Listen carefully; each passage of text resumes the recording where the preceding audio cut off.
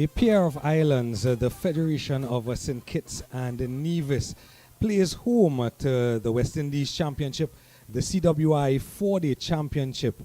And this one, an encounter in the round 3. We begin round 3. An encounter here at Warner Park in the Federation of St. Kitts and Nevis between the Trinidad and Tobago Red Force and the Leeward Islands Hurricanes. And the news from Warner Park is that we have a delayed start, a start time yet to be decided by match referee Stuart Rawlins, as we have had some inclement weather. And even as you see in your shot, the covers coming off, as you look to the left, that's the direction of the island of Nevis, and there is a persistent rain on the island of Nevis presently. Even to the right-hand side, just beyond Port Zante, there is a bit of rain. So we await some word from umpire Rawlins as to the revised starting time and the revised time of the toss. In fact, as I speak to you, umpire Rawlins has beckoned that the toss is imminent. So we expect that play will get started in a few moments' time. And once that happens, we will rejoin you at that time for this mouth-watering clash between the Hurricanes and the Red Force.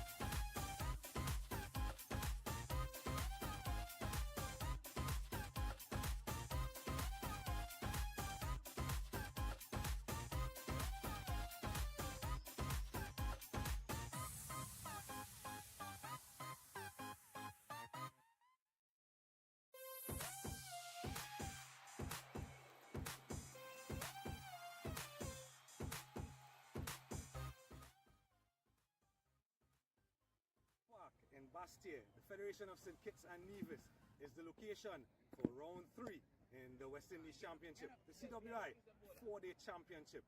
This encounter between the Leeward Islands Hurricanes and the Trinidad and Tobago Red Force. Captain Jimbo, as he's called, Rakim Cornwall of the Hurricanes. Captain returning to his team, Joshua Da Silva of the Red Force. Alongside us, match referee Rollins to oversee proceedings. The toss, Rakim has the coin. Tails is the call. Heads it is, Rakim. So Rak, you've won the toss. What's your decision? We're going to bowl first. There's a lot of my shot around, so we just try to utilize it. Right. Any team changes? Yeah, from the last game, 2 changes. Hayden Walsh Jr. out and Kofi James is out. Kyron Powell and Sheena Belge is in. Are those tactical changes or just trying to give other players an opportunity? No, we just read the conditions and once see how senior players back, there's no doubt that we use the senior players. Right. What about your own form? You're coming off a 5-4. How do you feel going into the game? Not bad. Still can be room for improvement, but I'm working on it. I still feel good. Right, Rak, go well. Josh? Well, you are here with me, which means there are changes. But before we get to that, if you had won the toss, what would you have done? We would have probably had a bat.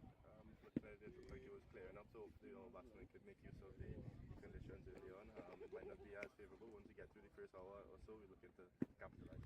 So losing the toss is not such a bad thing. No, we've been put in, so we had no choice. Right, there you go. As I said, you're back into the team. That's the one change I know of.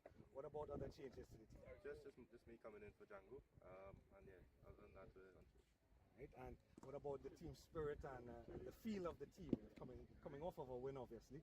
Yeah, obviously we won the last game, unfortunately the first one, but we put that behind us. And yeah, just coming off of the excitement of the last game, winning a 4-day game is never easy, so I'd like to do it again 2 times in a row. And about the fitness of some of your players, you obviously coming back into match fitness. Vikash had a little bit of a hand issue as well. What about the fitness of the players? Everyone is good. We're ready. Everybody wants to play, and we expect. So that's what I'm going to give my all to my country. I know my players will as well. Right. Go well, Josh. See you soon. So that's the news from the toss. Big Jimbo has won, and they will have a bowl first.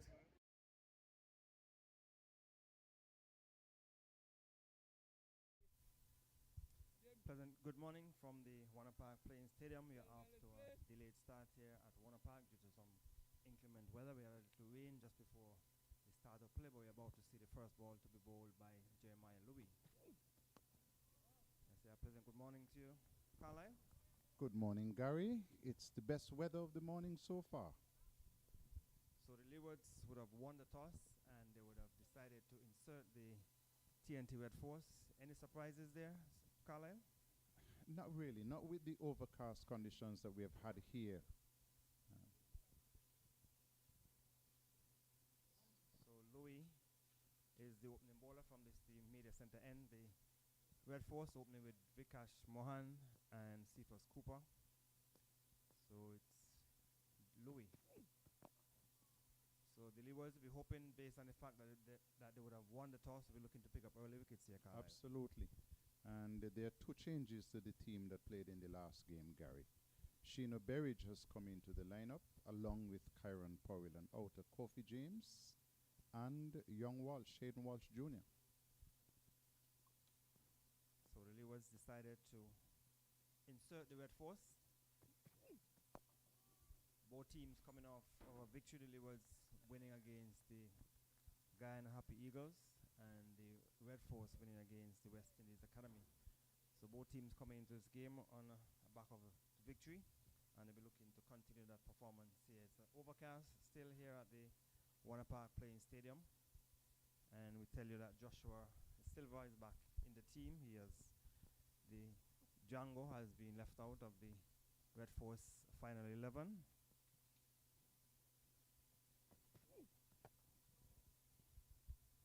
So we're in the first over here at the Warner Park Playing Stadium. We'll go through the teams for you. So we tell you for the Red Force, you have Joshua De Silva, he's the captain.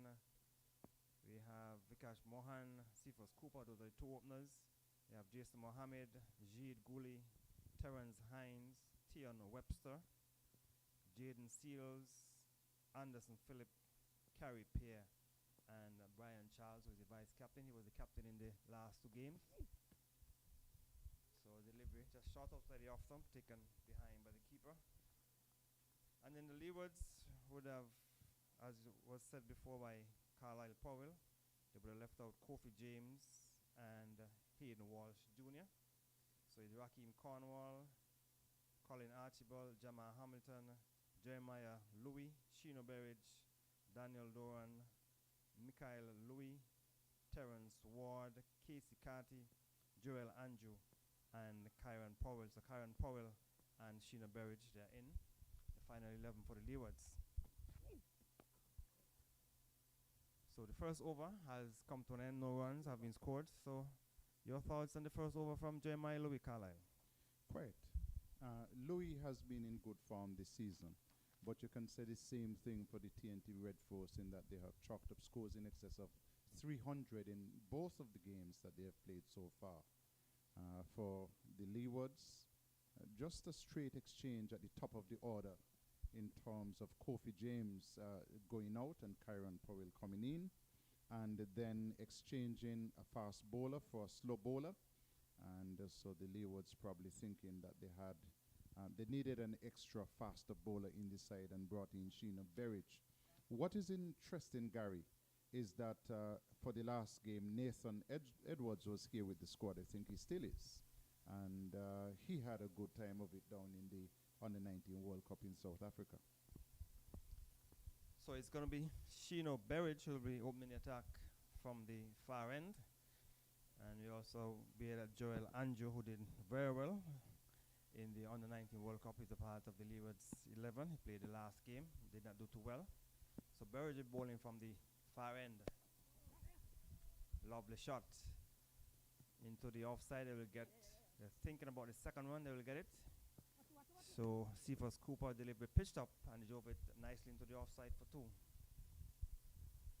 So it's going to be a very interesting day's play as we see the sun peeping through the clouds, a little brighter than it was when we came in earlier this morning. It was overcast, but the rain has lifted, so hopefully we should get a fair deal of play here today, as the weather forecast would have indicated that it's a 70% or high chance of showers here in St. Kitts and Nevis. A delivery on the leg stump and went behind, came off the thigh pad. So we're in the second over as the sun peeping through the clouds. Carlisle, is it clearing up somewhat here? It's clearing up quite a bit, Gary. Just about 15 minutes ago, you couldn't see the outline of Nevis in the background, but Nevis is there clearly now, and so hopefully we'll be able to have play uninterrupted from here on in, despite the weather forecast. So Berridge, who is playing his first game for the season, and the Cephas Cooper is in behind a short delivery. So far for this year, Carlisle, we have seen a number of good performances. 7 centuries have been scored, and 9 wickets. 9 times we have seen 5 wickets being taken in an innings. So we have seen runs being scored and wickets being taken. Yeah, we've seen some pretty ordinary performances as well, because the combined campuses notched up a score in excess of 300 in the first inning and couldn't make 100 in their second inning. So Sheeno will continue from the far end. They'll be making some height as the batsman Cooper was coming onto the front foot, and the ball jumped off a good length as Cephas Cooper was coming onto the front foot. And he's running in hard, Sheeno Berridge. Well, I guess he has a point to prove to the selectors. He was left out, and now he's playing his first game on his home ground, and we're looking to do well, just as Michael Louis did when he chalked up those 2 centuries against Guyana Happy Eagles in the last encounter here at the Warner Park Playing Stadium. So we tell you the Leewards won the toss, and they decided to insert the TNT Red Force. So there's 3 slips, there's a point, cover and the mid-off. So Berridge is bang on target. Delivery is played down into the onside. So we're just seeing the 2 runs. We're in over number 2-1 delivery remaining. The first over ball by Jeremiah Louis, who has been having a good time of it. He has taken from 12 wickets so far in the competition. And his brother, Mikel Louis, is top of the chart in terms of the number of runs, in excess of 300 runs from the 4 innings he would have batted so far. So delivery pitched up, and Cephas Cooper just pushed it down to mid-off to bring up the end of the over as the sun continued to peep through here at the Warner Park Playing Stadium. Third round of matches in the 4-day competition played in the West Indies. We haven't seen much of a crowd at Warner Park for the matches so far. And tell you something, Gary, the Warner Park will be host for a number of matches this season, because right after this competition finishes in terms of the St. Kitts portion, the ladies tournament will be coming to St. Kitts, and they will be playing 50 over matches as well as 20 over matches. So lots of cricket to be played in St. Kitts. I hope that the supporters will come out and support the cricket. As Mohan is playing a short delivery, will get 2 runs. Was short and wide. He had to stretch for it. He got it down towards the deep cover area for 2 runs. So he's off the mark, and the total is 2 without loss. A wide delivery delivered there by Jeremiah Louis. And played well. He was across to it and placed it into the gap between the field out cover and the field out bid off, and so he got 2 good looking runs. You mentioned that not much spectators have come out to look at this encounter. There has been a discussion over the few weeks, as the question was asked, or has been asked on numerous occasions, whether or not these matches have been advertised properly. I know you have been part of management of Cricket Association, you are the president of the Nevis Cricket Association, but do you think that the local association can and should do more in terms of advertising these games? I'm not going to blame the local association, Gary. People find the places that they want to go to, and the matches have been broadcast, even if they didn't know about the round 1 or round 2. This is round 3. And so persons who are interested in cricket certainly would be here. So it's Louis to bowl to Mohan. Delivery outside the off stump. He allows it to go through to be taken behind by the keeper. So we have 4 without loss in over number 2. We tell you we had a delayed start. Play starting just around 10:30 because of the pending threat from the rain, but it has cleared quite significantly, and the sun is out almost in all its brilliance. So Cornwall would have won the toss and decided to insert the wet force, because at that time it was very overcast.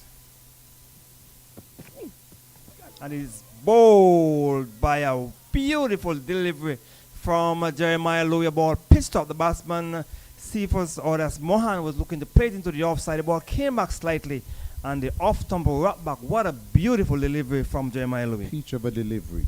But then you have to look at the batsman as well, because he was coming forward looking to drive, but he didn't cover the line of the delivery. And he was as shocked as anybody else when he heard the death rattle behind him. You look at it once again. Coming forward, looking to drive, it was pitched back of a length. But listen, you have to give credit to the bowler, Jeremiah Louis. He has been bowling a fuller length in this over. First delivery, he was short and wide and got put away for 2 runs. But then he was back of a length again and got just a little bit of a late in swing.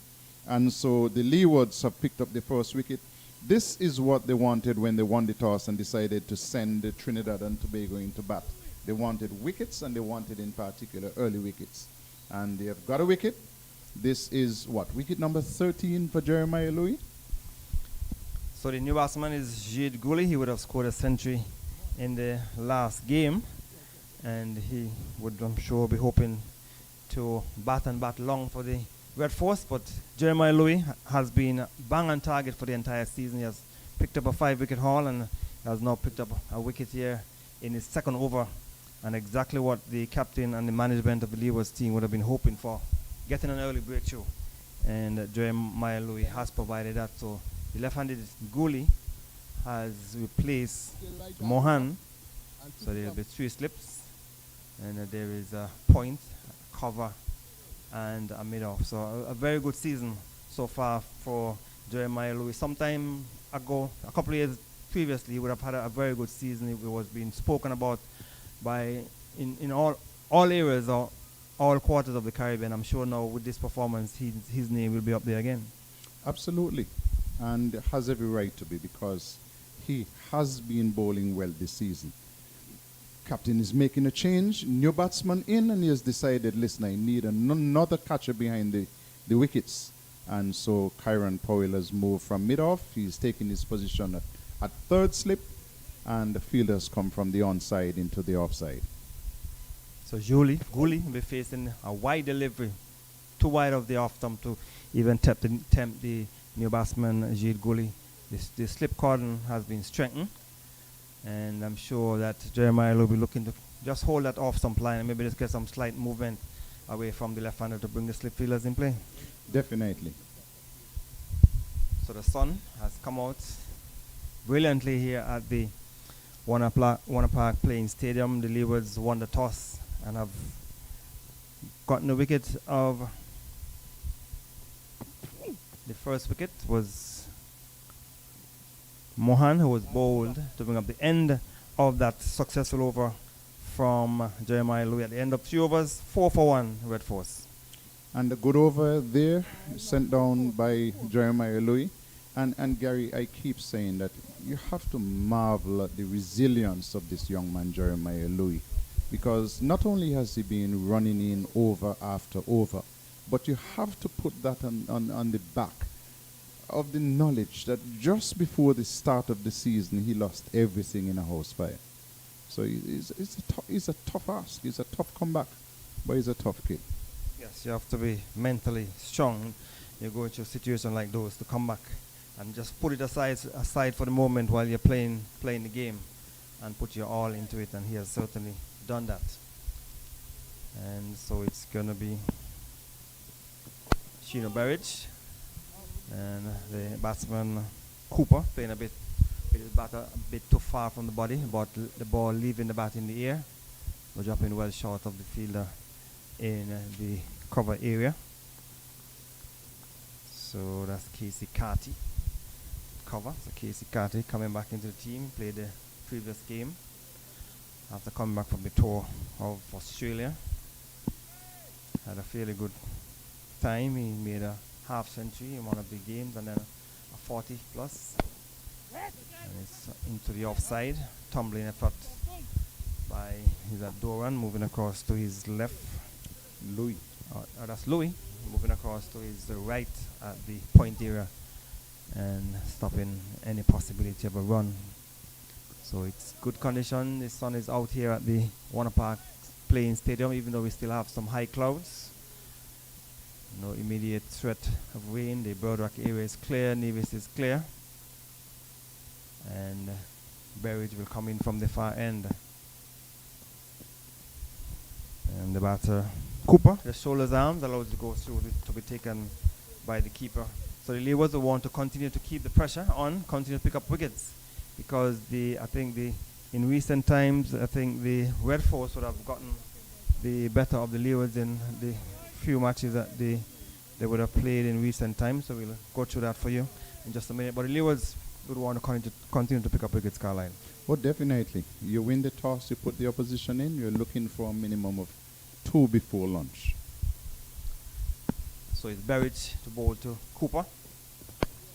Delivery on the stump, he's behind it and pushed it down on the offside of the pitch to be taken by the keeper. So we spoke about the centuries and the wickets being taken. You said there also has been some mediocre performances, because most of the games in the first round, all of the matches finished inside 3 days. With the exception of one. One went to 4 days, but then they lost a complete day. Right. So Berridge will continue from the far end.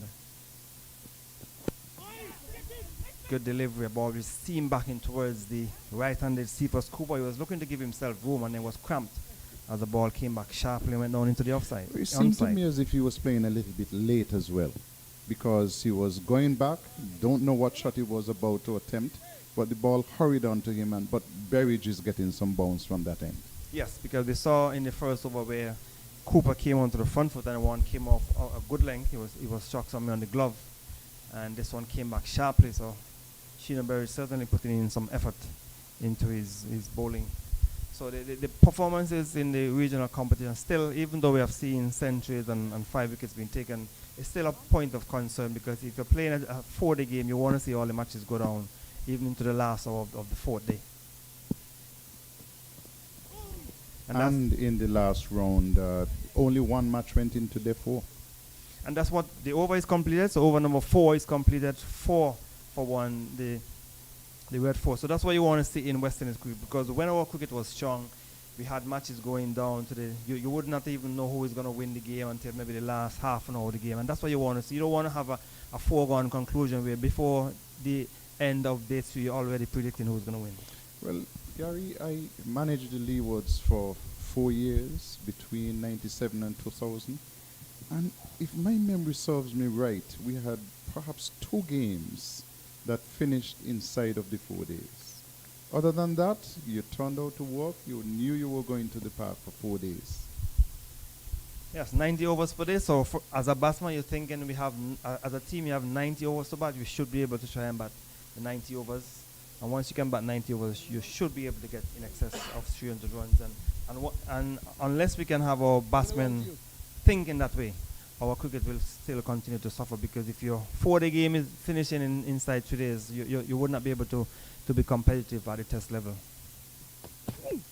So Louis goes around the wicket to Jade Gully, another wide delivery.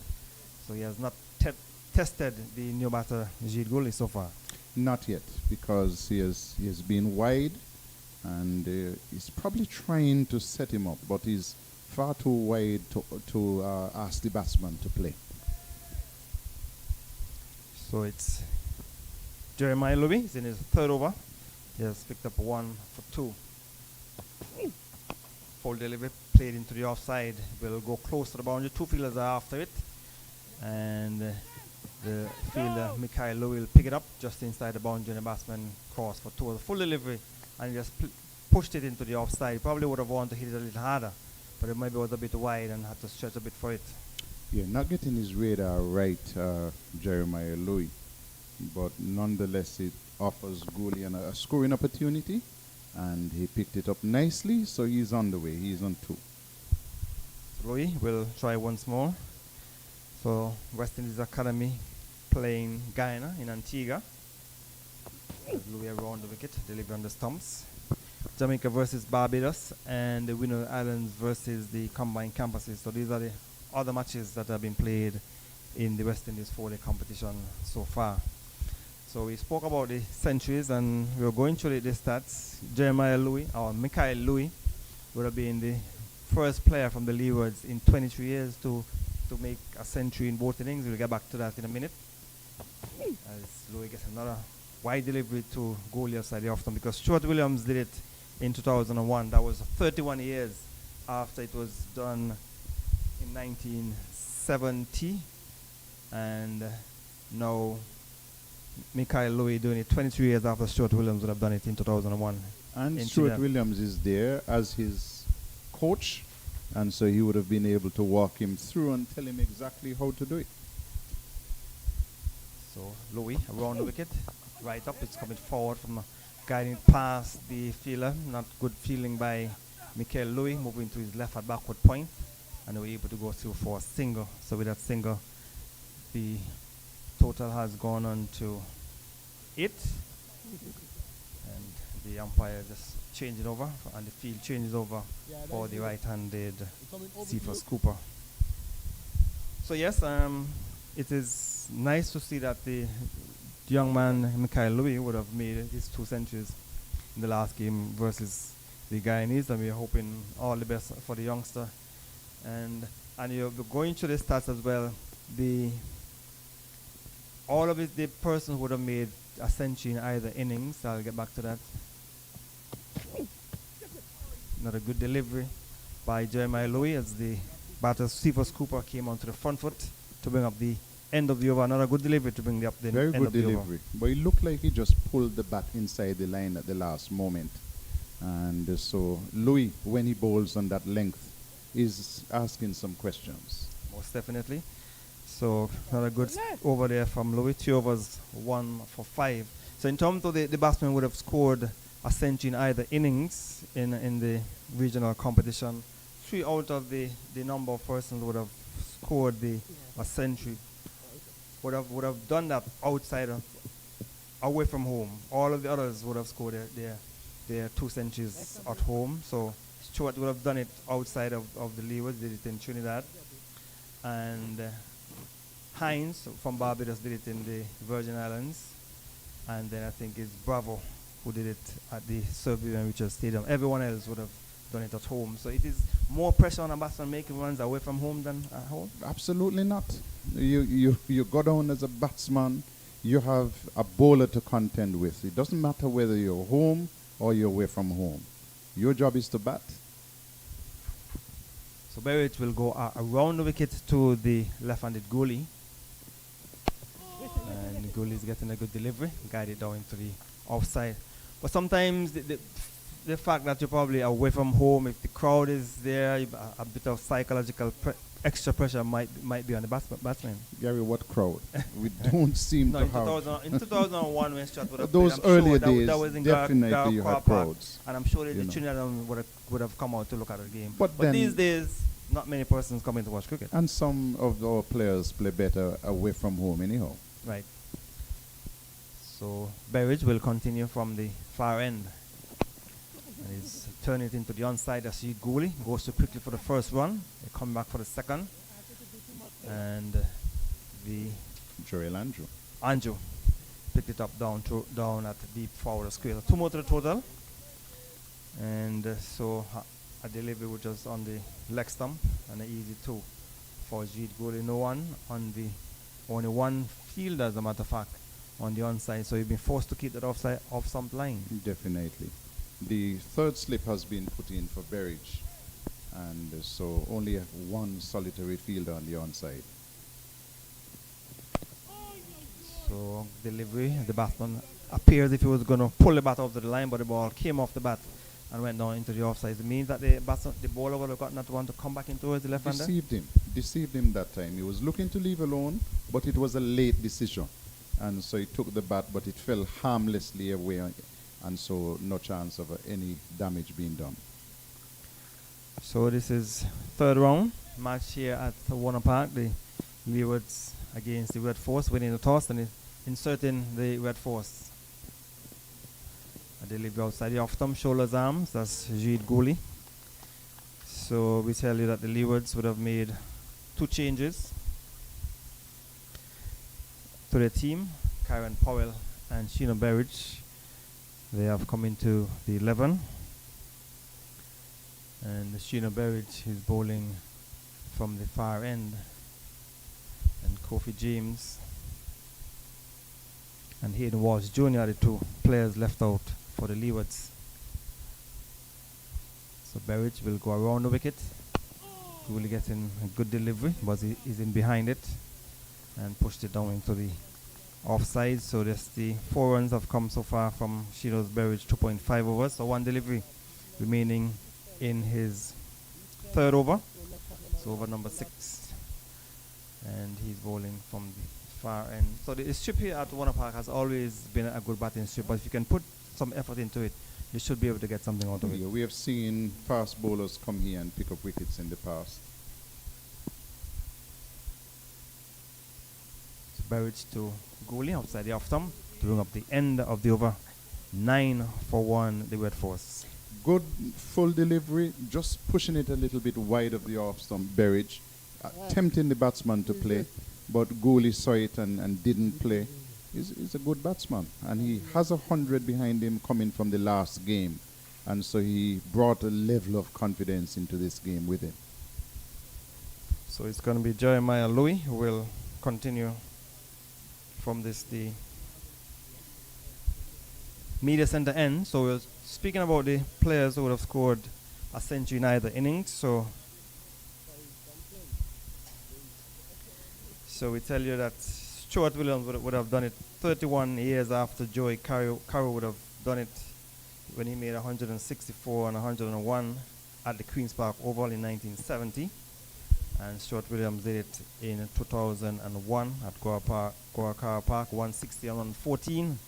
So that's some 31 years after Joey Carroll would have done it. And then Michael Louis doing it 23 years after Stuart Williams would have done it. So delivery outside the off thumb, taken behind by the keeper. So two openers from the Leewards would have been able to make a century in either innings. And so that's a good feat, a good accomplishment, and especially for Michael Louis, who has been spoken about for some years. And I'm sure this is good for the youngster. And you look at the list and you notice that more than half of the centuries were made by opening batsmen. Yes. You have Roy Fredericks, Stuart Williams, Chris Gale, Michael Louis, Devon Smith. And so they leave outside the off stump. So 9 for 1 in over number 7. So Michael Louis is at the top in terms of the runs so far for the season, and he is hoping that he will continue to make runs, because you can only influence the selectors if you perform and perform well. So it's Jeremiah Louis, who has been performing very well so far, not only with the ball but also with the bat. And he's bowling to Cooper, getting a good delivery. Seeming away slightly, you could see the batsman just getting in behind it and shifting away towards the right side, meaning the ball was seeming off the pitch, Carlisle. Definitely. And on that length, he's asking questions. Delivery, which was just about off stump, but he played it well, very well with Cooper. And so no runs.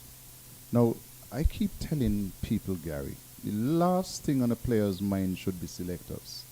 They should be out there performing. Just leave everything else up to whoever, but just do your job. So Louis trying to do a job here for the Leewards into the offside, thinking about the single. But Michael Louis moving across to his right field. So as a batsman, your job is to make runs. A bowler, your job is to take wickets. Exactly. When you're not taking wickets as a bowler, you should not be going for runs. You should be containing. Right. Batsman, the longer you occupy the crease, the better your chances of getting runs. And these 4-day matches, you have lots of time to stay in the middle and bat and make runs. So Louis will continue from this the media center end. It is 9 for 1, rain over number 7. There are 2 slips. There's a point, a cover, and a mid-off. Louis over the wicket. And he's taken the pad, load up, it is out. Ball pitched up. And there was Cephas Cooper looking to come forward to drive. He missed it. It was stuck on the pad. And the Leewards have picked up a second wicket. The Red Force, now they are 9 for 2 as Cooper LBW to Jeremiah Louis. And we've seen the replay, but I wouldn't mind looking at it a third time. Because, Gary, Cooper was very upright in the position. Head outside the line of the ball, looking to drive. He was off balance, and that could only have been heading towards the stumps. And so a second wicket goes down for Trinidad and Tobago Red Force. But that in tennis you would call an unforced error. But excellent bowling by Louis. You can't overlook the fact that he has been bowling at a very full length this morning. And that one was LBW. The one before was bowled. Louis is doing a good job for his team. Excellent performance so far from Jeremiah Louis. So Jason Mohammed, the experienced batsman from TNT, who would have made a century in the first game versus the West Indies Academy, 100 not out. And his experience would certainly be needed here by the Red Force. Oh, definitely. And the Leewards won the toss, we remind you. Warner Park, normally you win the toss and you decide to take first strike. But it was very, very overcast when the toss was taken this morning. And so the Leewards, they had already decided, having taken a look at the picture and the weather conditions, that they'd bring in another fast bowler. And so they did an exchange. They brought in Berridge and left out Hayden Walsh Jr. And they also left out the opening batsman from the last game, Kofi James, and replaced him with Kyron Powell. 2 wickets down for 9 runs, and the Leewards would say, listen, our decision has been good so far. So Jason Mohammed will be facing up to Jeremiah Louis. So has picked up 2 for 5 in his 4th over. So he has been economical and has been picking up wickets, has been bowling a good line, a good length.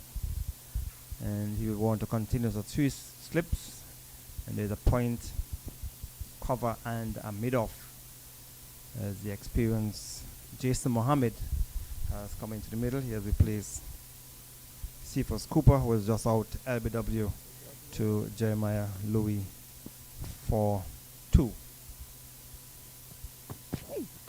Delivery on the leg stump. He was looking to go up, but he got it badly lined and went past the keeper and will go into the boundary of 4 leg byes. So coming off the pad of Jason Mohammed, but a good thinking there by Jeremiah Louis, looking to get it up to the batsman, but just that it was a bit offline and went down to the boundary for 4 leg byes. Well, listen, as the coach sitting in the change room, you wouldn't want that. And you would say, listen, line it up properly. But then you look at the wickets column and you say, he has picked up 2 wickets for me. I'll just tell him that's not a good one. But you have done well so far. Keep bowling and keep getting wickets. 9 for 2. 13 for 2 correction. Just advantage early. You have to say early advantage to the Leewards. Yes, so they picked up the 2 wickets. Mohan Bowl by Louis, by Beauty for 2. And Cephas Cooper, LBW to Jeremiah Louis for 2 as well. So Louis has picked up 2 for 5. And Shino Burridge bowled into 3 slips on the gully to Jeet Gooley, wide outside the off stump. And we want to get a little closer to the batsman Jeet Gooley. So with Jeremiah Louis picking up 2 early wickets, he has a good chance of getting another 5 for here. Well, he's some distance away from that. He has sent down 4 overs, picked up 2 for 5, and the captain probably would be saying to him, listen, I need you to keep going. Shino Burridge will continue. He's in his 4th over. They were a little closer to the off stump, but Jeet Gooley judging it well and just shoulders arms allowed it to go through to be taken by the keeper Jamal Hamilton. So Cornwall must be satisfied with the way things have gone so far. They have picked up 2 wickets, and you see an aircraft heading into the RLB International Airport in the distance, and Shino Burridge bowling his 4th over from the far end. The count is scoring at 1.77 runs per over. He's closer to the off stump still, but not close enough. And Jeet Gooley, those first 3 deliveries a bit too wide outside the off stump, and the batsman didn't have to play. True. He has to make the correction and get it a little bit closer. Perhaps, just perhaps, he might be thinking of bowling a few over the wicket and sliding just straight across the body of the left-handed batsman. There are 4 catchers close there, and the keeper will make 5. So he want to get it closer to the left-handed Jeet Gooley, who is on 5. This one is closer. He's in behind it and pushed it down into the offside. But he's coming from around the wicket, but he's still been able to get the ball to move away from the left-handed batsman. So he just need to get it closer. And so he has had a good line, a good length. 13 for 2. 2 balls remaining in the over from Shino Burridge, none for 4. And Jeremiah Louis has been the one who has picked up both wickets so far.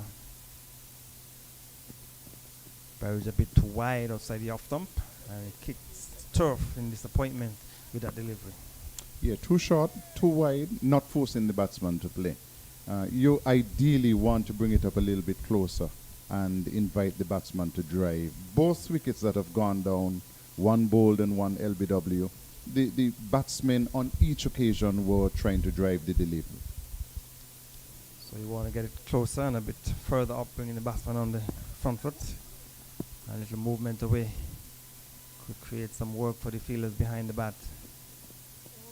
Just too short again, too wide to bring up the end of the over. Over in which we didn't see much test for the left-handed batsman Jeet Gooley. Over number 8 has been completed, 13 for 2. 13 for 2.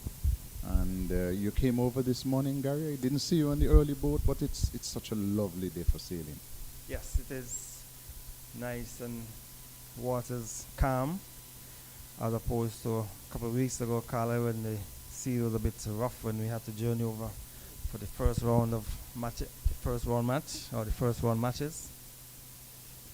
Yeah, on that occasion, some of the piers were unusable because of the very rough seas.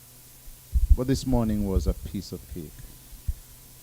So Louis, the ball to Jason Mohammed, delivery outside the off stump, a bit too wide, and Jason Mohammed is allowed it to go through to be taken by the keeper. He's an experienced player, Jason Mohammed, and he has shown that he's in good touch. Scored 100 in the first game. I covered that game at Connery, and he batted well. So he would need to bring his experience to the fore here, as the Red Force are under a bit of pressure. They have lost their two openers, 13 for 2, and Jeremiah Louis is in the middle of a very good spell from this immediate center end. And Mohammed is in behind it. And Jeremiah Louis want to continue, keep that good line. He's been getting good movement off the pitch and in towards the right-handed batsman as well. And he has just indicated to the umpire, I think he's going to change. Let's see if I'm correct. I think he just indicated to the umpire that he wants to bowl. No, he's staying over the wicket. So his umpire Tuckett, that is the media center end. And at Square you have umpire Crawford. So those are the two umpires, officiating umpires in this game. This third round encounter between the Leeward's Hurricanes and the TNT Red Force. And they won the toss and decided to insert the Red Force. So Leeward's doing well so far in this opening encounter, opening exchanges, delivery on the stumps. So we tell you that the point standings, the Windwards 42.4, Leeward's for 25, Jamaica 24.4, TNT 23.2. So Windwards at the conclusion of round 2, they're on top, and Leeward's in second. So Jeremiah Louis bowling from the media center end, 13 for 2. A delivery pitched up, and Jason Mohammed is onto the front foot, pushed it back down the strip. And you get Played it well, Gary. He was coming forward, and you could see him checking the drive. Played it very well. And Jeremiah Louis getting some encouragement from behind the wicket.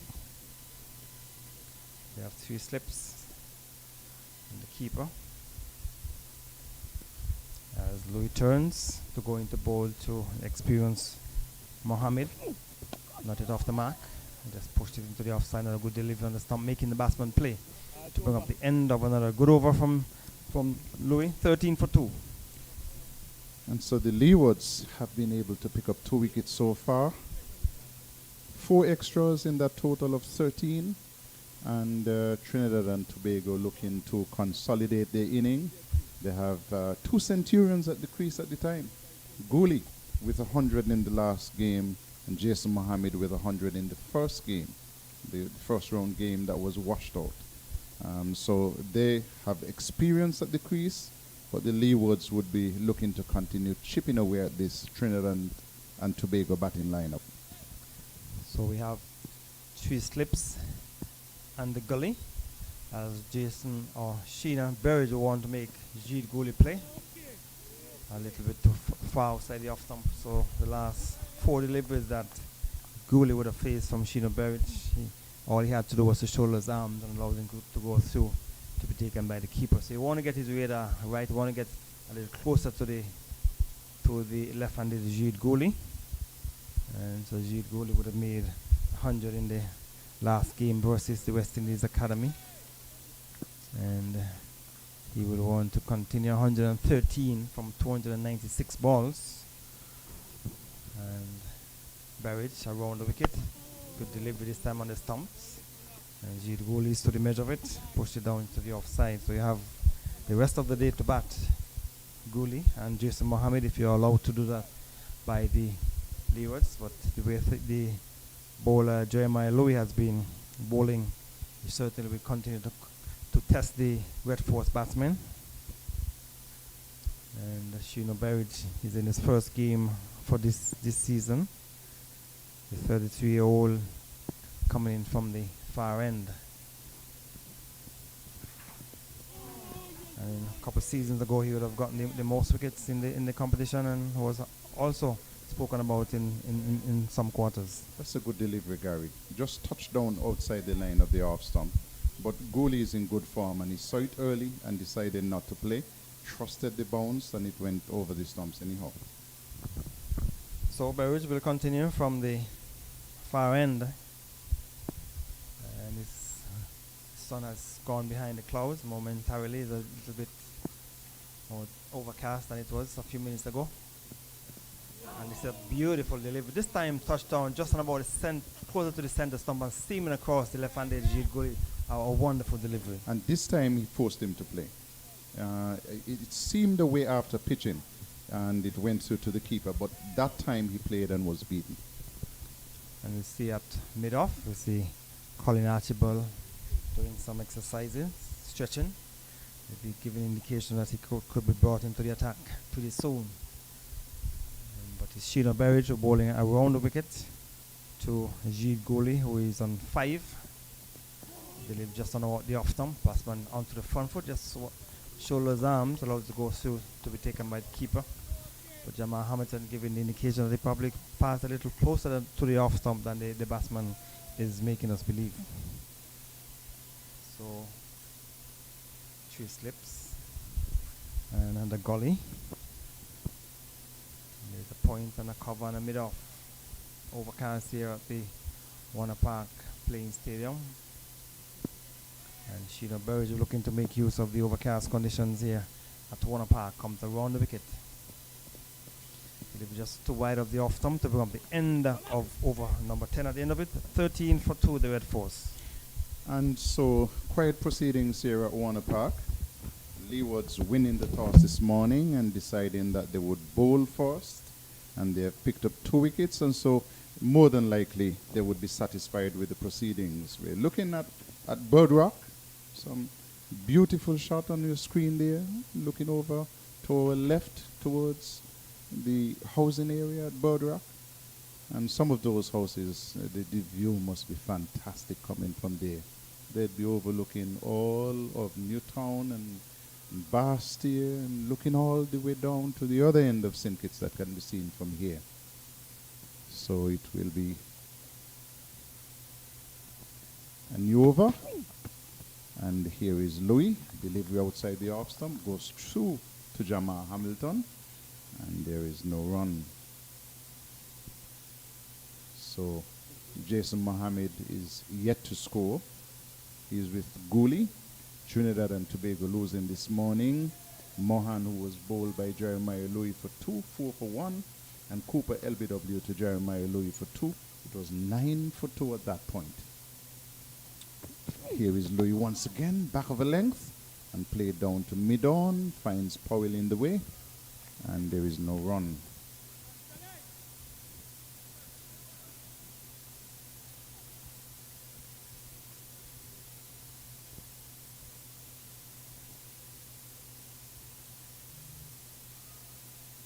Jeremiah Louis, number 18 on his back.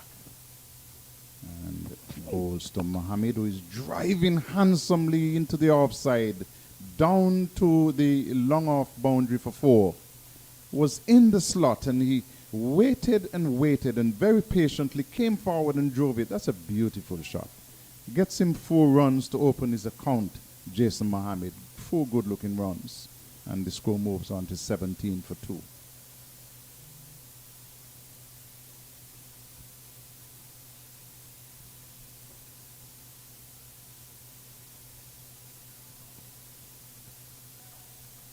Louis, once again, from over the wicket.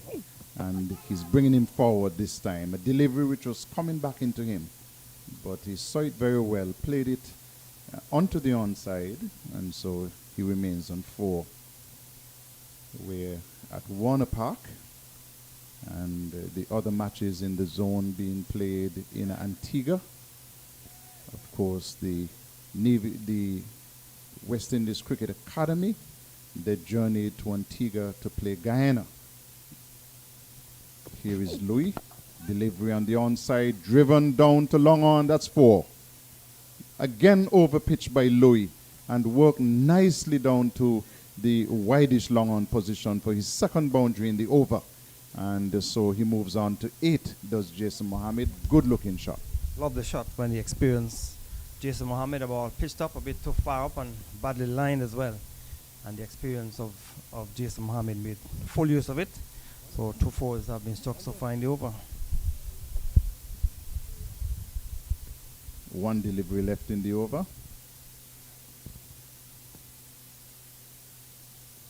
As Louis bowls to Mohammed, touches down wide of the off stump. He doesn't play. And so at the end of the over, we'll have drinks. The end of the first hour in the day's play. It's 21 for the loss of 2 wickets. And so Trinidad and Tobago having to consolidate, but they're there. 21 for 2. Jason Mohammed is on 8, and Gooley is on 5.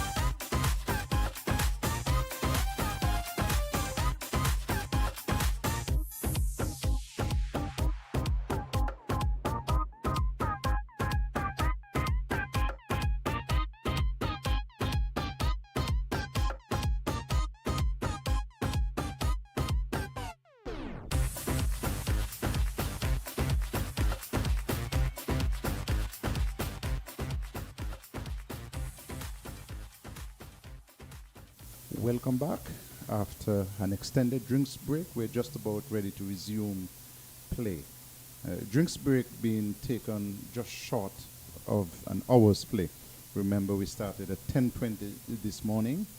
And if you're setting schedules, just remember that tea will be at 3 p.m. this afternoon, and the close of play will be at 5:30. So in the first period of play, 11 overs completed by the Leewards and picking up 2 wickets for the cost of 21 runs. We're back with play. Gary, I have to ask you, the Cricket Academy, they were in St. Kitts. The Guyana team was in St. Kitts, but they've moved both teams to Antigua to play the next round, this present third round of matches.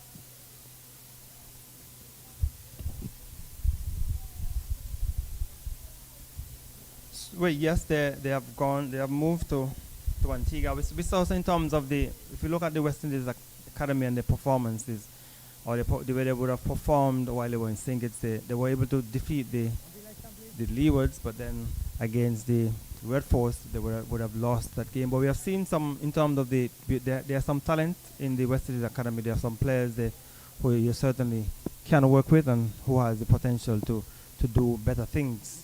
Sheena Berridge will continue after the break, and for this delivery, it's just a little bit wide. And goalie is playing, defending back down the track on the offside. So yeah, because it's a development team, players from around the players who have potential for playing for the West Indies Academy. As I said, we have seen some players who has some good potential and can go far once they can take the advice or the coaching that they're given by the coaching staff. I'm sure it all will go well for West Indies cricket. Berridge, again short and wide, not forcing the batsman to play, and Gooley just shoulders arms. And they were able to defeat the Leewards because the Leewards would not have batted well in that match, that first game, and they were able to take advantage of that. The academy executed well. And in the run chase, they chased fearlessly and completed victory over the Leeward Islands. So Sheena Berridge it is from the far end, the goes past umpire Crawford, and for this delivery is bringing the batsman forward and defending it away down to cover, no runs.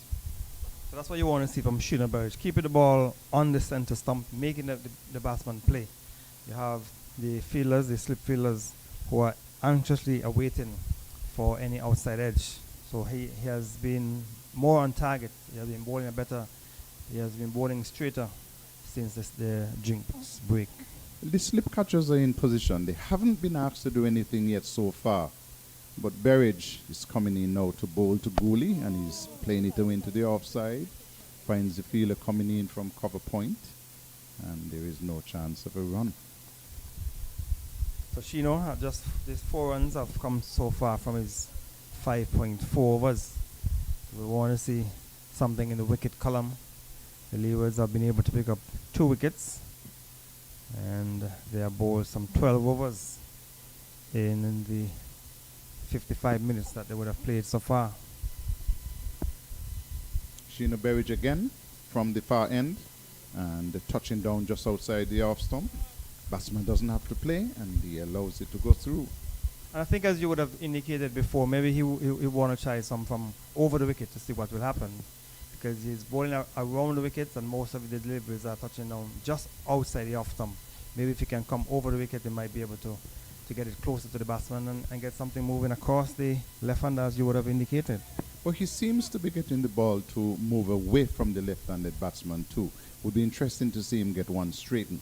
As he bowls to Gooley, again back of a length, outside the off stump, goes through to the keeper, end of the over. It's 21 for the loss of 2. Jeremiah Louis, 2 for 13 from 6 overs. And Sheena Berridge, none for 4 from his 6 overs. But he hasn't been asking as many questions as Jeremiah Louis. No, he need to make the batsman, especially the left-handed batsman, need to make him play. Need to get it closer to the off stump, and he has not been able to do that. So we don't know if the captain will make a change from the far end. He just had a word with Colin Archibald, and I don't know if he's making the change now. It seems a belated change, as a matter of fact. So Colin Archibald will be coming in from the media center end.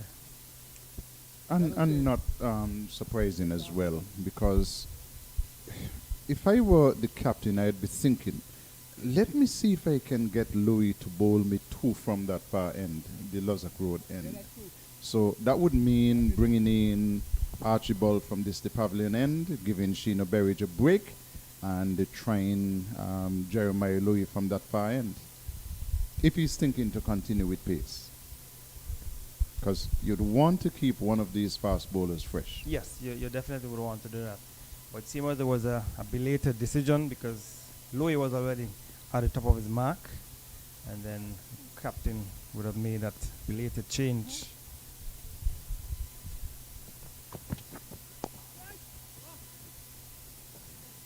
Good delivery, just back of a length, but making some height. And Mohammed was at the top of his height and just angling it away into the onside. And Archibald is one of those players as well who would want to get amongst the wickets. A couple of years ago, he would have done well. He would have gotten into the West Indies A team. So he is one of those players that I'm sure would want to pick up wickets, and he has some ability with the bat as well. What I liked in the last game is that he was running in hard.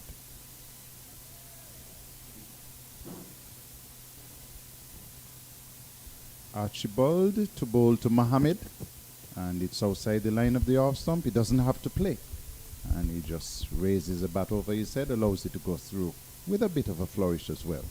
Right. So he's in his first over, and he will want to keep on that pressure that was started by Jeremiah Louis, even though his last over went for 2 fours. I don't know if that would have influenced the captain Rakeem Cornwall to make the change from this end, or as you would have indicated, maybe thinking of maybe bringing him from the far end, but we just have to wait and see what will happen. Colin Archibald goes in close to the wickets and bowls a delivery which is defended down to mid-on by Jason Mohammed. So slow going for the Red Force, and tight bowling in parts by the Leewards, and Jeremiah Louis would have done well, and they would want to continue to keep the pressure on. Still slightly overcast here at Warner Park.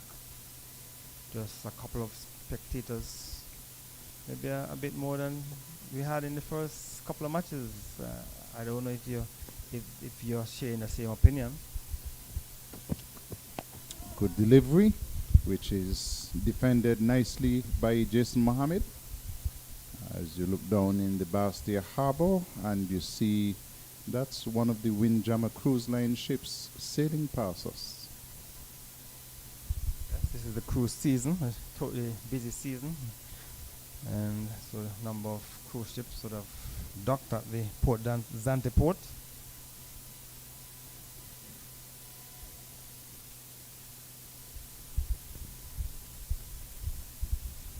Colin Archibald is the captain of his Brownhill team in Nevis, but he's playing for the Leewards now. Delivery which is short. Bit of a naughty shot there from Jason Mohammed. Just standing his ground and looking to flush that one into the offside. And it went through for the keeper, Jamal Hamilton, to take. I think he probably was looking for it to bounce a bit more. It kept a little lower than he probably anticipated, and that probably what got him off guard. But it was outside the off stump, and kept, to me, a little lower than maybe Mohammed anticipated.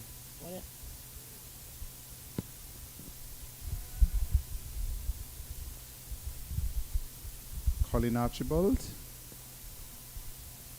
bowls now to Jason Mohammed, who is getting a wider delivery, and he doesn't play. End of a maiden over, first by Colin Archibald in this spell, and at the end of it, it's 21 for 2 Trinidad and Tobago, and we see that, well, no, it seemed as if Jamal Hamilton was asking for his helmet, and what he was receiving instead was his broad brim hat, and he said, no, that's not what I asked for. Okay, so it seems as though Sheena Berridge will continue from that far end.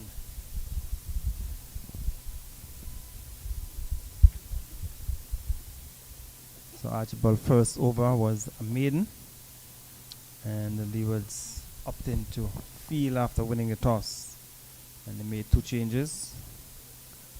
Kofi James and Hayden Walsh Jr. replaced by Sheena Berridge and Kyron Powell. Delivery which is full pitched and driven nicely down to the long on boundary for 4.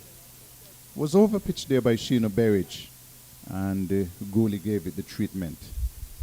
Not a very good start to that over from Sheena Berridge. It pitched up and the goalie just punched it through the vacant mid-on area down towards the boundary for 4. So I'm sure that will help to release some of the pressure, if any pressure was being coming or was being enforced or built on Gooley. So he got a boundary. So with that boundary, total has gone on to 25 for 2.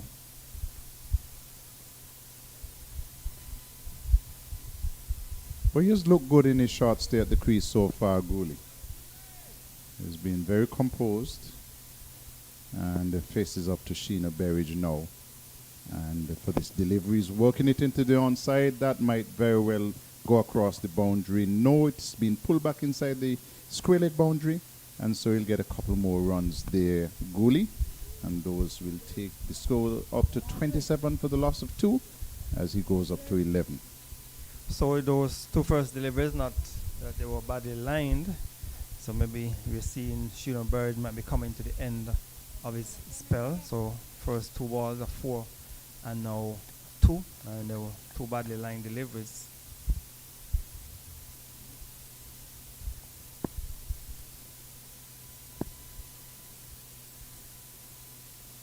Sheena Berridge again, and Gooley is defending, goes out to the field at cover. No runs, and so Berridge has given up more runs in this over than in his previous 6 overs. Yes, so he's in his 7th over, so maybe tiring a bit. But as fast bowler and you're fit, you should be able to bowl 10 on the shot. Should be able to.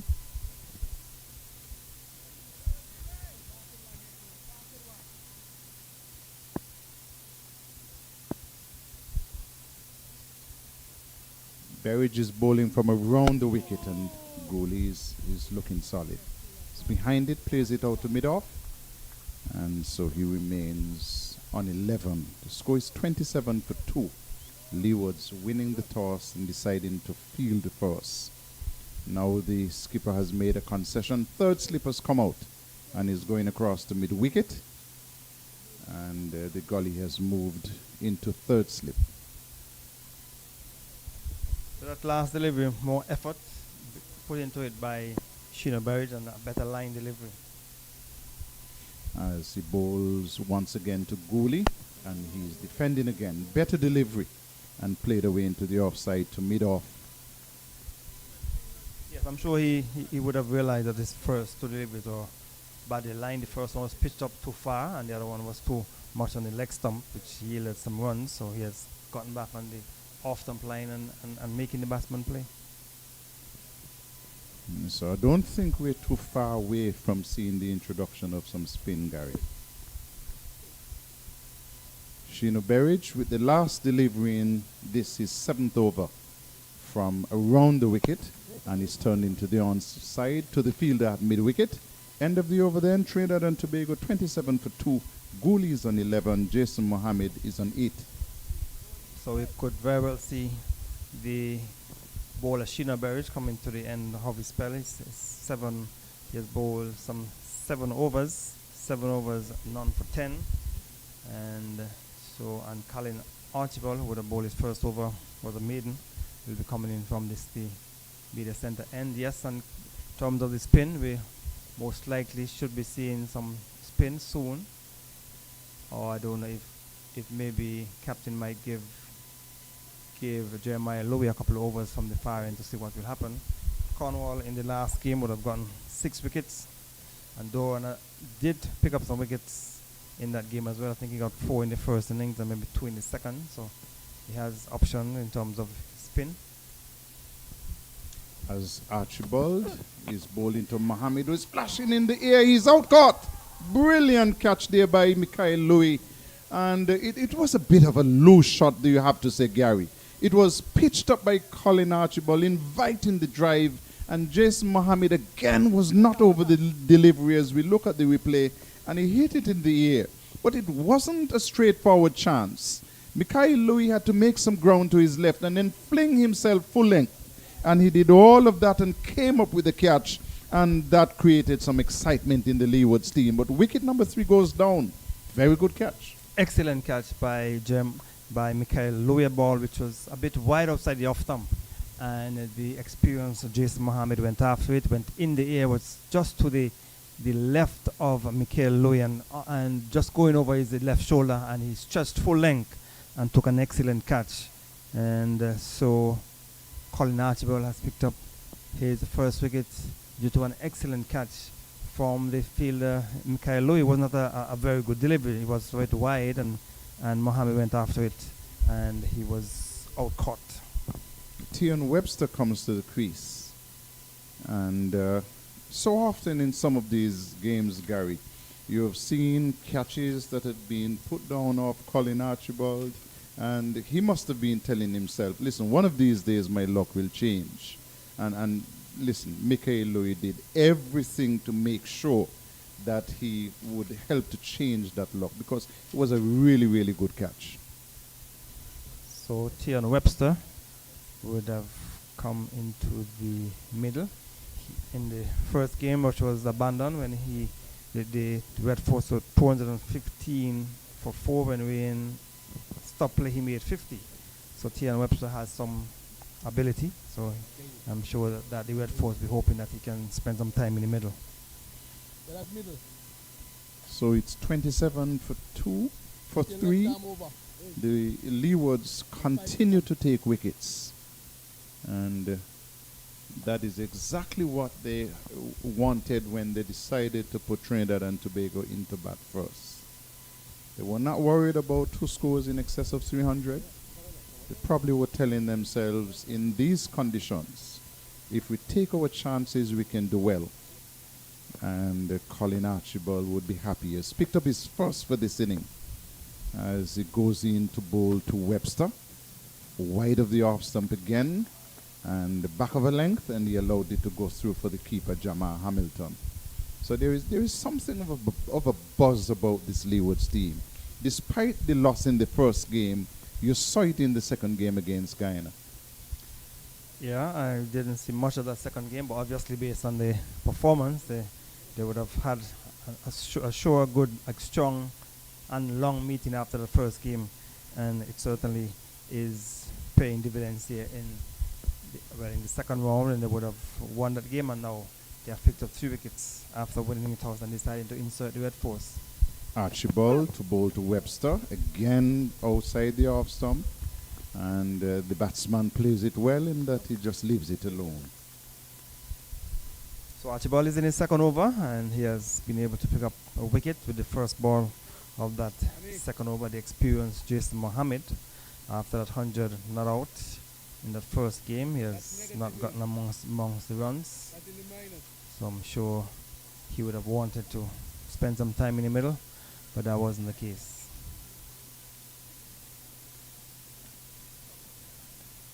Colin Archibald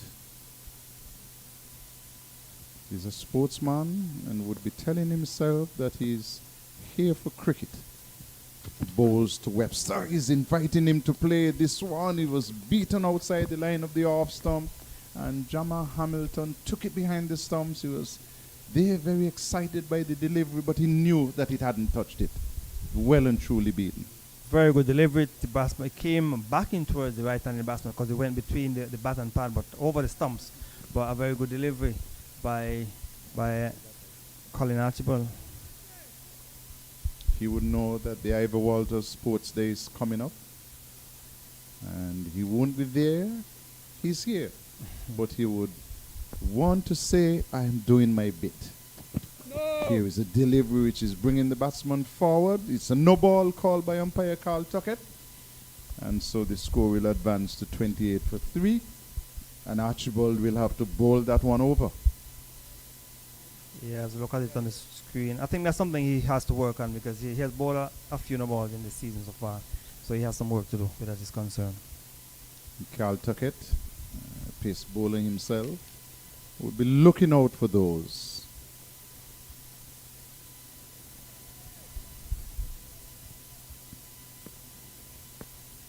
Number 1 on his back, Colin Archibald. And bowls to Webster. And he's driving, finds the fielder at mid-off, who knocks it down. And so he's yet to open his account, Webster. Trinidad and Tobago 28 for the loss of 3 wickets. So on Jason Mohammed, he would have made the 100 not out in the first game, but in the last match versus the West Indies Academy, he got 5 and 7. And now he was dismissed for 8. So he has not gotten past 10 in the last 3 innings. That would be a bit of a concern to him and to his team, as Archibald bowls to Webster, gets a good delivery and is defending nicely. And so it brings up the end of the over. Just 1 run coming from the 2 overs bowled by Colin Archibald, and he has picked up a wicket. And now we see the helmets and the protective shin pads going out for the Leewards.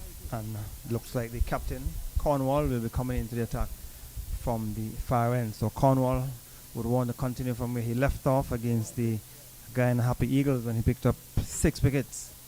And they were able to win that game versus the Happy Eagles by some 273 runs. So he has brought himself into the attack from that far end. And let us see if he'll be able to get some extraction, turn and bounce. He'll be bowling to the left-handed Jade Gooley. This is the first one, right? In the last game, which I saw here at Warner Park, there was quite a bit of bounce. Turn was slow, but the bounce was sufficient for the slow bowlers to work with in particular. And so Cornwall he has never been one to shy away from doing his fair share of work with the ball. And so he will be coming in to bowl from the far end. And that's the end from where he got his 6 wickets.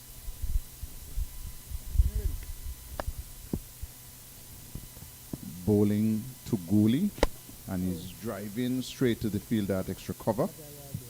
And he doesn't score.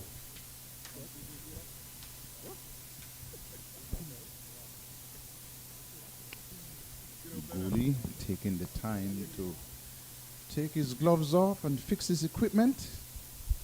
And we'll settle now and see that Cornwall is ready to bowl to him. Oh, yeah, Then driving, finds the field at extra cover. Bit of a loose fielding there by Doran, and allows it to go past him and backed up. But they'll get a single. And so Gooley will move on to 12. So you would want to keep the pressure on. You don't want to give the batsmen unnecessary runs or easy runs. And so the Leewards want to continue to keep things tight. They've been able to pick up 3 wickets in the 16 overs. That they would have 15 overs. They're in the 16th over, being bowled by the captain from the far end.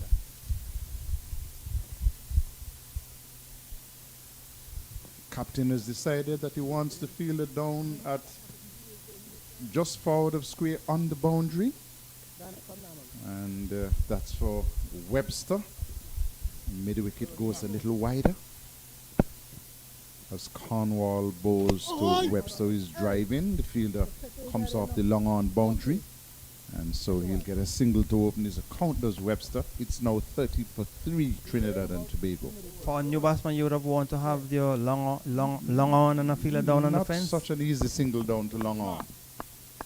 Not at this point. Yes. Driving, this time Doran is doing better. He stops it. And so the score remains on 30. It's Cornwall in his first over. Bowling to Gooley, and for this delivery, driving down to mid-off, and the fielder is a little bit slow, but Gooley did excellently well. He played it and immediately set off for the single, so you'll have to call that good running. Yeah, and the fielder was a bit too deep as well. He was a bit too deep, and he saw that's Gooley, and went too quickly for the single. Very good running. 31 for 3, Trinidad and Tobago.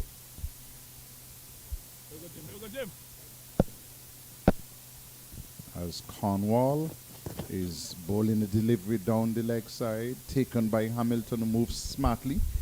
And so it's 31 for 3. having lost the wickets of Mohan, who was bowled by Jeremiah Louis for 2, Cooper, who was LBW to Jeremiah Louis for 2, and Mohammed, who was brilliantly caught by Mikhail Louis of Colin Archibald for 8. The score is now 31 for 3. So an over in which we saw some 3 singles being scored off of Cornwall, but as the new batsman, I think you would want to keep the pressure on, allow the batsman to take chances, don't give them easy singles. And he had the fielder down at the long on area when he probably should have been at mid on, and then when he came in, it was still a bit too deep, and they were able to get a single. Colin Archibald will continue, and so he will be coming up to bowl his 3rd over. Colin Archibald, having picked up 1 wicket so far. Webster is on 1. The striking batsman, though, is Tion Webster. The non-striker is Gooley.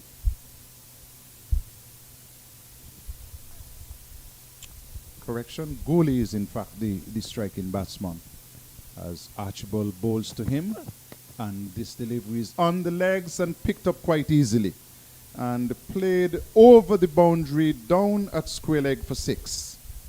Delivery which drifted into the legs, and he played it very well. He gave it the treatment and deposited that down over the boundary for 6 good-looking runs, Gooley.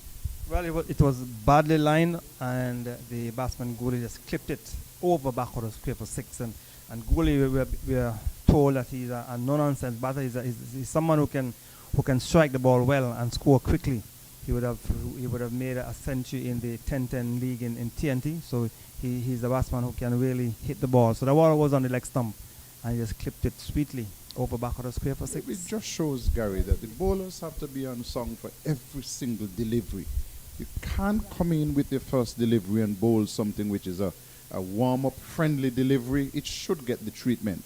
And Gooley gave it the full treatment, and so the score moves on to 37 for 3, and he has taken his score to 19. So Archibald goes away from us once more, and for this delivery, he's wide of the off stump, and just hanging it there back of a length, and Gooley doesn't have to play. Therefore, as a cricketer, you have to be focused, whether you're a batsman or a bowler. You have to try and remain focused at all times. If the bowler is bowling tight, good batsmen will always wait for that bad delivery. And once you bowl a bad delivery, they will certainly try and take advantage of it. Have to be ready, and Gooley was ready. So we remind you, we started at 10:20 this morning. We'll have lunch at the usual 12 o'clock, but then we'll have a longer session between lunch and tea. Tea will be taken at 3. Here is Archibald, shorter, and he's left alone there by Gooley. And so Trinidad and Tobago are on 37 for the loss of 3 wickets.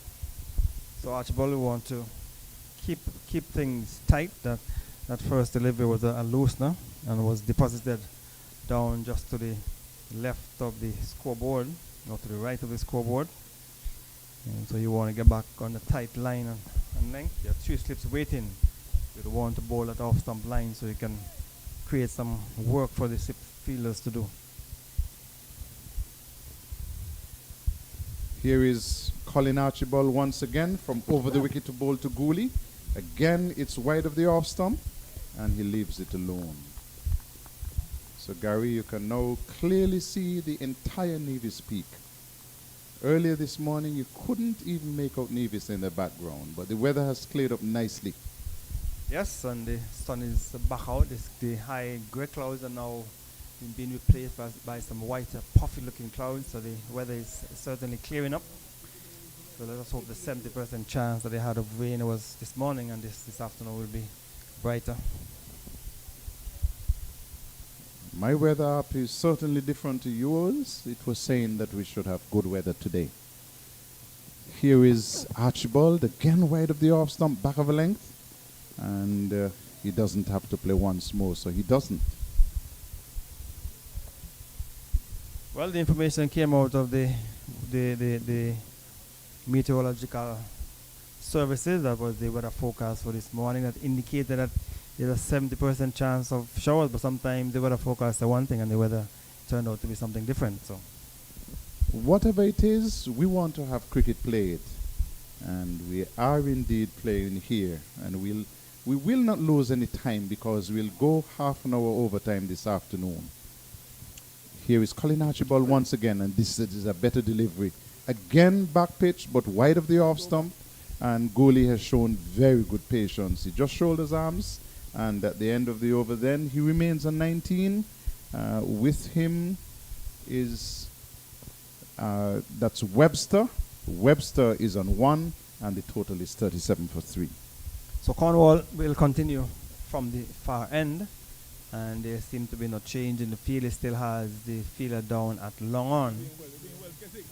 But you see that it seems as though a change in the field somewhat, because there's a fielder on the edge of the circle. It's at a straight mid-on, so that will be able to stop the single. Or if the batsman would appear in delivery in the air, then could take a catch.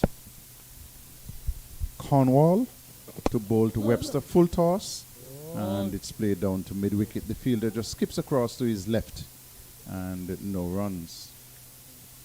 So there's a man down at long on, and then there is a man just forward of square, both of those on the boundary. Very defensive today.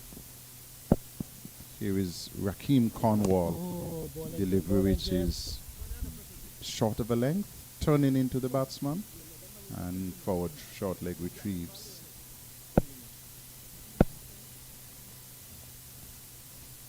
Rakeem Cornwall it is, who is bowling the batsman Tian Webster. It was full pitch, and there was Tian Webster looking to drive, playing all over the delivery, and seeing the ball rocketing into his stumps. And so further trouble here for Trinidad and Tobago. Another batsman goes back to the pavilion, and they're in real trouble now at 37 for 4. A very lackadaisical shot there from Tian Webster. He came onto the front foot a bit, just casual, too casual, and the ball went between the bat and ball, probably from the inner portion of the bat, and rocketed into the stumps. Delivery was floated up, and see, looking at the monitor, missed it, or came from the inner part of the bat, went onto the stumps, and that will now bring the captain of the Red Force team, that is the West Indies wicket keeper, that is Joshua De Silva. But if you look at the back foot of Tian Webster, it went absolutely no place. He was just lunging at that delivery, which was full of pitch. It dipped on him, back foot went no place, no second line of defense, and it just smashed into the stumps. And so the Leewards have picked up wicket number 4, 37 runs on the books. And Gary, when you win the toss and you send the opposition into bat, if you were told that there would be 37 for 4, you'd say, I'll take that. Of course. And that is exactly what the captain would have been hoping for when he inserted the Red Force. He did it because the weather conditions, it was overcast at that time, and Jeremiah Louis picked up 2 early wickets. Then Colin Archibald came in, got 1, and now the captain himself brought himself into the attack in his second over, has been able to pick up a wicket. And so De Silva came in and replaced Django as wicket keeper and as captain. Here is Cornwall to bowl to him, and he's back, goes away into the onside. Cornwall was shouting, and now we see no signal, so it says that he took the bat. So we can look at it on the monitor to see if now he is belatedly signaling leg byes. Cornwall is still there standing, a little bit bemused, and so I'm sure that we'll get a chance to look at it again a third time. As we look at that last delivery, and yes, he was inside his wicket trying to turn it away into the onside. I could have seen the leg stump, or maybe the height might have been an issue, but it came inside the line, and the leg stump was visible, and Cornwall was very adamant. He was appealing to the umpire. In his estimation, he thought he had the captain De Silva. Here is he now to bowl to Gooley, place it away into the offside, and finds Joel Anjou. Now the captain is asking the mid-off fielder to go back to long off. And bowls to Dooley, who is driving and eluding the grasp there of Cornwall, who tried to gather it with his left hand. They'll get a single though. And so it's the end of the over. And at the end of that over, let's look at it again. The delivery to the captain. I'm sure that if Rakeem Cornwall had a review, and the only review left in the game, he would have burnt it on that. As our cameraman does some excellent work and picks up a sailing ship which is just about out in the channel between St. Kitts and Nevis. That's excellent work by the cameraman. Yeah, the camera crew has been doing an excellent job picking up the different scenery around the St. Kitts and Nevis. But looking at it a third time on the replay, it looked even closer than when I saw it on the second occasion. Colin Archibald to bowl to Gooley, shorter, and he's angling it away into the offside, no runs. So Cornwall had all reason or all right to be bellowing that appeal to the umpire Crawford, but the umpire decision is final, and so he will have to try again. But Captain Joshua De Silva, I'm sure, is a bit disappointed. Didn't expect to be coming into the middle with 4 wickets down of 39. You would have indicated if they had gone to lunch with 2 wickets down, they'd have been satisfied, but they have 4. Absolutely.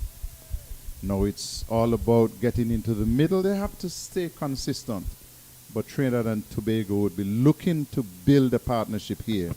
Here is a delivery which is driven into the offside, in the air for some time.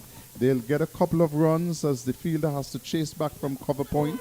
And they are exploring 3, but that's not on. So 2 runs there. Delivery which was fuller, inviting the drive. And so Gooley will move on to 22. And Trinidad and Tobago to 41 for 4. He went for the drive. It left the bat in the air, but dropping to the right and well short of Michael Lowe at point. And he had to chase down towards the boundary. In the meantime, he lost his shin guard, so he's now replacing it. So 2 runs has taken the total to 41.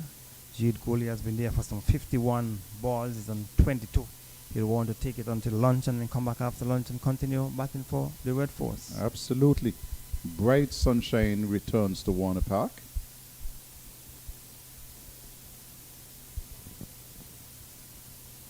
As Colin Archibald it is from the pavilion end. And for this delivery, it's shorter. Played away into the offside. Finds Andrew coming in from cover. No runs. So yes, the sun is back out at Warner Park. It's brightly lit here at the Warner Park Stadium. And so the Leewards would be very much satisfied with the way they've gone. They're just scoring at 2.2 runs for over. After winning the toss and batting, they have been able to pick up 4 wickets. Mahan made 2, Cooper 2, Mohammed 8, and Tion Webster 1. Louis picking up 2, and 1 wicket each to Archibald and Cornwall. As Archibald bowls to Gooley, flicked in the air, this one will go down to the long on boundary for 4.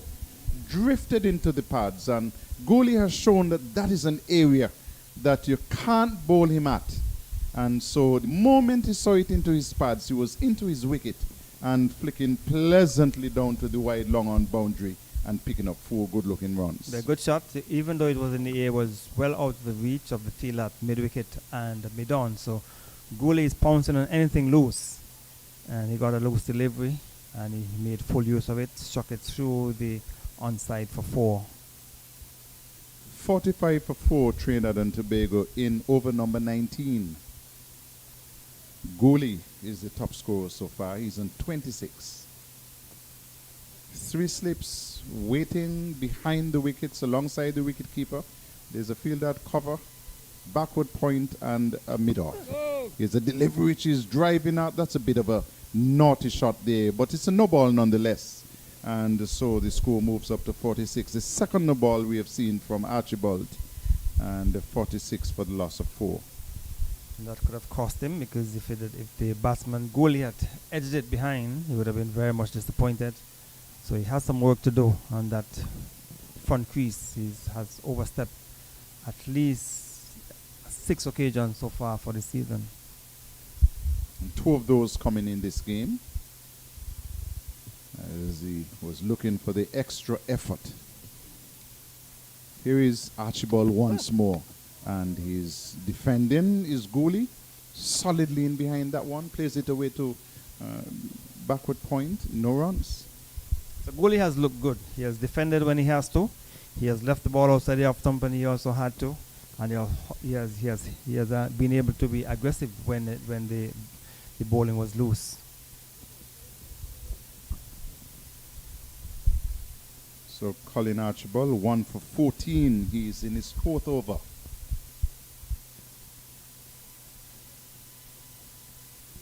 Goalie is on 26.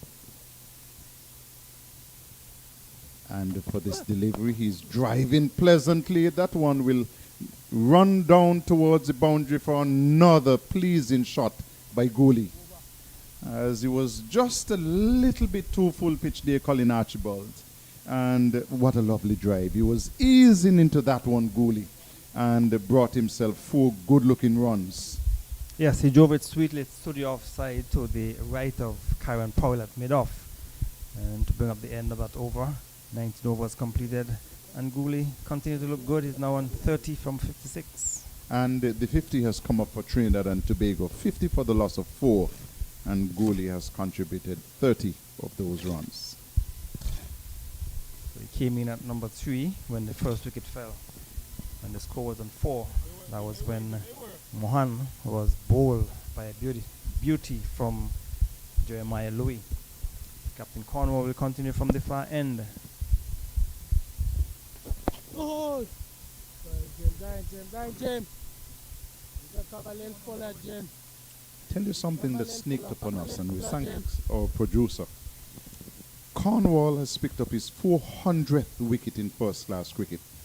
Oh, Delivery, which De Silva is turning into the onside to forward short leg.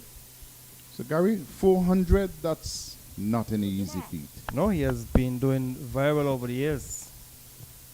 Here is he to bowl to De Silva, and he's turning it clear of the field at forward short leg. Backward square comes off the boundary, so they'll have a single, and the score will move to 51 for the loss of 4 as De Silva moves on to 1. As you look at Cornwall bowling, I'm getting a little turn and bounce. I'm thinking maybe a leg slip might be an option against De Silva. They did use a leg slip in the last game, so might very well come into play again. Here is he coming forward and defending away into the offside is Goalie, and so he remains on 30. Rakim Cornwall from around the wicket. Driving, peels off the outer portion of the bat, and he is out. Caught is Goalie. Cornwall gets wicket number 401. And again, a bit of a loose shot there from a Trinidad and Tobago batsman. He was coming forward, driving, peeled off the outer portion of the bat, never in control. And so having done all of the hard work, Goalie has gone for 30, and it's now 51 for the loss of 5. So the Red Force are in dire straits here in the first session of the third round match here at Warner Park. In just a couple of minutes to go before the luncheon interval, Goalie, who seemed to have been set, was looking to go after Cornwall. Wasn't to the pitch. The ball peeled off the outer portion of the bat. And good catch by Terence Ward, it looked like, going back from cover. He judged it well. And so the Red Force, they have lost their 5th wicket with the score on 51. Well, tell you something, Gary. When you looked at the last game played by Trinidad and Tobago Red Force against the Academy, they were not given a huge target to chase, but they lost quite a few wickets. Yeah, they seem to be continuing in this game. They lost 4 wickets for the 60 runs after they batted some 16 overs, and they would have lost 4 wickets. And now they are down. They are 5. 5 down for 51. Terence Hines is coming to the middle. I think you should get a leg slip in. You cannot have a field on the boundary with a new batsman in, long on, forward screen. You need to bring in the fielders around the bat. Batsmen are under pressure.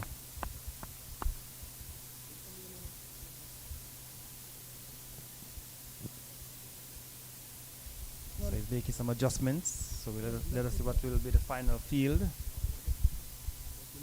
Leg slip? No. Seems like you'll be getting your leg slip, Gary. Yeah, so you need to put pressure. It's a couple balls to go before lunch. This probably will be the last over.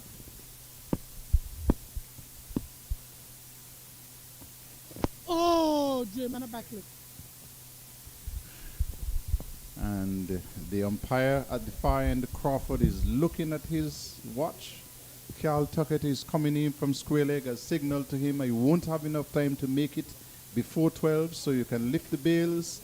And so we can tell you that it's lunch on day 1 of the 3rd round game, Trinidad and Tobago versus Leeward Islands. And the Leewards won the toss this morning, decided that they would send Trinidad and Tobago into bat. And the score so far, Trinidad and Tobago 51 for 5. Not out batsmen Hines on no score, Captain Joshua De Silva on 1. And the wickets to fall this morning, Mohan, who was bowled by Jeremiah Louis for 2. Cooper, LBW to Jeremiah Louis for 2. Webster, bowled by Cornwall for 1. And Gooley, the last batsman out in the last over before lunch. He was caught off Cornwall for 30. 51 for the loss of 5 wickets. And we can tell you that the bowling figures so far, Jeremiah Louis, 6 overs, 3 maidens, 2 for 13. Berridge, 7 overs, 4 maidens, none for 10. Colin Archibald, 4 overs, 1 maiden, 1 for 18. And Captain Cornwall, 3 overs, no maidens, and he has picked up 2 wickets for the loss of 5 runs, for 5 runs in fact. And so at lunch, the Red Force being asked to bat for us, 51 for 5. We'll be back with you right after lunch.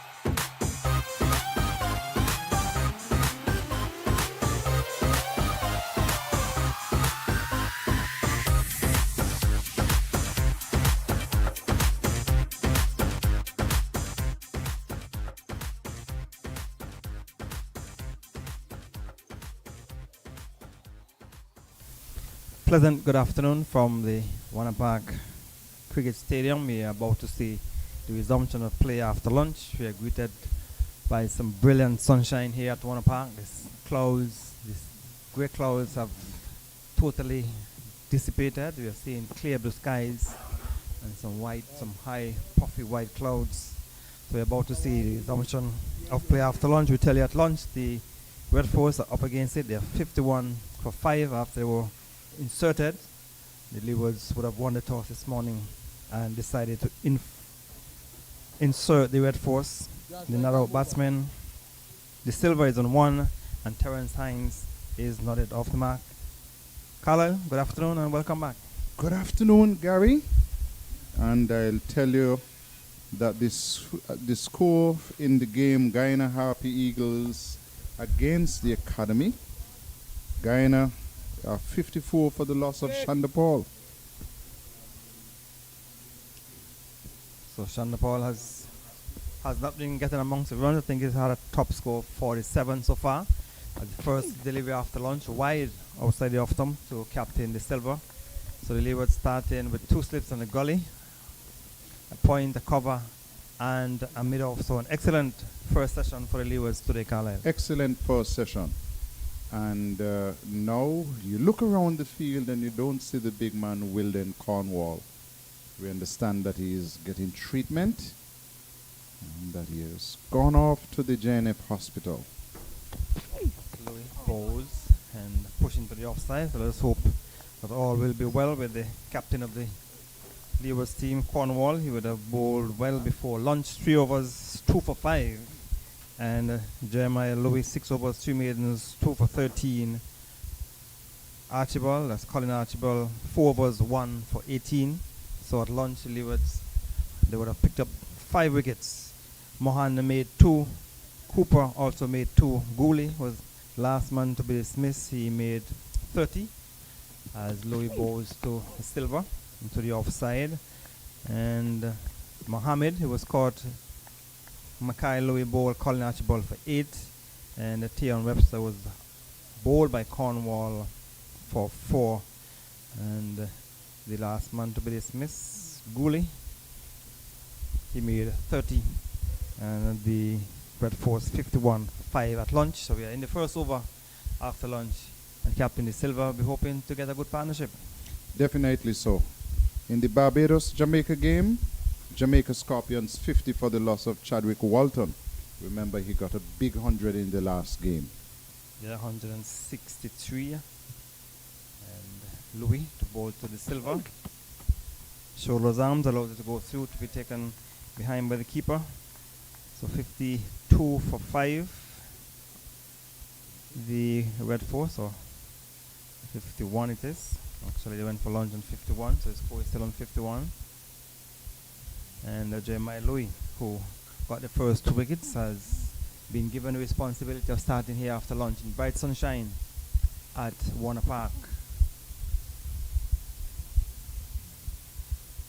And the bowling to the Silver, the captain of the Red Force team. He's behind a good delivery and no damage done. So the Silver playing his first game for the Red Force since he came back from the Australia, and be looking to get amongst the runs. And a number of the players who just returned from Australia are appearing in this round of matches, the Silver being one of them. And of course, he'd be looking to get a good score. He's the captain of this side, having replaced Brian Charles as captain. And so he'd be looking to get a good score, especially now. Louis to the Silver. Outside the off-stump to bring up the end of the first over after lunch. A maiden 51 for 5 Red Force. And the vice captain, who is now the person in charge, is Casey Carty. Okay, so Cornwall is off the field, so Casey Carty is given the responsibility of marshalling his forces or leading the team in the absence of Captain Cornwall. The previous vice captain, Kofi James, has been left out. Were you surprised when Kofi James was given the vice captaincy of the Leewards team? Well, somewhat. Yeah, by the bucket, right? By the pipe. And now he has been replaced. Kofi James has been around playing cricket for some time, played lots of local cricket in Antigua And as we have been saying before, Carlisle, in terms of Leeward Islands and Leeward Islands competition, is that we're not having the Leeward Islands competition on a consistent basis. You know, in years gone by, you would have the regular matches, so you have a good knowledge of all of the players from the Leewards. Nowadays, you're seeing players popping up, you're hearing about them now and then, but there's not a lot of information and not a lot you can speak about these players because you have not seen them in action very often. And a lot of these players in their mid-20s wouldn't have had a lot of that.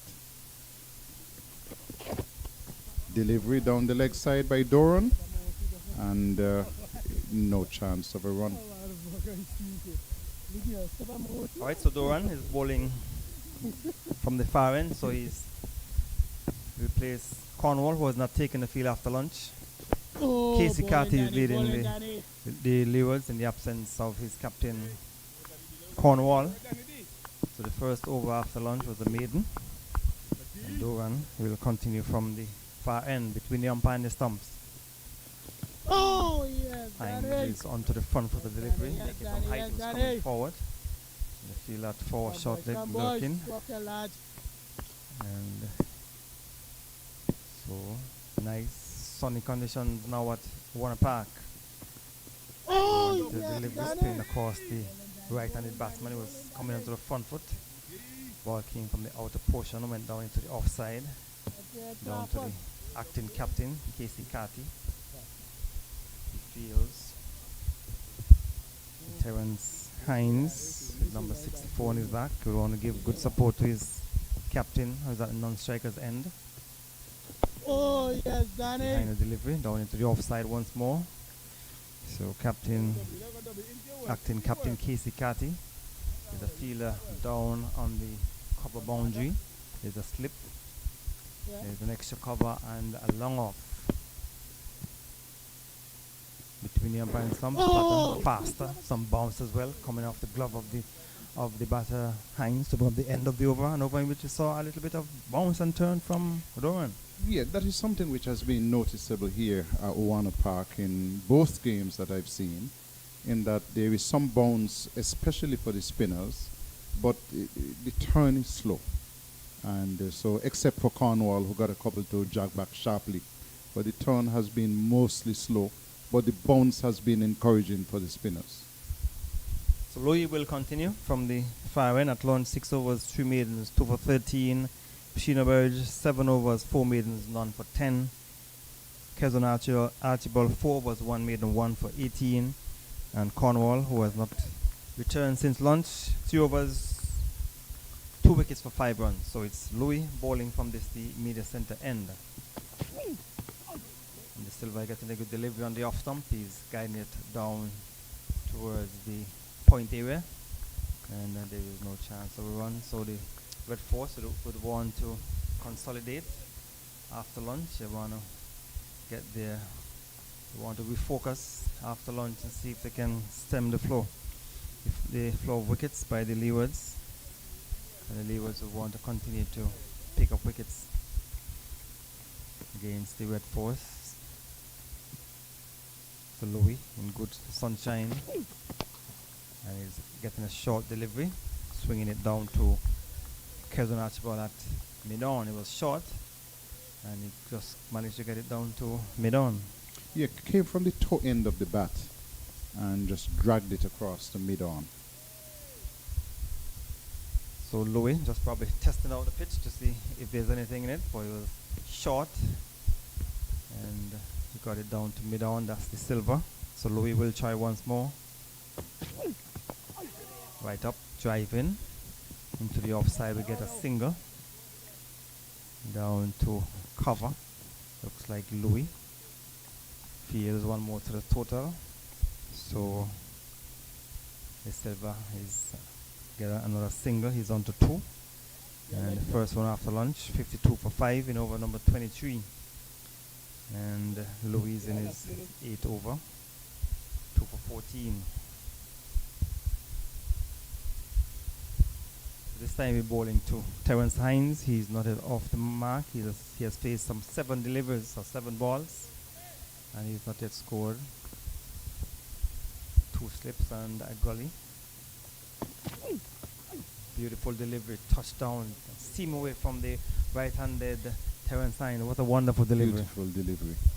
Just pitched just about outside the off stump and touched down and left him. And he had to play, he played, but he didn't get an edge. So, Louis will continue. He has been getting the ball to move around in all of the matches that he would have played, and that has resulted in him getting already a 5-wicket haul and has taken some 14 wickets so far in the competition into the offside. And so it's Kofi James is on the field for his captain Cornwall, so he's at point. He went move around to his left. He stopped that and prevented any possibility of a run. So Louis will want to continue the good work, continue to pick up wickets, and he has looked good. You can see he has put in a lot of work. He would have played some cricket in England as well. Yes. Plays in Nevis as well. Goes to Hines, another beautiful delivery, touchdown. The batsman pushing at it, missed it, taken behind by the keeper to bring up the end of a good over from Louis. Lovely, lovely. He was coming on the front foot and pushing at this delivery, but it left him late and went through for the keeper to take. But Louis has been bowling a very, very good spell. Has continued from this morning when he picked up 2 wickets, and his captain is off the field, and so somebody is going to have to fill in and bowl a long spell. Durham it is who is bowling from the far end, and he is probably one of those who would be called on to say he has to bowl longer. Right? So he will continue. So he's bowling second over in this session. After lunch, he's bowling from the far end, and he would have gotten some wickets in the previous game. And he'll be bowling between the umpire and the stumps. And the Silver is playing it down to mid-on or Swedish mid-wicket. That's Jeremiah Lewis in the way. He fields, sends it back to the keeper. So Captain De Silva is mindful of the fact that he will need to play long innings for his team. He's playing it down towards the forward square area. Fielder down on the boundary. That's Kofi James. Just moves across to his left from backward square. One more to De Silva. He moves on to 3 and a total 53 for 5. So for Hines, the forward short leg, that's Mikhail Louis, will now go into a still mid-off position. And so there's a slip.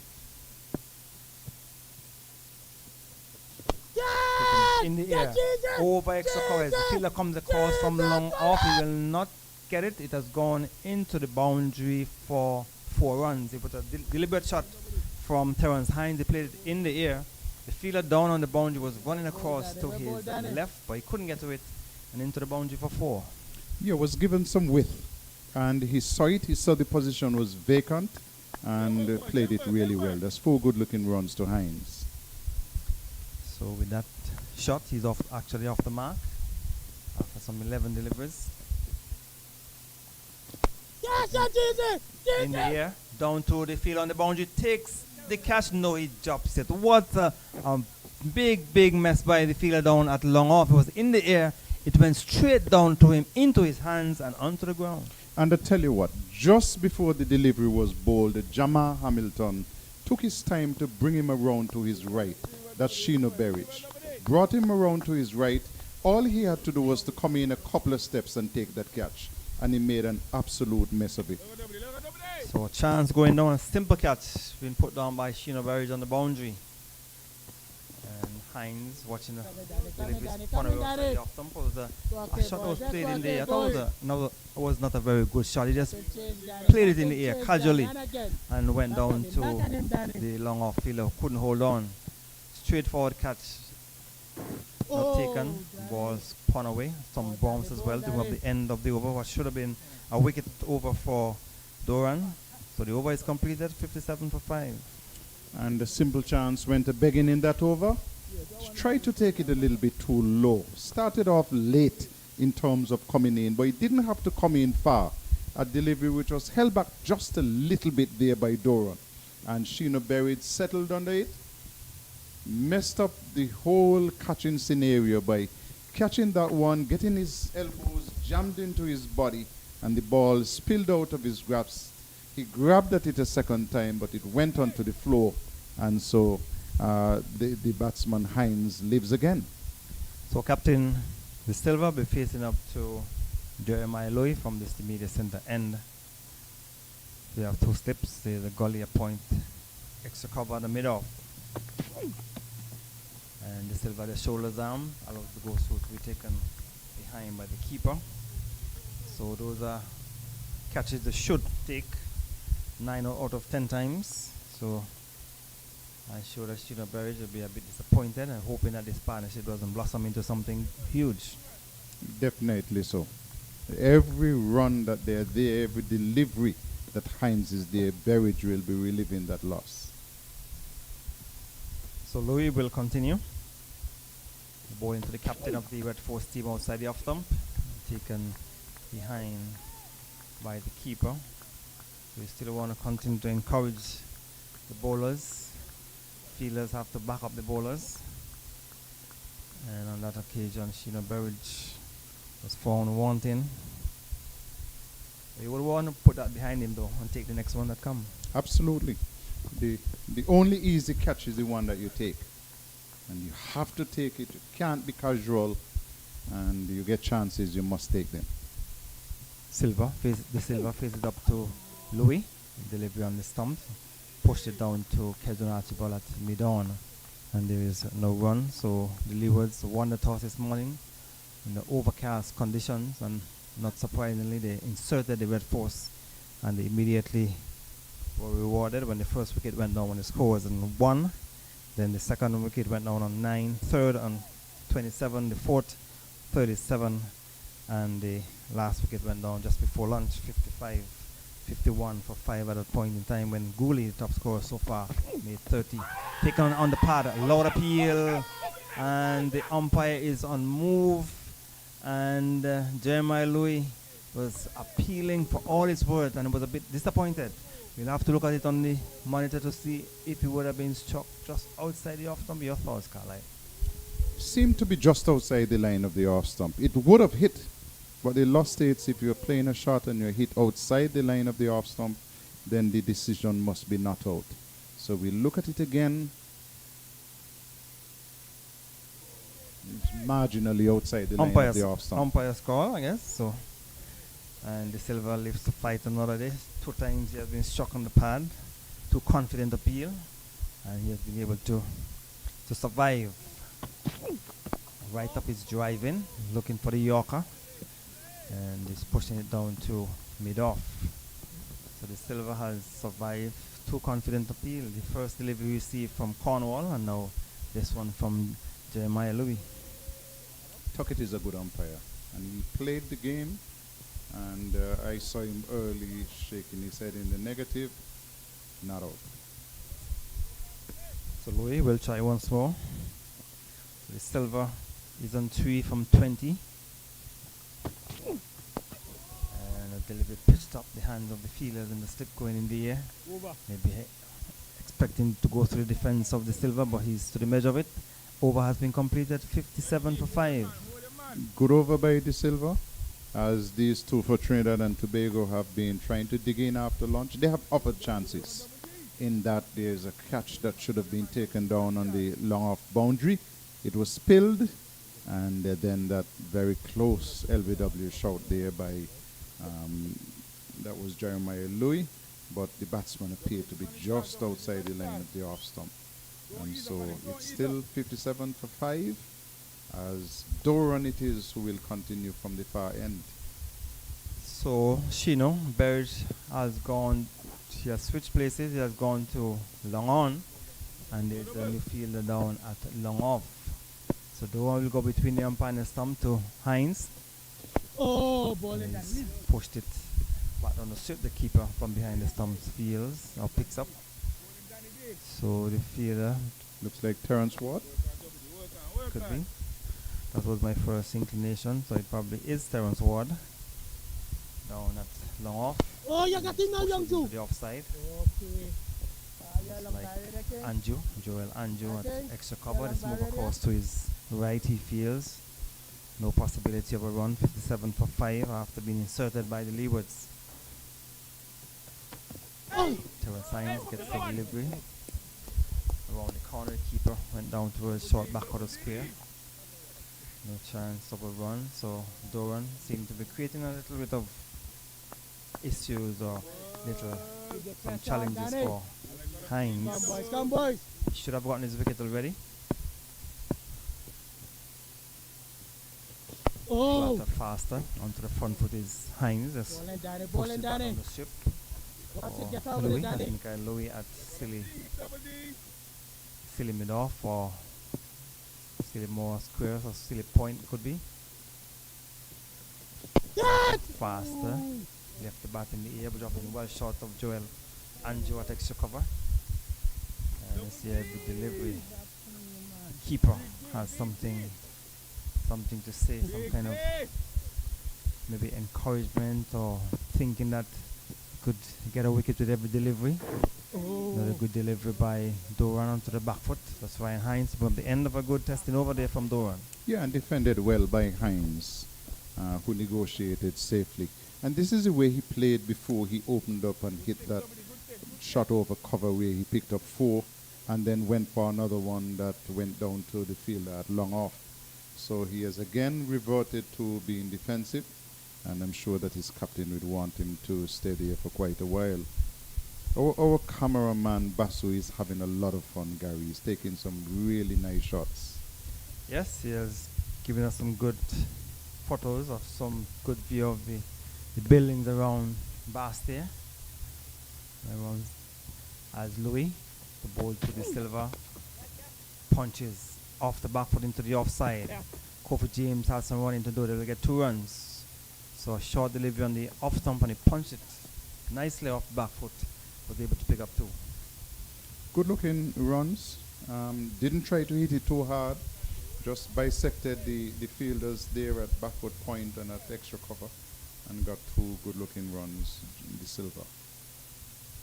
So the silver has gone on to 5. He has faced 22. And Terence Hines 4 from 20. And it's Louis in his 10th over, 2 for 16.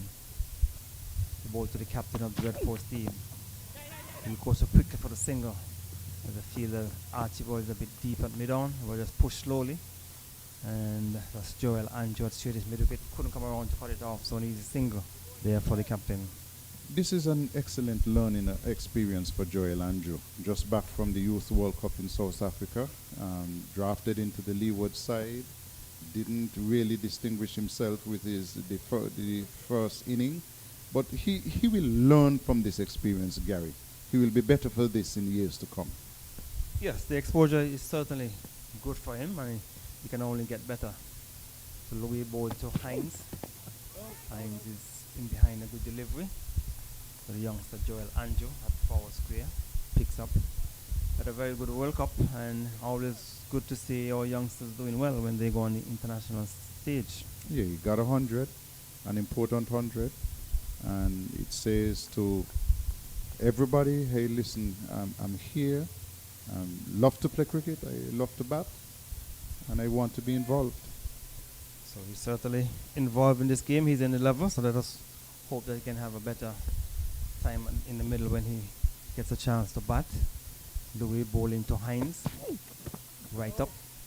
Goes down towards the slippy. Got battling it and went down to gully. And he's also a keeper as well, Joel? Yes. So a number of young keepers. You have in the Leewards, you have Carlon Tuckett, who is doing duties for the West Indies Academy. Joel Anju is also a keeper. And so the keeping stock looking good for the Leewards. And Joshua Grant from Montserrat is also a keeper.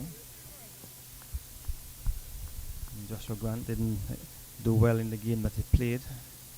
As a matter of fact, he made a pair.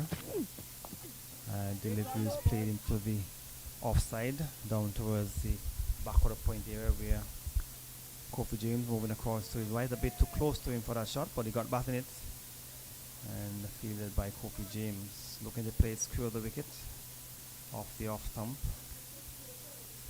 Unfortunately for him, didn't get an edge, but he got good bat on it. Total remains on 60 for 5. The Red Force, after being inserted by Captain Cornwall, who is off the field. He has not returned since the luncheon interval. Low to Hines on another delivery right up, pushed it down into the offside to go up the end of an over in which you saw 2 runs coming from Louis, 65 Red Force. And so Trinidad and Tobago have scored some 9 runs since the luncheon interval, and they have remained with all of their wickets intact, and so they are now 60 for the loss of 5. 27 overs having been completed, and the captaincy duties on the field being carried out by young Casey Carty. The captain didn't return after the luncheon interval, and we hope that all is well with him. Yeah, so Captain Cornwall, let's wish him all the best. We do not know exactly what is wrong with him, so I guess we will get that information sometime later, but we can tell you for sure that he's not on the field. He didn't resume after lunch, and Casey Carty is the standing captain, and I'm sure we're getting some assistance by the senior personnel like Kyron Powell, who also giving maybe some word of advice to the bowler in terms of the field on the backwards square, asking probably to move around to his left, and he has done that. And the silver. Yeah, that's good to see, Gary. There are former captains on the field in Jamal Hamilton, who is keeping wicket, and Kyron Powell, who is at first slip. And Kyron noticed that the fielder at backward square was way too square, and they signaled to Doran, and Doran himself noticed and said, "Nah, you're in the wrong position." And that has been corrected. 61 for 5, flighted onto the front foot is Terence Hines into the offside for the Captain Carty to come in from point he feels. And the Red Force scoring a 2.23 runs for over.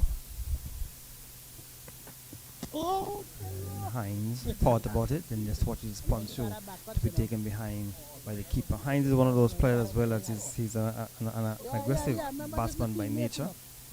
I'm sure he'll have to try and curb that because the Red Force 5 wickets down for 61. And spinning across him is guiding it down towards short third man. The Captain Casey Carty moving away to his left from backward point, 1 more to the total. And so the captain, the silver, has come into strike. He is on 7, 62 for 5 in over number 28. After being inserted by the Leewards. Doran and the silver's onto the front foot, pushed it down to the offside. So Doran will continue to bowl from that far end. Has been getting some bounce and some turn out of this pitch. Turn is a bit slow, but has gotten good bounce. Silver's onto the front foot, so to bring up the end of another tight over from Doran. 2 runs coming from that over. Good over, and the 2 runs coming from deliveries which were just a little bit short. And so there we see that looks like Nathan Edwards now taking out something for Jeremiah Louis. He's taking out a towel for him. But Nathan Edwards, you would fancy, would get a look in sometime in the future. Yeah, a youngster, I'm sure with potential. I'm sure his chance will come, and hopefully when he gets his opportunity, he will make good use of it. And I'm sure he also brought out a message with that towel as well. He made the team of the season as well from the Youth World Cup in South Africa. Team of the tournament, so that's no mean feat. Medium pacer who bats as well. So it's Louis to bowl to Hines. Oh, outside edge, dropping just in front of Kyron Powell. At first step, good delivery. Hines was pushing at it, and maybe he played it with soft hands, he might say that, and dropping in front of Kyron at first slip. Yes, I like the length at which Louis is bowling, and that one, give the batsman some credit. let's say that he played it with soft hands and it landed just in front of Powell at first slip. So Louis will continue from this the media center end. Sun is out, shining brilliantly at the Warner Park. And Hines is on top of a delivery down into the offside. And no damage done. Louis has done well for the season. And he started after lunch, so he's in his, at lunch he had 6 overs, so this is his, is it the 5th over after lunch? Yeah, he's in his 11th over. And he has picked up 2 for 17. So we have 2 slips on the gully. And it's Hines, who is on 5 on the leg stump.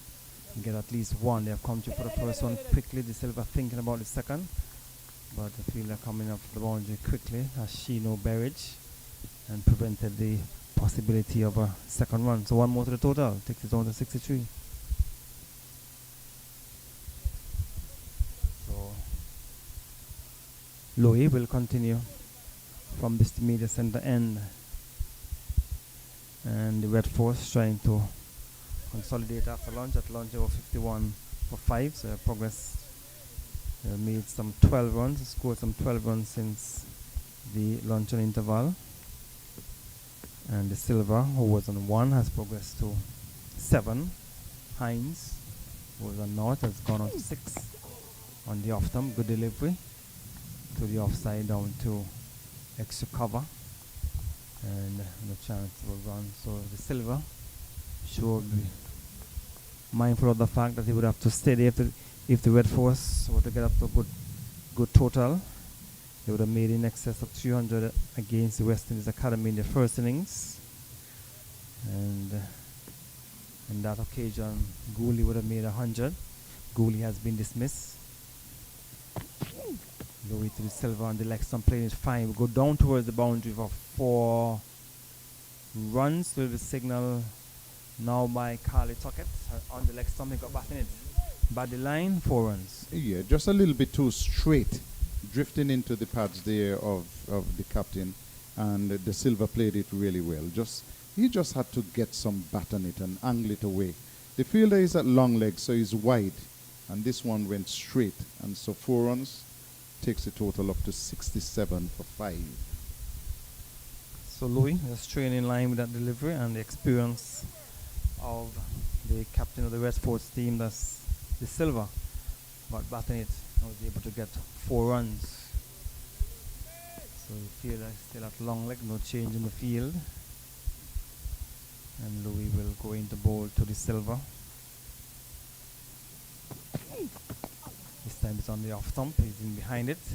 Gets it down to the onside to bring up the end of another over. 67 for 5 Red Force. And the conditions have brightened up considerably, Gary.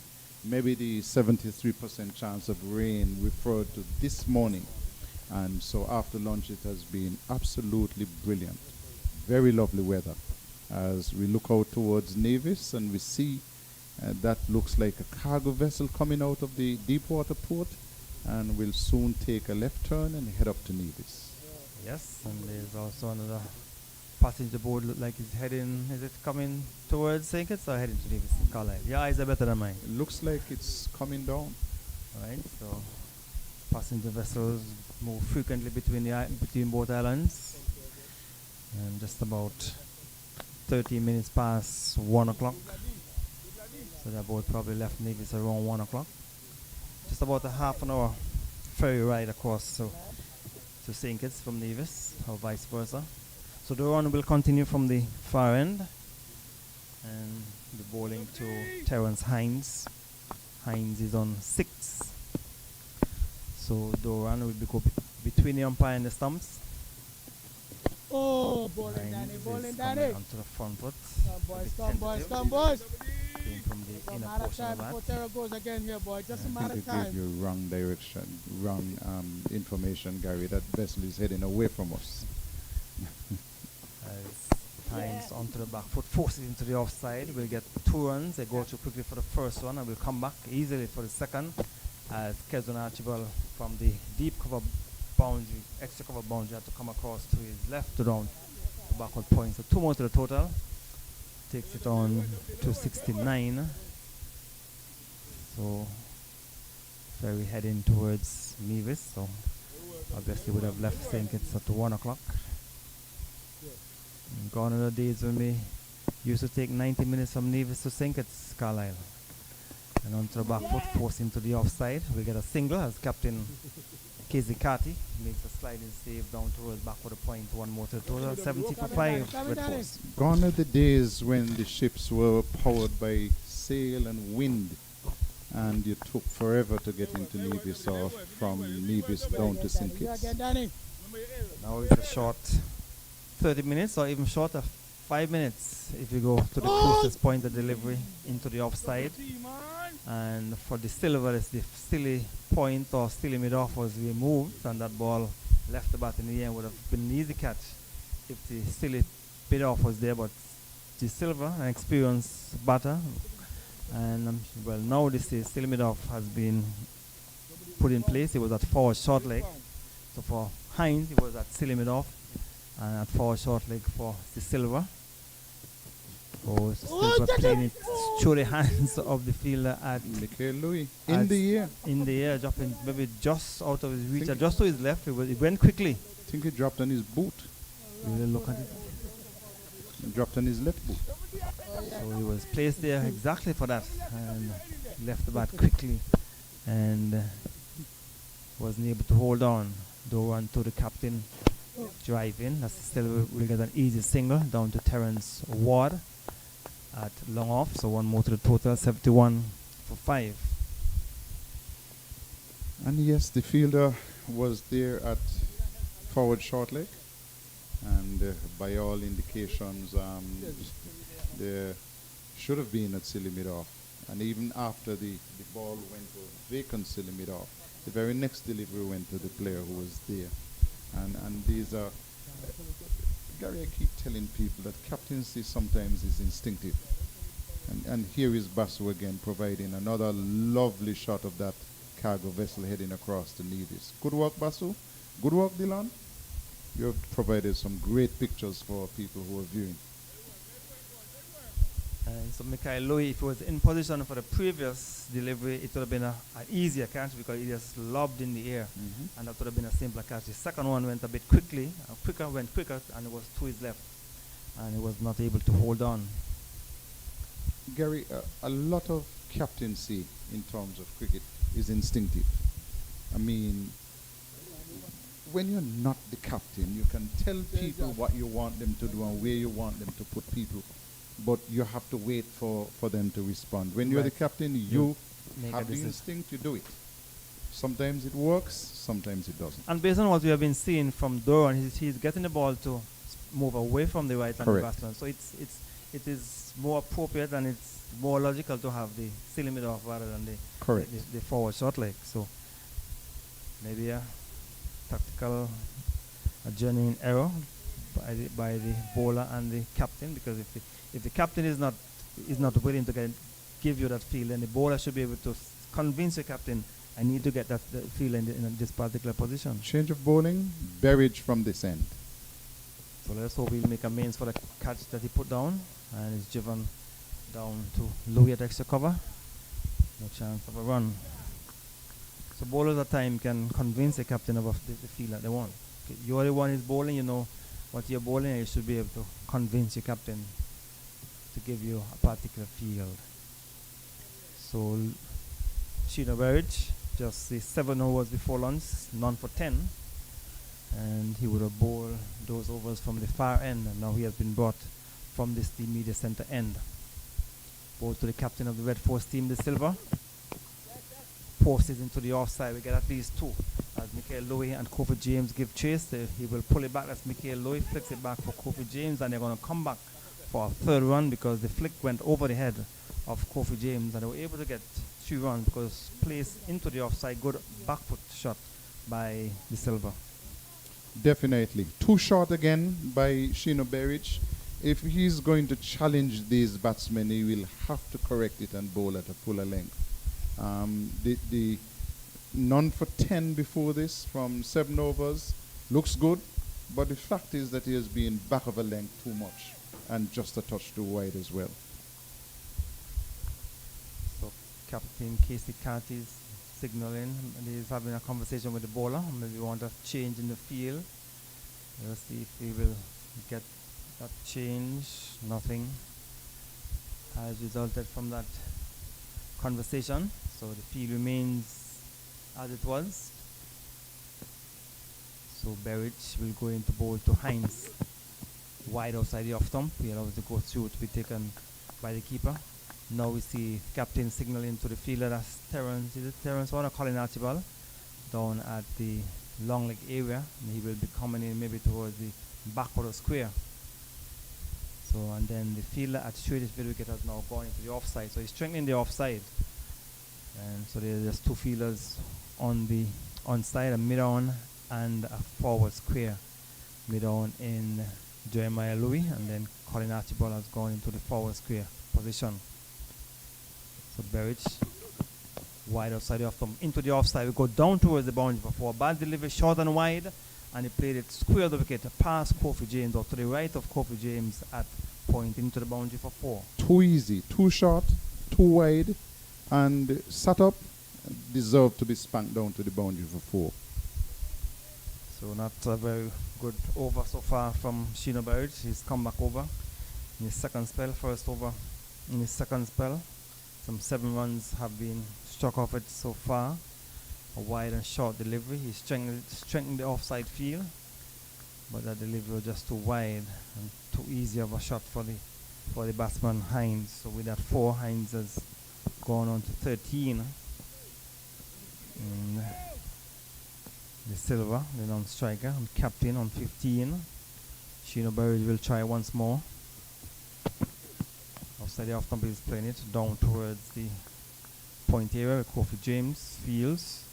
No chance of a run, so there's no third man. There's 2 slips at gully, point, cover, extra cover, and a mid-off.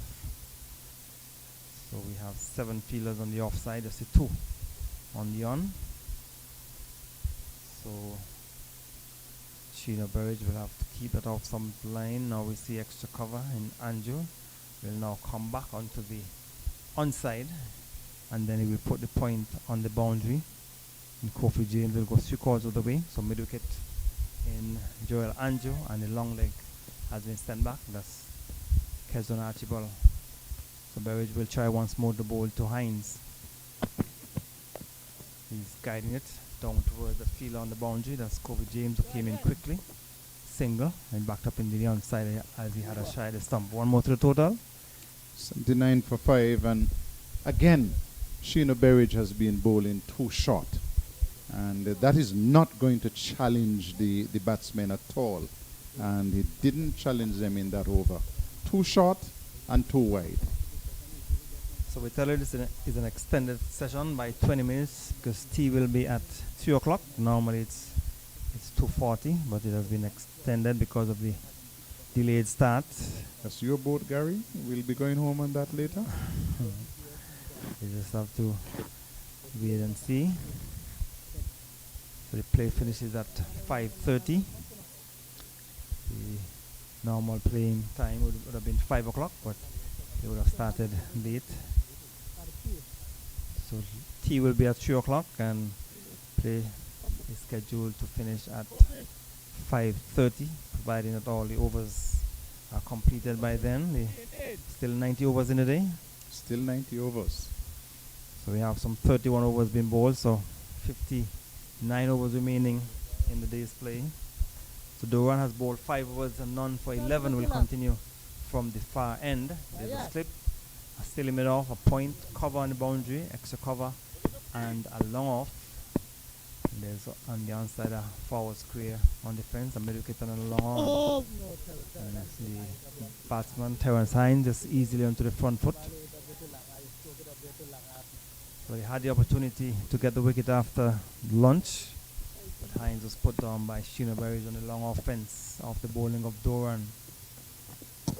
Outside the off stump, spun away. hands of the fielder. Kyron Powell had slip. Went on his head as if to indicate a ball pass close to the off stump. And Doran will try once more from that the far end. The delivery to the offside down to still a bit off. So Doran continue to extract some bounce and turn out of this pitch. As was indicated, the turn is a bit slow. So the batsman had enough time to make the adjustment. Doran to Hines, easily onto the front foot. Good conditions here at Warner Park. And Doran, I thought in the first game he was on the ball by the Captain Cornwall. And coming onto the front foot easily, that's Hines. So Doran will now have an opportunity to get a long spell and probably pick up some wickets. Oh, definitely. And he looked good in the first inning of the Guyana game where he picked up 4. Bowled really well and is getting some bounce from this pitch. So he's continuing from that far end. And so a slight adjustment to the fielder. He's now going to his the keeper, who is trying to place the fielder at silly point. And driving back on the strip. The over has been completed. So over number 32. The Red Force batting first after losing toss, 79 for 5. And Gooley looking good for 30 before he was out in the last over before lunch. The Red Force team went to lunch at 51 for the loss of 5, having lost Mohan for 2, Cooper for 2, Mohammed for 8, Webster for 1, and Gooley for 30. Well, they've now recovered slightly, 79 for the loss of 5 wickets. There's a conference going on the field now with Berridge. He's the bowler, of course, with the captain, with Kyron Powell and Jeremiah Lewis right there in the mix as they're trying to get their field positions right. With the fielder from long leg coming to backward square, and young Joel Andrew is moving from forward of square and going into the offside. And then a fielder is being sent down to the cover position to sweep.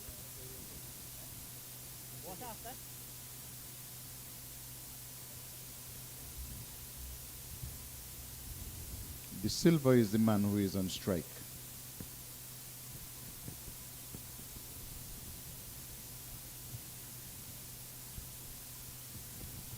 Berridge bowls the delivery, which is a better length, fuller, and this one is shaping back in towards the batsman, and De Silva plays it defensively, and he remains on 15. So before lunch the game went pretty quickly, and after lunch we have seen the 2 batsmen for Trinidad consolidating things a bit. Sheena Berridge switched around from the far end, now bowling from the media center end. And De Silva is leaving the delivery alone outside the off stump. Very patient player, De Silva. And so he's doing good.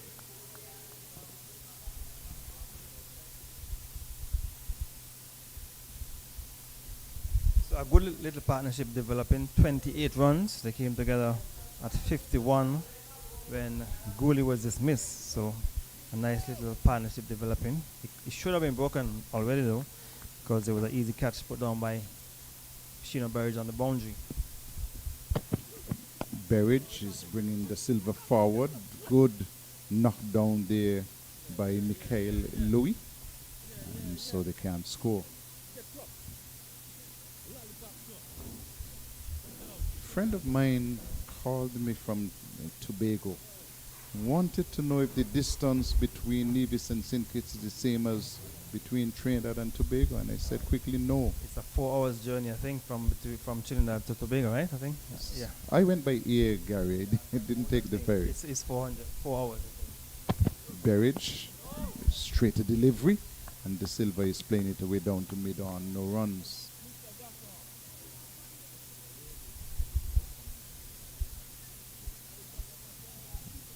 From Bastia to Charlestown, it's about 11 miles, and it takes about 30 minutes by ferry. From the southeast peninsula into into Holy Beach in Nevis, it's 2 miles, just a mere 6 minutes. Berridge to bowl to the silver, who is getting a good delivery and plays it from the inside portion of the bat down to short, fine leg. They'll have a single. So a good delivery there from Sheena Berridge. Came back towards the batsman, the silver, and he probably thought he could have gotten to the defense, but he came from the inner portion of the bat, and they were able to pick up a single. So good delivery. And he's having some fun, the silver, with Jamal Hamilton, because Hamilton threw at the stumps and struck the silver instead, and the silver is saying, but look, the stumps are there. Hamilton was telling him, well, move out of the way. But they're keepers, they'll work it out. Drive again, goes down to backward square again from the inner portion of the bat. But I'm sure that Berridge will take from this the fact that when he bowls at a fuller length, he asks questions. We're now having drinks, and so we have come to the first water break after lunch. And we tell you that the score here is 80 for 5 Trinidad and Tobago.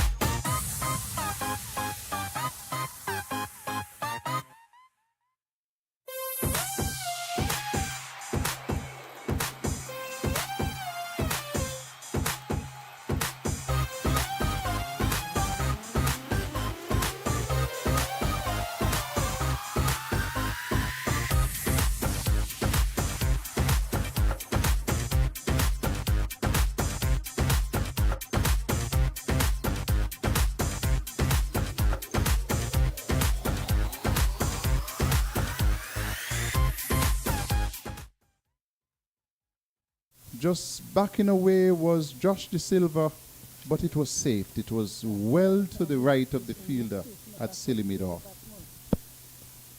But Doran is getting some very good bounce from the Lozak Road end. Comes in. De Silva is over this, smothers it nicely, and no chance of a run.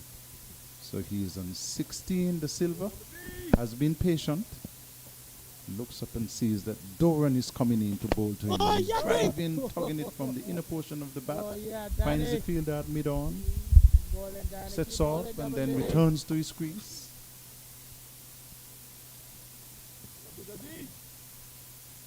Daniel Doran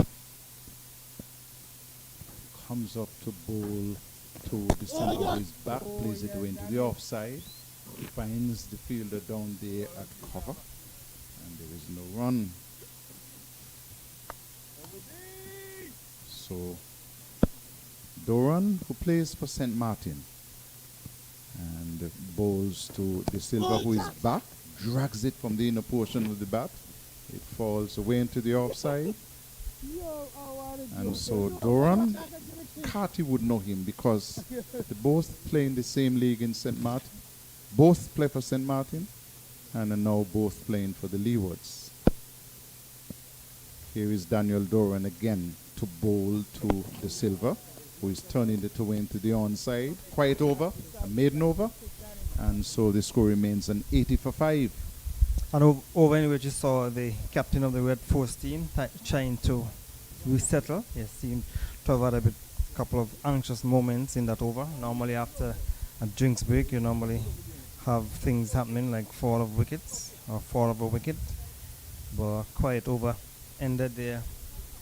And so Sheeno Berridge will continue from the far end. Sheeno Berridge has played some 27 matches before this. He has taken some 81 wickets, an average of 24. He has best bowling figures of 5 for 22, match figures 9 for 61. He has a bowling average of 24.72. And so he was born, Sheeno Berridge was born on the 27th of September 1990. He's played for the Leeward's Hurricane West Indies Board President 11. That's when he had a good season. Delivery striking him on the pad. Loud shout.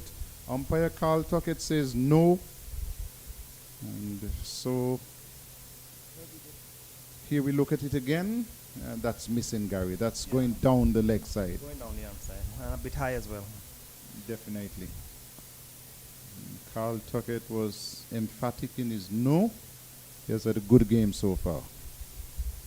Yes, he has. He has been doing well in his umpiring stints when he has gotten the chance.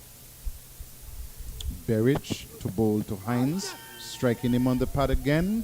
In an edge. And this time, yeah, it came from the edge of the bat, but a little bit loose by Hines. Yeah, he has been taking the ball up, that's Berridge, and Hines, we know the type of player Hines is. He's not going to be sticking around and just pushing and prodding anything that is up in his half. He'll be looking to go after it, and we saw that he was looking to drive, came from the inner portion of that, and fortunately for him, he got an edge onto the pad. And Josh De Silva came down and said, listen, settle a little bit, just bat longer, bat deep. Berridge bowls to Hines again full pitched, and he's guiding it away down to the field at gully, and no runs. So a beautiful day at Warner Park now. This morning it was heavily overcast when the Leewards won the toss and decided to bowl first. And they have done well in terms of picking up the 5 wickets before lunch, so the captain and management of the Leewards team would have been satisfied with the decision that they would have made to insert the Red Force. Berridge once more, and Hines is chipping down the pitch to this one and turning it down to backward square. They'll get a couple of runs as it's picked up just inside the boundary, and 2 more runs to Hines that will take his total on now to 16. Partnership now is 33. And so Berridge, since he has adjusted his length, has bowled a better over, Gary. Yes, taking it up to the batsman has created some anxious moments for both of the batsmen. So in a couple of deliveries came from the inner portion of the bat of Hines. Sheena Berridge it is, who bowls once again to Hines, who is again advancing and leaves it alone. And it goes through for Hamilton to take behind the stumps.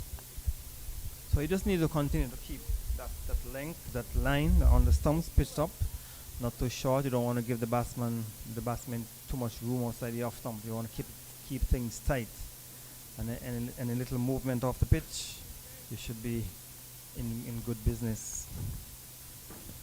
So Berridge is in his 28th first class match, made his debut in 2017. Sheena Berridge bowls a delivery outside the off stump, back of a length. And here is Hines getting a little bit adventurous, trying to swing it into the onside. Missed completely. End of the over. The score is 82 for 5. A short delivery to end that over, and Hines 40. He was in business in terms of getting some runs. He was looking to swing it over mid-wicket. Was vacant. If he had connected nicely, he would have gone into the boundary for 4, but he missed it. Taken behind by the keeper. So the partnership for these two, 31 runs. Very important runs for the Red Force team after being inserted by the Hurricanes. Captain Cornwall was not resumed after lunch. We're told that he has gone to the JNF hospital just for some checks, so to be checked out. We're not sure what the issue is. So Casey Carty is the standing captain, West Indies player, and Kofi James is on the field for his Captain Cornwall. So the run will continue from that Lozak Road end.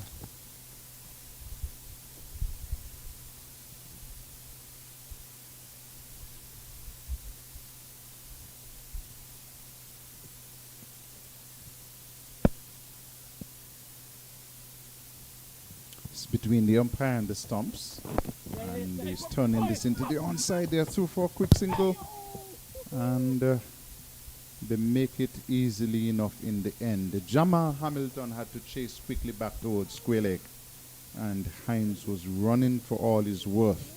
They completed the single, and so the silver goes on to 17, and it's 83 for 5. Trinidad and Tobago batting first. The energetic keeper Hamilton went down towards the back of the square, had a shot at the stumps, but missed it, and they were able to get that single. 83 for 5, the Red Force. Fielder being sent from mid-on down to long-on, as Hines has been getting a little bit adventurous. Daniel Doran, none for 12 in his 8th over. And for this delivery, he's coming forward and playing it back down on the offside.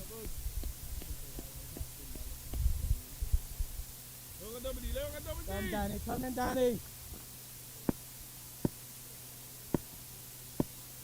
Here is Doran once more. And he's leaving this one alone outside the off stump. Is Hines.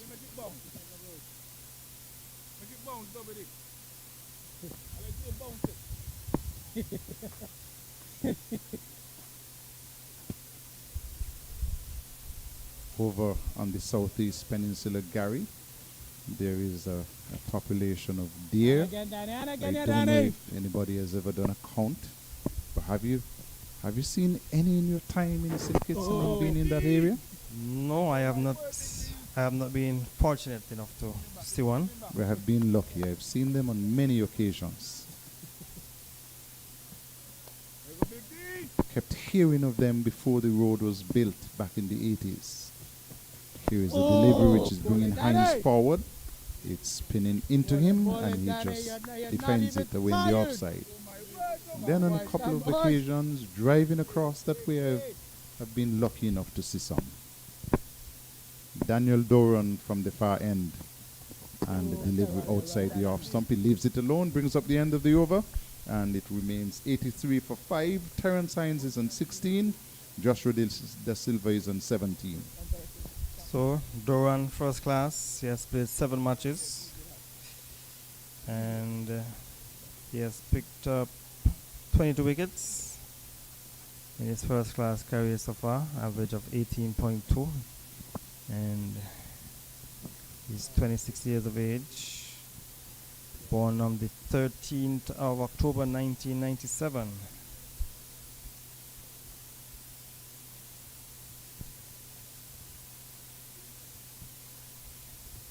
I'll take an average of 18, Gary.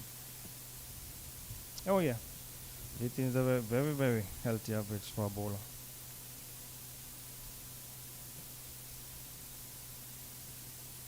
That looks like just outside the stadium. Inside the grounds, of course, but just outside the playing area. I keep saying that our cameraman, Basu, for this game is doing an excellent job. Oh yes, he's working overtime, he's working hard for his money. And keeping the producer busy as well. You're not missing any cricket because Terrence Hines has taken off his helmet, now having it replaced, and will soon be ready. Giving Sheena Berry just a little bit of extra time to rest. And the Leewards would be saying, don't count this time against us at the end of the day's play. 36 overs have been completed. Here is Berridge, and the delivery, which is again short, knocked down nicely by the fielder coming from cover, and so there is no run. Are you one of those adventurous guys, Gary? Have you done the cross-channel swim from Nevis to St. Kitts? Yeah, I've done it. I've done it on the water taxi. I know a number of persons who have done it. One of my under 15 cricketers told me that he's going to do it in March. Yeah. Played away in the offside. Yeah, it's an annual event that it should be in March. One of my older son, he has done it twice. So. Oh wow! Congratulations to him. So one of my under 15 cricketers, he told me, Coach, you have to come and watch me. I'm going to do the cross-channel swim in March. Make him about 13 going on 14. Here is Sheena Berridge. And the Silva is guiding it away into the offside. He's been bowling a little bit shorter this over. And that's good work, just pulling it back inside the boundary. And the Silva wanted 3, but Hines would have none of that. But again, going a little bit too short and too wide in this over Berridge. And it went down close to the boundary. And that's excellent work by the young legs of Joel Andrew. Yes, he ran it all the way down to the back of the point boundary, a wide third man area, and he pulled it back. So Berridge will have to do some adjustment. 3 deliveries, short and wide. And played well by the Silva. Here is Sheena Berridge once more.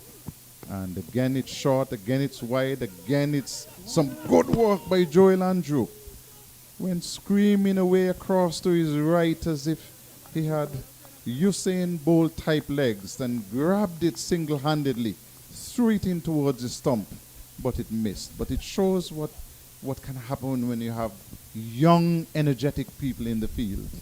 Excellent bit of feeling by the youngster. He came across, he pulled it in, and in one motion had a shy the stumps, but he missed it. And some good feeling by the youngster.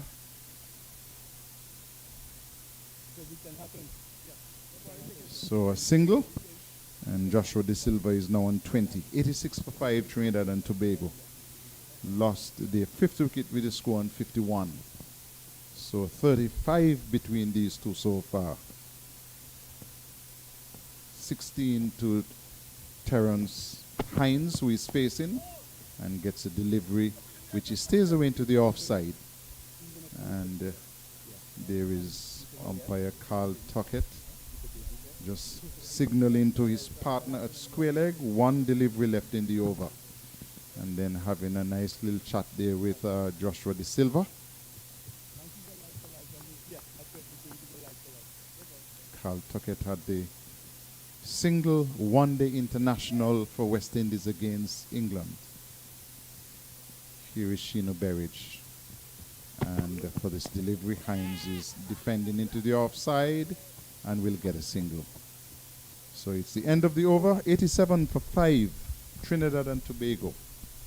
And Trinidad will be happy with the way things have gone since lunch. They have added some 36 runs without the loss of a wicket, even though they should have had, Leeward should have had the wicket of Hines, but nonetheless, he's still there, and they have added 36 important runs, and that will, I'm sure, encourage the management team. We're hoping that this partnership can continue. But just give us some information in terms of the last few matches that played here between these two teams. In 2019, that match was drawn in January 2020.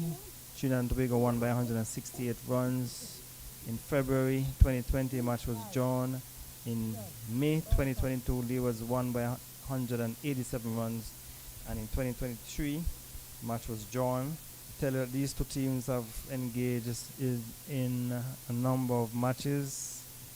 It is the Leewards. I'll get back to that in just a minute, but they would have engaged in 31 matches. The Leewards would have won 6, 12 drawn, and there were 13 wins for Trinidad and Tobago. So the Leewards will be hoping that they can come out victorious in this game, but still a long way to go in this match. And we see Mikhail Louis has been replaced by Kofi James at silly mid-off. Doran, and Hines is back, plays it away in the offside, and he's looking so much more composed at the crease now. Hines seems to have settled quite well.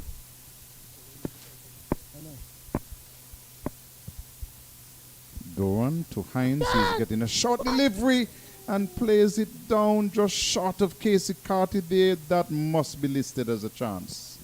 He was back and playing it in the air, and there was the captain in Carty. Probably needed to come forward or dive forward to take that, but he stood his ground and it fell just short of him, and they got a single. Single or 2 runs.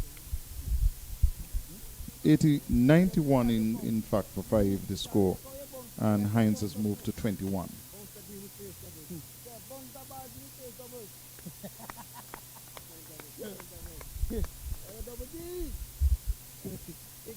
So Doran continues to get some good bounce.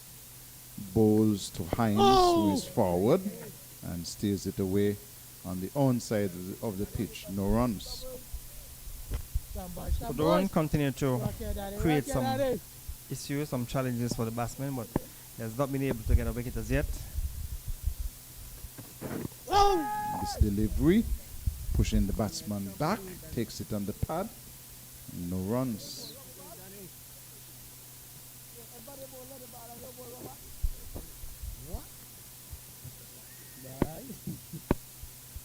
Daniel Doran from the Lozak Road end. And this one is stayed away into the offside. 5 deliveries gone in the over. Doran continues to search for his first wicket in this game. Kofi James is underneath the helmet at Silly Point. Steered to Powell at first slip and dropped. Bounce, steered it straight in, well, it not straight, had to make a step to his right. Good height, but he couldn't hold on. Another chance goes a-begging for the Leewards. Well, the Leewards would have no one else to blame but themselves. Since lunch, they would have put down, 2 chances for sure, this one, and the previous one by Sheena Berridge on the boundary. That was a ball which was spinning away outside the off stump. Came off the outer portion of the bat of Hines, and Powell had slipped moving away to his right. Couldn't hold on to it, and the Leewards might be ruining those chances if this partnership continue to grow. They have now progressed to 40. They have added 40 runs, and 40 very important runs have been added by these two. Seem to have been at a good height. We'll look at it again sometime soon, as we see a change in bowling from the media center end. Let's look at it again. Went wide on the crease, steered it, it went away, and Powell seemed to have grabbed at it instead of allowing it to come to him. I think he probably went to him slower than he anticipated. He went quickly to his right, and then I guess he was grabbing at the end. Okay, change. Coming over. Colin Archibald it is who will bowl his left arm seamers, and will be bowling over the wicket to Josh De Silva.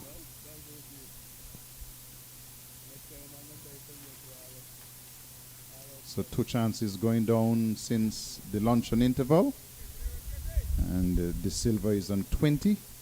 Terence Hines is on 21. Hines has benefited from both of those chances.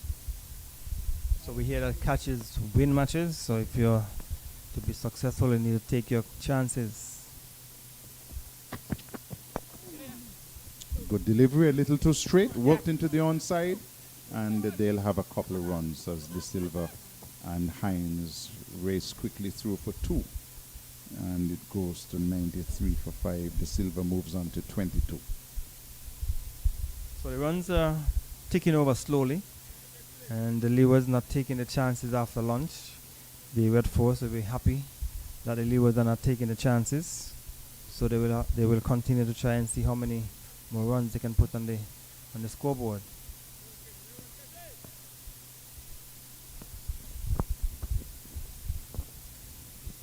Colin Archibald from close to the wicket bowls the delivery, which is just about on the line of the off stump, and played away into the offside. Finds the fielder coming in there from cover, and no runs.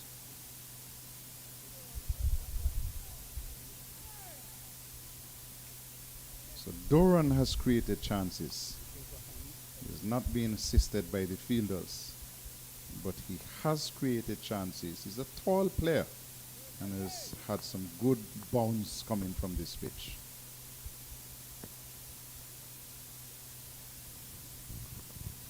Archibald, and this delivery is played back down on the onside.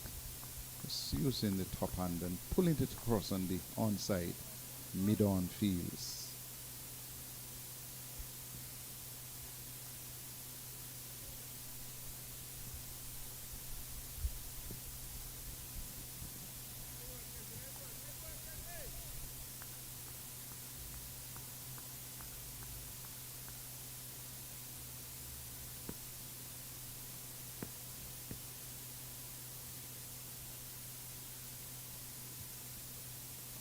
Archibald to bowl to De Silva.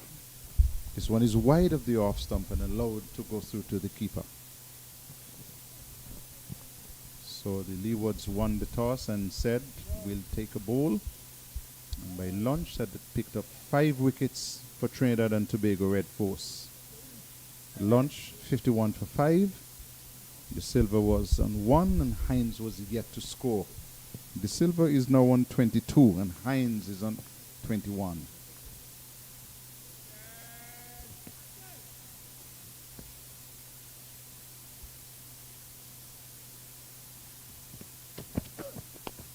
Delivery, which is played away into the offside. There's a sweeper down at cover, and so they'll get a single. De Silva will take his score to 23, and it's 94 for 5. So the partnership is developing nicely, some 42 runs. So the Leewards in the 20 overs before lunch, they would have picked up 5 wickets, and the Red Force would have scored 51 runs. Since lunch, they're 1 delivery short of 19 overs. They have not been able to pick up a wicket, and the Red Force would have added 42 runs. So good for the Red Force. Archibald is pitching this one wide, and it is stroked down to the fielder on the cover boundary. They'll have a single, and that single will take the score on now to 95 for the loss of 5 at the end of 39 overs completed. De Silva is still there batting on 23. With him is Terence Hines on 22. So even though the Leewards, the scoreboard is showing that they have not been able to pick up any wickets after lunch, they had 2 chances, and they did not hold on to the chances that they would have been given by Hines. Hines would have been the one who gave both chances.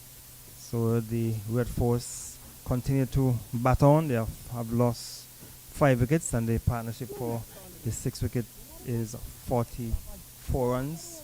And I'm sure they still will be hoping that Hines will continue to stick around with him, because he has looked good. The Silver, he's on 23 from 55. The first ball he received from Cornwall was a loud appeal from the LBW, was turned on by umpire Crawford. And so now Doran will continue from that far end, the Lozak Road end. Hines has been adventurous. Every now and again he has given a chance. As Doran will continue to bowl from the far end. And he's playing it away into the offside. Finds silly point, no runs. Come in, Danny. Walk again, boys. Come, boys. Who won here, boys? Who won? Daniel Doran, left arm spinner. Bowling, Danny. Bowling, Again Danny. gets a little bit of bounce. It's played away into the offside. Slip comes around to his right. Come, boys. Come, boys. Come, boys. Who won? Who won? So Doran is in his 10th over. None for 19 or none for 16. Still searching for his first wicket. This one is driven into the legs of the fielder at silly point.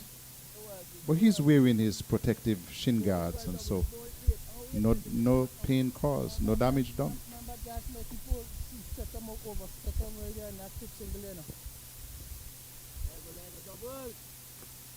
Here is Doran. Gets through his overs very quickly. And this one is holding it back a little bit, just giving it some flight. And it played down there to short third man. Backward point moves smartly to his left. That's Carty. Bowling, Danny. Come, boy. This is lovely.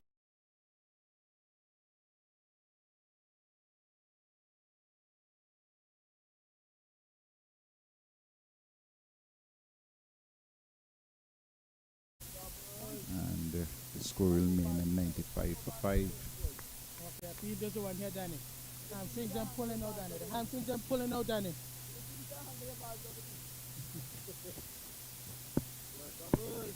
Doran bowls to Hines, and he's back, playing this out on the offside.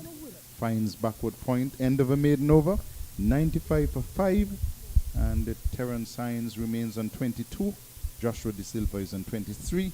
Before this, the top score was 30, and that was made by Gooley. So another tight over there from Doran as the Leewards continue to see if they can break the partnership. They have not been successful, and they will have to continue. So it's going to be Kezon Archibald who will be continuing to bowl from this immediate center end. As I was mentioning before, Carla, it seems as though a few more spectators have come in to look at this game, because the last time I was there, we didn't see as well. For me, when I was there, I didn't see as many persons looking at the game.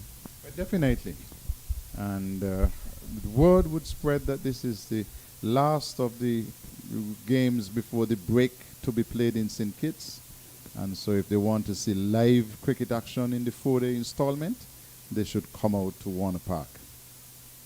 Colin Archibald from close to the stumps bowls it full and wide, inviting the batsman to come forward and play at it. And he is smart enough not to play Joshua De Silva. Cameraman is zooming in so that you can identify the patrons.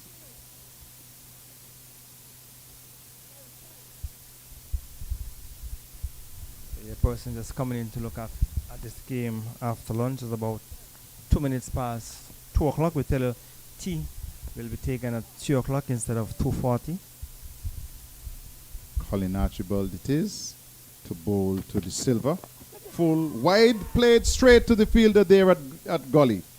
It was full, it was wide, it was inviting the drive, and he came forward, did Joshua De Silva, had a drive at it and stayed it straight to Doran, who made absolutely no mistake. And so after playing a very patient inning, he has gone, Joshua De Silva, another wicket picked up by Colin Archibald. De Silva has gone for 23, and it's 95 for 6. So the first ball was full, a bit wider. De Silva was not tempted. This one was pitched up again, but a little closer to De Silva. This time he went for the drive, and the ball came from the outer half of the bat and taken quite easily by Daniel Durham in the gully. So the partnership has been broken. The first chance that De Silva has given after lunch has been taken, as opposed to Hines would have given 2 chances, and none of those chances were taken. But De Silva was not as fortunate as Hines. Gary, Mama always said, foul luck is not duck's luck. And I say that to say that the captain De Silva had batted so well, had been so patient, and the first time that he gave a chance, he was out caught. New batsman is here, and he's coming out to replace his captain De Silva. The Leewards having a huddle and a bit of a drink, and they'll probably be saying, listen, we have to be tighter, we have to take our chances, and we have to support the bowlers. But just spare a thought for Colin Archibald. He has picked up 2 good wickets in this inning. Mohammed, who was caught very smartly by Louis for 8, and now the captain De Silva for 23. And both of them, he teased the batsmen. Bowled it wide, and then brought it just a little bit closer, but full in length, inviting the drive, and picked up 2 good wickets. It shows that he's thinking. Yes. He, as I said, the first delivery was a bit wider than the second one, and De Silva went after it without getting close enough to the ball to drive it. He was driving with the bat a bit far from his body, and he paid the penalty to be out caught in the gully.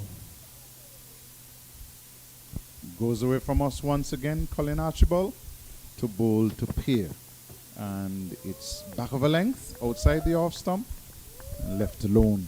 And good carry to the keeper as well, so a little bit more effort into that delivery from Kezon Archibald. He would have taken a wicket, so he must have been energized by the fact that, and he would have gotten the West Indies wicket-keeper batsman. I'll have to ask him which is his house at the Ivor Walters Primary School. They're having their sports day, of course, coming up soon. And I'm sure that he would have his ears out listening. Archibald to bowl to Pierre, good delivery. Right in the block hole and just defended. And so they will not score from that. Good tight delivery for the new batsman, Carey Pierre, on the stumps. And he got back on it and pushed it back down on the offside. So he has picked up 2 for 22, and this is his 6th over.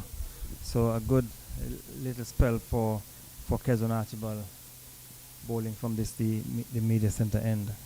It's track and field season, Gary. Yesterday, the Orange Nation had their sports day. Archibald to bowl to Pierre, and he's getting a good delivery, he's defending nicely, and he goes away into the offside for cover to field and no runs. So were you able to attend that sports meet yesterday? No, I was at the E.T. Willett Park looking at the Leeward's ladies in their camp. And yesterday I spoke to the entire assembled squad just to remind them of the expectations of the Leeward Islands Cricket Board and to encourage them. And there are some good signs, Gary. They'll be playing some warm-up matches against the Windward Islands women. Here is Colin Archibald once again. And a good delivery just outside the off stump and left alone. That's good judgment by Pierre. End of the over. Look at it again. Just outside the off stump. He didn't have to play. He didn't play. And that's good smart batting there by Pierre. At the end of it, 41 overs gone. 95 for 6, the Red Force. Good delivery to end that over there from Kezon Archibald. He was a successful over. He got the wicket of the captain of the Red Force team, caught in the gully. But that last delivery came back slightly from outside the off stump, but it was well judged by Carey Pierre. And now you see the 2 batters, Carey Pierre and Hines, having a mid-pitch conference. Maybe Hines trying to encourage Pierre, maybe let him know that we try and stick around as long as possible and maybe take the score up to 150. Doran will have other ideas. And he will be bowling to Hines. And for this delivery, Hines is back. Cotton, did he edge it? Yes, he did. edged it, and there was Jama Hamilton not being able to hold on first time around, but lunged forward and grabbed it inches before he touched the ground. And so Hines has gone, backing away trying to play a forcing shot, and he has been caught at the wicket of Daniel Doran. And again, Gary, the bounce did it. Yes, the ball was spinning and bouncing outside the off stump. As we look at it on the monitor, he was onto the back foot looking to force it into the offside, outer edge found, and the keeper took it on the second attempt. So Hines has been dismissed. So 2 chances, and on the third chance, the catch has been taken. So Hines' innings has come to an end, and the Red Force, they have lost another wicket, 95 for 7. Well, much too close for him for that cut shot, Gary. He was backing away trying to give himself room, and I'm not too sure if the batsmen have worked out that there is good bounce in this pitch for the spinners. And so he has perished, caught at the wicket of Daniel Doran, and he made 22. And so the Red Force find themselves now 95 for the loss of 7 wickets, losing both set batsmen at the crease. Okay, and now the vice captain, Brian Charles, who was the captain in the previous 2 games, has now come into the middle. And so he and Curry Pierre will want to put on a good partnership. But the Leewards are in the middle of a good spell. They have picked up 2 wickets, and they would want to continue to pick up wickets and put pressure on these 2 batsmen. Definitely. And Doran has worked hard for that wicket. There were 2 chances flowed off his bowling. And that chance was taken on the second attempt. On the second attempt.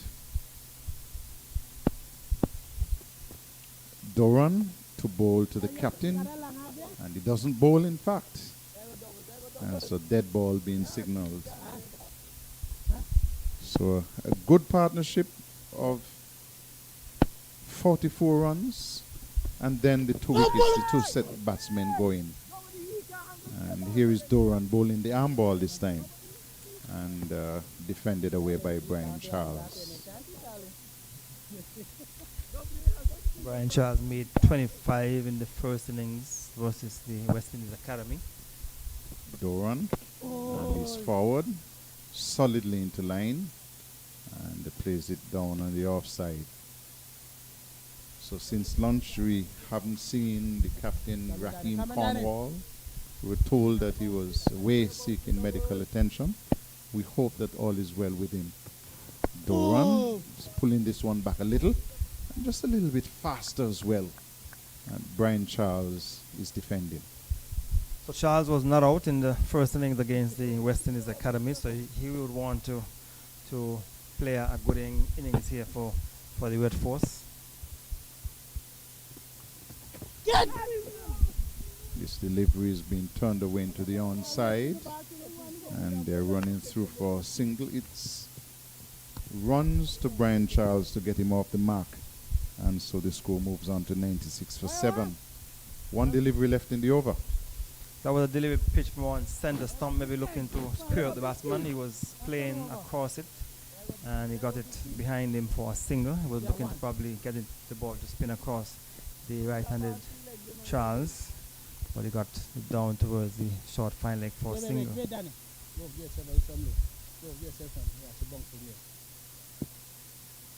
Doran has switched to over the wicket to the left-hander, and he's coming forward his pair, defending nicely to bring up the end of the over.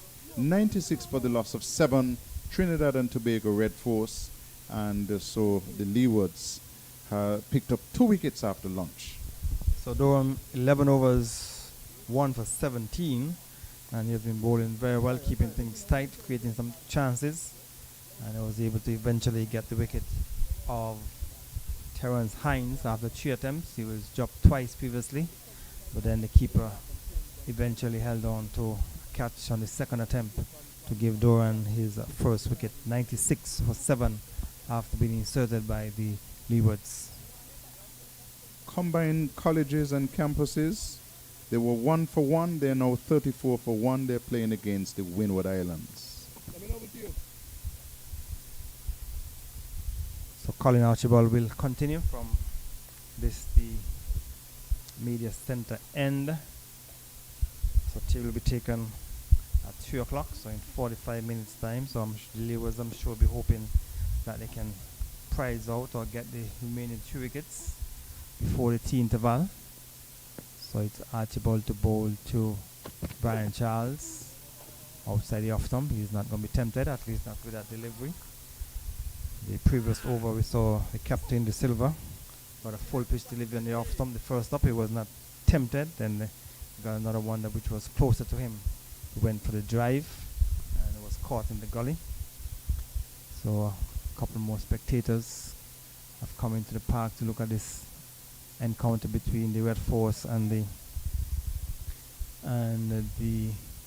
Leeward Islands Hurricane. And Archibald will bowl to Charles outside the off stump, short taken by the keeper.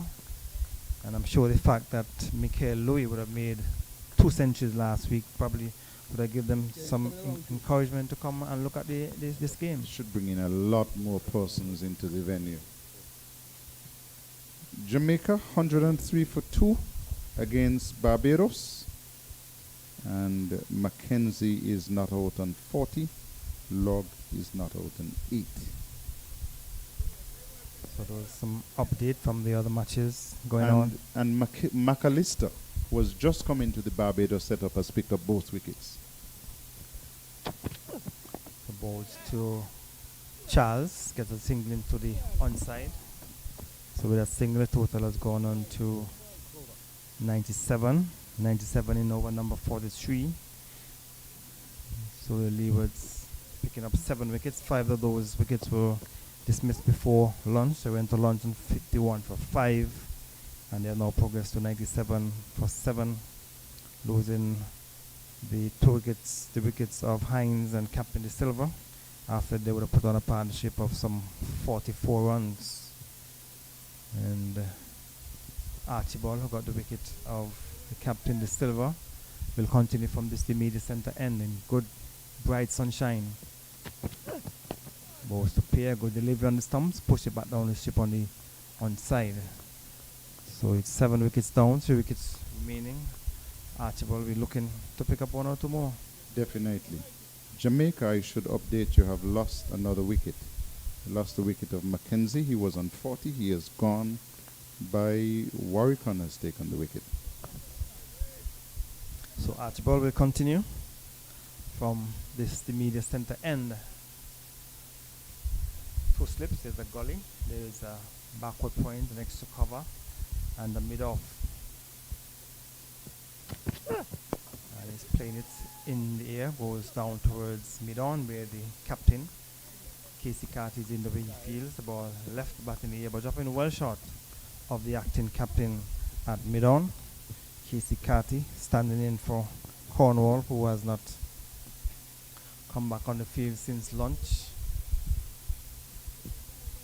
So Carty, the West Indies player, is the standing captain. He's at mid-on. Just want to be close to his medium fast bowler just to encourage him or give him some words of advice. Bowling to pair, that's Archibald. Getting a no ball pushed into the offside. So another no ball has been delivered by Kezon Archibald, and he's continuing to be plagued by that no ball. Transgressing on that front crease. 3rd no ball he has delivered for this match. And that's something he will have to work on, Carlisle. Definitely. And as a coach, how you get him to rectify that problem? Measurement and practice your run-up. You have to do it as if you're doing it in a game. And the measurements should be precise. I should tell you that Guyana are not having a happy time against the West Indies Academy so far. They are 105 for 6. An interesting game developing there against the West Indies Academy for the Guyanese. They are the defending champions, wide outside the off stump. And Carey Perry is not 98 for set. He's not yet off the mark. He has some 9 deliveries. And Doran will go between the umpire and the stumps. Davis pinning away outside the off stump, coming off the glove and dropping down in front of him, was rolling back onto the stumps. But fortunately his boot was in the way. and goes down into the offside. And it's a bit of anxious moment there for the vice captain Brian Charles, as we know Pierre has called him down to have a quiet word with him. And the last time we saw a conversation between Pierre and Hines, the next delivery Hines was out dismissed, caught behind, looking to force the ball into the offside. Yes. One is bowling to Charles, playing down to extra cover, down to Jeremiah Louis, he feels. And a 98 for 7, the Red Force. So, still some 38 minutes.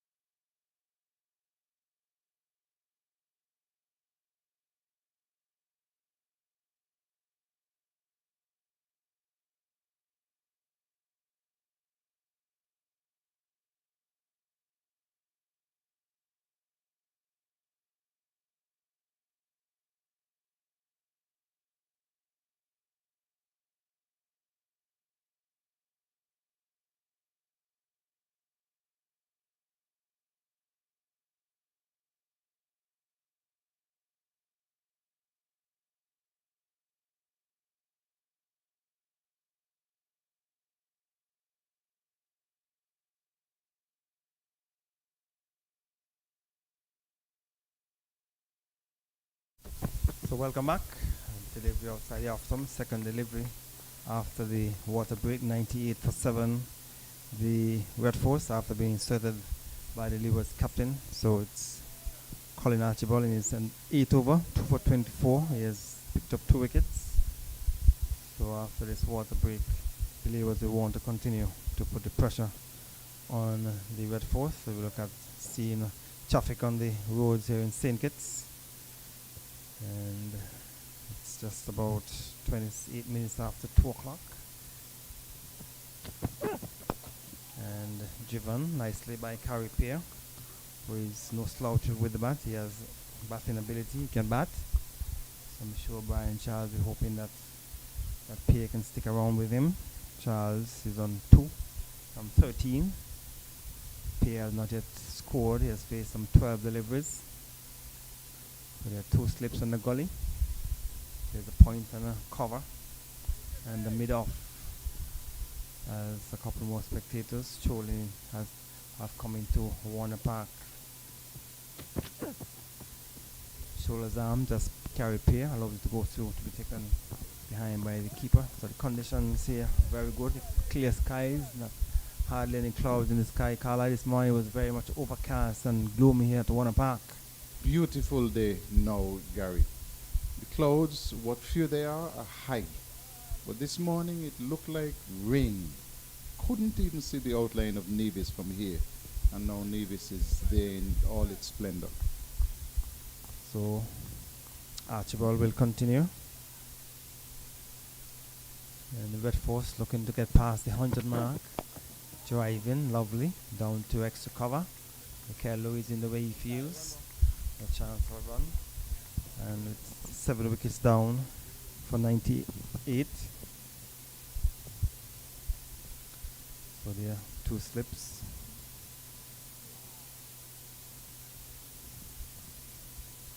So Archibald will continue from the media center end. So there are 2 slips and a gully. And the Hurricane picking up some 7 wickets. And Pierre still yet to score. Some 15 balls to bring up the end of that over from Archibald, 98 for 7. Pierre is not a slouch with the bat, Gary. He has made some useful runs. And so we're now looking, that is heading over to the Southeast Peninsula. That is the Kim Collins Highway. And so that's heading down the Kim Collins Highway and then going across to the Southeast Peninsula. So if you're going to Nevis and you're taking the fast ferry, the one that just takes 6 minutes, then you'll be using that road. I would be using that road if I'm leaving Warner Park, heading across the Kim Collins Highway, past the Eastern Caribbean Central Bank, and then hitting the Southeast Peninsula Road to take me down to Reggae Beach. Again, excellent work by our cameraman. Basso is having a lot of fun up there today. So Doran will bowl to Charles, forces it to the offside, knocked down by Jeremiah Louis. He's at extra cover. So Louis at extra cover, Archibald at mid-on, at straightish mid-wicket, or short mid-on. To as Doran bowls to Charles, not a good delivery, into the offside. So we expect to have Louis at extra cover and Archibald at straightish mid-wicket, 2 catching position for the drive. Or you need to have 2 better fielders there. Well, they've done well so far. Short, and played into the offside. Joel Andrew is quickly across. And had the throw been better, Pierre might have been in some problems. But he's showing his worth in the field, Joel Andrew. Made good movement to his left, picked it up, had to change hands, and then had it on his way in a hurry.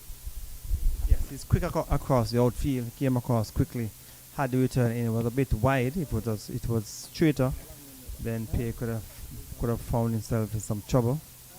But they would have gotten a single. So 99 for 7, 1 short of the 100 mark. But they would have lost too many wickets on the pitch and playing it in the air out of the reach of the fielder. That's Kofi Jane, but at forward short leg couldn't hold on to it. Went just to his right and went quickly. The batsman Carripe came down the pitch and the ball left the bat quickly just out of the reach of the field at forward short leg. Yes, his reactions would have to be spot on, and he would have to get a hand to it and hope that it sticks. Doan bowls to Charles. Charles is coming onto the front foot, and Charles is not willing to take any chances against Doran. bowling from the far end. So the 100 for the Red Force coming up with a single. And Charles is behind it. So 100 coming up in the 46 overs. So the over has been completed.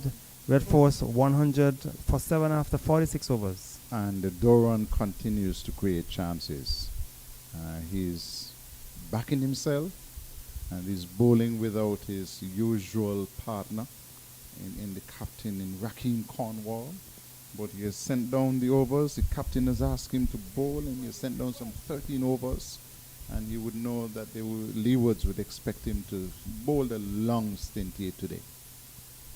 When we look into the standings, one of the spectators giving his opinion as to who he thinks should be bowling or how the field should be placed, how the field should be set. But the Red Force not doing too well. They're 100 for 7. And the Leewards certainly doing well. They would have picked up those wickets after inserting the Red Force this morning after winning the toss. In overcast conditions here at Water Park. Now it's bright and sunny. And Archibald to bowl to pair. Onto the front foot, thinking about the single. And fielder coming in from extra cover. And that's Mikhail Louis. And the total remains on 100 for 7. The Red Force have a top score of 30 coming from Jade Gooley, the century maker from the last game versus the West Indies Academy. That game was played at Connery. He made 113. This time around he only made 30. Thought he would have given his hands away. And Pierre is playing at the last minute. A good delivery, a bit close to him. Maybe was shaping up initially for a big drive. The ball came back towards him and was beaten and taken behind by the keeper. Good delivery. Closer to him, pulled him into the shot, but he didn't take an edge, and so he survives. So Archibald will try once more from the media center end. And Jeremiah Louis has also done well for the season. He has picked up 2 of the wickets that have fallen. Archibald has picked up 2. Cornwall also 2. And the other wicket going to Daniel Durham. Wide outside the off stump, he's slapping his crew of the wicket. Diving effort by Michael Louis at cover, moving away to his right, cannot stop it. And the fielding is completed by Kofi James, running back from backward point down towards deep cover area. 2 more to the total, takes it down to 102. And the delivery, which was short and wide, as we look up towards the deep water port, and we see a cargo vessel just going in to be docked. And they'll be looking to get those containers off quickly, get the empty containers on, and have it out of here this evening. So Archibald will continue. So that was the original deep water port here in St. Kitts. After Port Dante was constructed, that's where the crude liners drop, and it's our caught at extra cover. That's Carey Pierre driving at the delivery outside the off stump from Archibald. Catch taken by Michael Louis, and the Red Force have lost their 8th wicket. Pierre caught off the bowling of Archibald. Archibald 3rd wicket. Good delivery. And again, you see what he did, Gary. You notice that he hung this one outside the line of the off stump and bowled it full, invited the batsman to drive, and he drove it in the air down to the fielder there at cover. And so he has picked up his 3rd wicket, Colin Archibald. Every now and again, he seems to start a little bit slowly, Gary. But once he gets into his work, he is a better option and has been picking up wickets. He has picked up 3, and it's 102 for the loss of 8 wickets now, the Red Force. And so the Leewards are right in this game. Yes, they continue to pick up wickets from the second over when they got their first wicket. That was Mohan when he was bowled by a beautiful delivery from Louis. And so now they have now picked up some 8 wickets, and we still have 22 minutes to go before tea. So it depends on how quickly they pick up these remaining 2 wickets. You could see the Leewards batting before tea, or they should be batting sometime shortly after tea. Tea is taken at 2 o'clock. Normally should have been in a couple of minutes time, which is 2:40, but it has been extended to 3 o'clock because of the delayed start this morning. So tea will be at 3 o'clock. Gary, at lunch it was 51 for 5. De Silva was on 1, Hines was on no score. And they built themselves a good little partnership of 44 before the 6th wicket went. But since that 6th wicket went at 95, they lost another wicket at 95 and now another wicket at 102. And so they have been chipping away the Leewards, chipping away, and they have done well to win the toss and so far picked up 8 wickets for 102 runs. All right. But they know that the job is not done until they get all 10 wickets. So they have lost the last 2 wickets for just some 7 runs. And Colin Archibald has picked up 2 out of the last 3 wickets that have fallen. Doran picked up the other wicket. So Archibald will be bowling to the new batsman Anderson Phillip. And he's driving. Looks quite comfortable, quite compact, like an accomplished batsman. Well, he got a delivery which was full. He was over it, played it nicely. And I'm sure he probably would have been saying to himself earlier today, might not be batting until very late this afternoon, if at all. But instead, he finds himself out there. And 8 wickets are down for the Red Force. So Archibald will continue. So he's in his 9th over, 3 for 26. 2 slips and a gully goes down. Shoulders arms, that's Anderson. He allows it to go through to be taken behind by the keeper to bring up the end of another successful over for Colin Archibald and the Leewards. At the end of it, 102 for 8, the Red Force. 3 for 26, Colin Archibald, after his 9 overs. And remember that he was taken for 2 fours in 1 over. So he would feel very relieved. And somebody should say to him, Colin Archibald, when you finish working at 5:30 or thereabout this afternoon, you can still tune in, because the live streaming that was suspended yesterday for the school sports has been reinstated today. And so somebody should tell Colin Archibald that his school sports are on, and so he can tune in to the Ivor Walters Primary School sports and shout as loudly as he wants to shout for the house that he is supporting. Yes, so this is the athletic season for in Nevis. So the different schools having the sports meet. I think tomorrow is the EPPS sports meet. They will have the meet at the flats, and so they encourage going out to support the different schools. The spectators in St. Kitts are coming out to look at this encounter between the Red Force and the Hurricanes. Hurricanes doing very well after winning the toss and inserting the Red Force. Doran to Charles. He's forcing, goes down to extra cover. Jeremiah Lewis in the way he feels. So Leeward's opting to field on the overcast conditions this morning. Totally opposite to what is happening now. Very sunny and hot. And Charles just pushed it down in front of him. He has faced some 20 deliveries for his 3. So he has shown no inclination that he's trying to go after the bowling of Durham, who has been bowling very well from that Lozak Road end. He's in his 14th over, bowling a long spell. Charles is coming forward from the outer portion of the bat. And the hands of Powell going on his head, maybe indicating that probably could have come from the edge and flown in the air, but because it's on the ground. The total remains on 102 for 8. Doran from the far end crosses into the offside. Down throws back for the point. Joel Andrews giving chase. He should pull it back. No, it has gone into the boundary for 4. It was outside the off stump.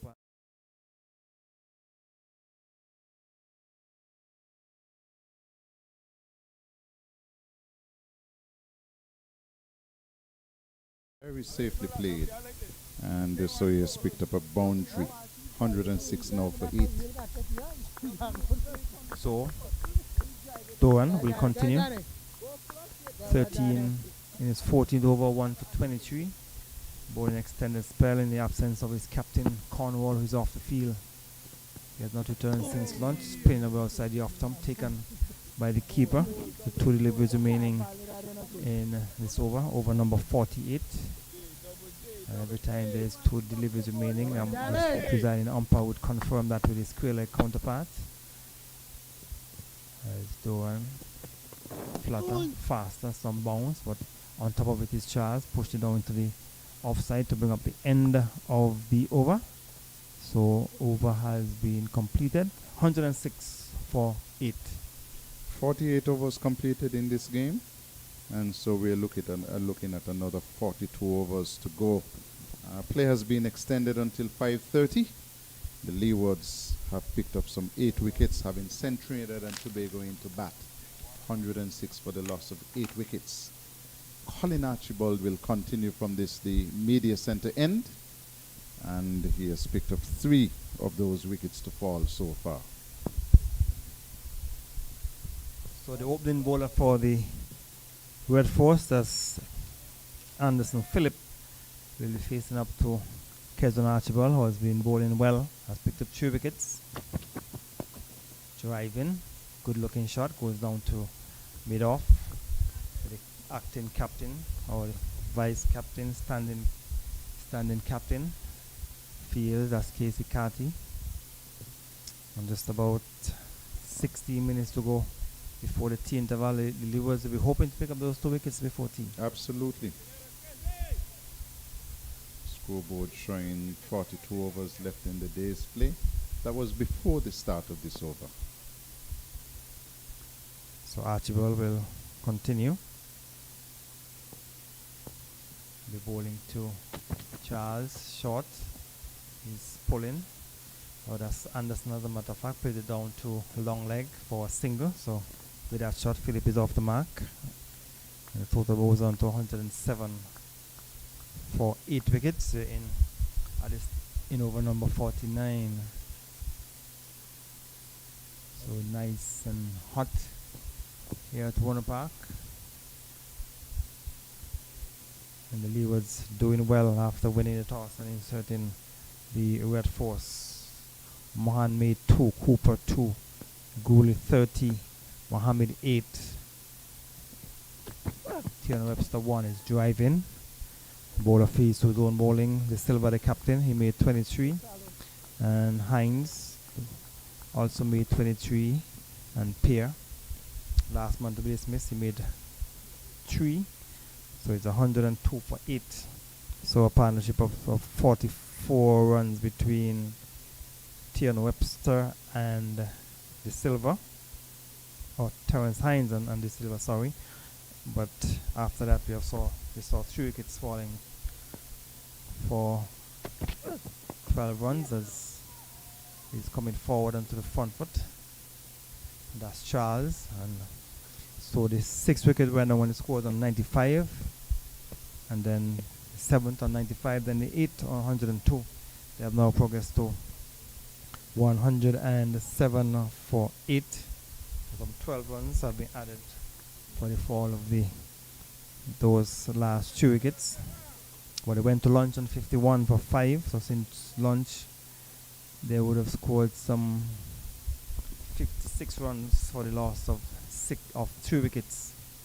The drive from Charles into the offside. We get a single.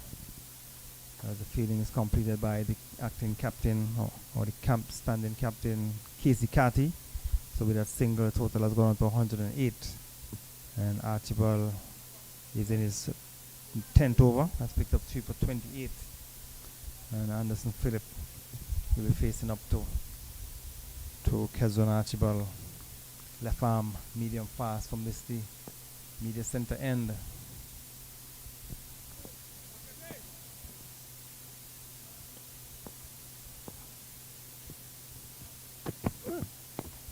Slow delivery, and the opening bowler Phillip is not going to be deceived, just pushed it down to the offside to bring up the end of the over there from Kezon Archibald. 108 it is for 8. And I can tell you that in the game Barbados against the Jamaica Scorpions, the Scorpions are now 117 for 5. And so Barbados continue to chip away at the Scorpions, 117 for 5. And back here at Warner Park, Daniel Doran will continue as we see some more excellent shots of housing here in Nevis, in St. Kitts, beg your pardon. And what captures you, Gary, is the design. You seem to see so many different lovely designs. It says that they have good builders and good architects. Yes, certainly things have changed, different designs and put in place, and lovely architecture, totally different to what used to be a long time ago. And Charles is onto the front foot, and as I said, he has been very, very sedate against the bowling of Doran, who has been very tight. Charles is there. He has faced 28 balls. He's on 8. He's coming onto the front foot once again into the offside, and so there's no effort being made to try and get any runs off of the bowling of Doran, who has been bowling very tight from that Lozak Road end. He's into the offside again. Goes down to extra cover. Yeah. Louis, that's Jeremiah Louis moving around to his right. So there's a slip, forward short leg, and a silly point. Yes, man. Driving, that's the Vice Captain Charles. Well fielded by the bowler Doran, who is in his 15th over. And bowling a long spell. Cornwall is off the field. He hasn't returned since lunch. Flatter, faster. And it plays it down to the fielder underneath the helmet at silly point. And there is no run, so that's Kofi James at silly point. Karen Powell is slip. Coming forward to delivery, some bounce, but he was behind it. And another maiden has been completed. 108 for 8, the Red Force. And looking to put a decent score on the board, the Red Force. And they, of course, won their last game against the Academy quite handsomely. And again, you see a close-up here of more housing in St. Kitts. And the architecture has to be impeccable, Gary. That one that you're looking at looks to be Football House, which is the home of football here in St. Kitts, and just across the road from us, just on Lozak Road. Yes, it is Football House. Yes. Saying good afternoon to the membership of the Nevis Cricket Association Management Committee. Of course, away doing cricket commentary. And so Secretary Curleen Leeward would be leading the team, ensuring that all is well for the Leeward Islands ladies who are in training in Nevis. Jeremiah Louis has been brought back into the attack. And this is good, sensible ploy by the Leewards, making sure that they have a fast bowler fresh at all times. So he's at the start of his 11th over. So all was not set. So that ball will be signaled by umpire Carly Tuckett. So Louis has bowled 11 overs, 2 for 22. He picked up the first 2 wickets, the wickets of Mohan and Cooper. He had Mohan bowl for 2 and Cooper LBW for 2. Mohan went when the score was on 4 and Cooper went when the score was on 9. So Louis has been brought back into the attack. And he's playing it into the onside. We get a single. That's Anderson Phillip. So he moves on by 1 to 2. And the total has progressed to 109 for 8 wickets at the start of over number 51. So we have 90 overs in the day's play. So that's about 39.5 overs remaining in the day's play. And about 7 minutes to go before the tea interval, which should be taken at 3 o'clock. Outside the off stump. Charles looking to force into the offside, came from the under portion of the bat and went bouncing down into the offside. And the total remains on 109 for 8, the Red Force. And Charles is on 8. Now striker Anderson Phillip, who I'm sure didn't expect to be out there this time of the day after they were inserted by the Leewards. But the Leewards, on the other hand, will be happy to know that they have been able to pick up 8 wickets. As Louis to bowl to Charles. Good delivery, beaten outside the off stump, taken behind his out caught. Lovely delivery, touchdown just on about the off stump. Got the away movement, the outside edge found. Charles has been dismissed.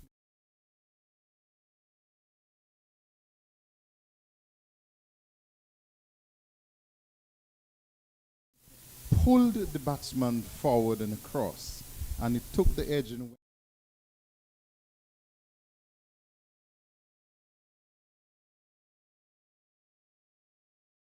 Louis picking up another wicket, his third. Charles will make his way back. So the 9th wicket has been dismissed. So Jaden Sales, so the 2 opening bowlers will be in partnership in the middle as batsmen. And they'll be looking to try and see how many more runs they can put on the scorecard. But the way we have seen the Leeward's bowling attack, they certainly will be hard pressed to score many more runs. 109 for 9, not a very good position to be in. And in all of the matches, Carla, we're realizing that a lot of wickets have fallen for the first day's play. definitely, and it continues in this game. Day one of the game, didn't seem to be any devil in the pitch out there. And this one was a good delivery though by Jeremiah Louis.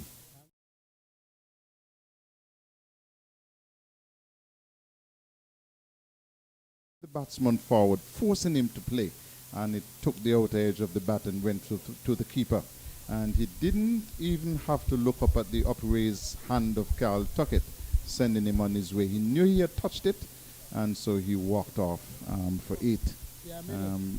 The vice captain of the Trinidad and Tobago Red Force team, Charles, having gone for 8, 109 for 9. So with about 5 minutes to go before the tea interval, the Leewards will be looking to get this final wicket, and they can go in and rest for the 20 minutes and then come back and start the innings after tea. Because if the wicket is to fall now, they will take tea. Because this should be a changeover of innings of 10 minutes. You have less than 10 minutes to go. And they'll be right up. And the left-handed opening fast bowler, Jaden Sales, is to the measure of it. Oh, Gary, the tea interval might be delayed. 9 wickets down. 9 wickets are down. So Louis would want to prevent that by picking up this wicket in this over if possible, or as quickly as possible after this.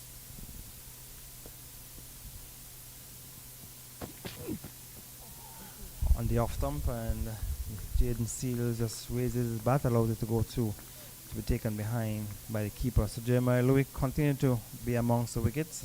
He came into this game with some 12 wickets, so you've added 3 to that. So he has now moved to 15. And so he has an opportunity to pick up another wicket, maybe to get 4. Jaden Seals is the opening bowler for the Red Force team. Delivered a bit closer, but he's not going to play at it. He plays straight inside the line, allows it to go through to be taken to bring up the end of a successful over for the Leewards. 109 for 9, the Red Force. 51 overs completed, and that 109 includes some 8 extras. But the Leewards have been taking wickets and taking wickets regularly. The highest partnership was 44, and that 44 was for the 6th wicket. But as soon as the silver went caught by Doran off Archibald for 23, he was followed by Hines caught at the wicket off Doran for 22. So losing 2 wickets on 95, and then finding themselves at 109 for 9. So Doran will continue from the far end on persons. So the extra half an hour has been taken because 9 wickets are down. So you have the, based on the playing conditions or the rules of cricket, you can extend for half an hour if 9 wickets are down, and that is what will happen. So they have until 3:30 to get the remaining 1 wicket. And with that single, the total has gone on to 110. So if the wicket doesn't fall within this over, then play will be extended for an extra half an hour. And if these two batsmen bat for an half an hour, it means that tea will be taken at 3:30. So Doran will continue from the far end. He will want to prevent that from happening. So the fielder at long off, that's Shino Berridge, has been asked to come into mid-off. So there's a ring of fielders around the bat. There's a silly mid-off, a slip, a leg slip, and a forward short leg as Jaden Sales faces up to Doran from the far end. He's coming correctly forward and pushed it back on the strip. Fielder from silly mid-off. That's Louis. And across the pitch to pick up and sends it back to the bowler Doran, who is in his 16th over. In the air, to the offside, should get 4 runs. It went between extra cover and to the right of mid-off and into the boundary for 4. Jaden Seals, realizing that the field was in, decided to take the attack to the bowling of Doran and was able to pick up 4. Not only that, it was given some width as well. So it was full and a little bit wide, there for the drive, and he picked up 4 good-looking runs. Seals. He's off the mark with 4. 114 for 9. He's coming forward, leaving the bat in the air, but dropping well short of Michael Louis at 3 point. So we have 2 balls remaining in this over. Doran has picked up just the 1 wicket, the 1 for 28. And Sales is correctly in behind it, pushed it down into the offside. So good there for the Leewards after winning the toss and inserting the red force. They've picked up some 9 wickets, and there's nothing wrong with the pitch here at Warner Park. And Seals coming forward to bring up the end of the over. 114 for 9. Persons joining Carlisle might be wondering if something is wrong with the pitch at Warner Park, but nothing is wrong with the pitch. We have seen some excellent bowling from the Leewards bowlers. Excellent bowling, very disciplined bowling unit, and they have shown today that you just have to be patient when you're playing cricket. And they have been patient. Even when that big partnership of 44 was being built, the Leewards remained very patient. And the bowling rotation, though, has been good, Gary. Yes, they have rotated the bowlers nicely, and Casey Carty has done a good job standing in for the captain Cornwall. He's bowling his pace bowlers from this end, and Doran bowling from the far end. So spin from one end, and the medium pacers from the media center end. Clipped away nicely into the onside by Anderson Phillip. Will get at least 2. As the fielder down on the boundary, that's Shino Berridge, had someone in to do across to his left. So 2 more to the total. Take it on to 116. 116 for 9 at the start of over number 53. So with that shot, the fielder at long leg has been asked to move a few paces to his left. And he's swinging in the air over mid-wicket. It has gone for 4 runs. Short delivery, and Anderson went after it and swung it through mid-wicket and down towards the boundary for 4. A good shot by Anderson. He played it well. He played it well. It was there, angling into his body, and he saw the opportunity to get runs, and he scored 4 good-looking runs.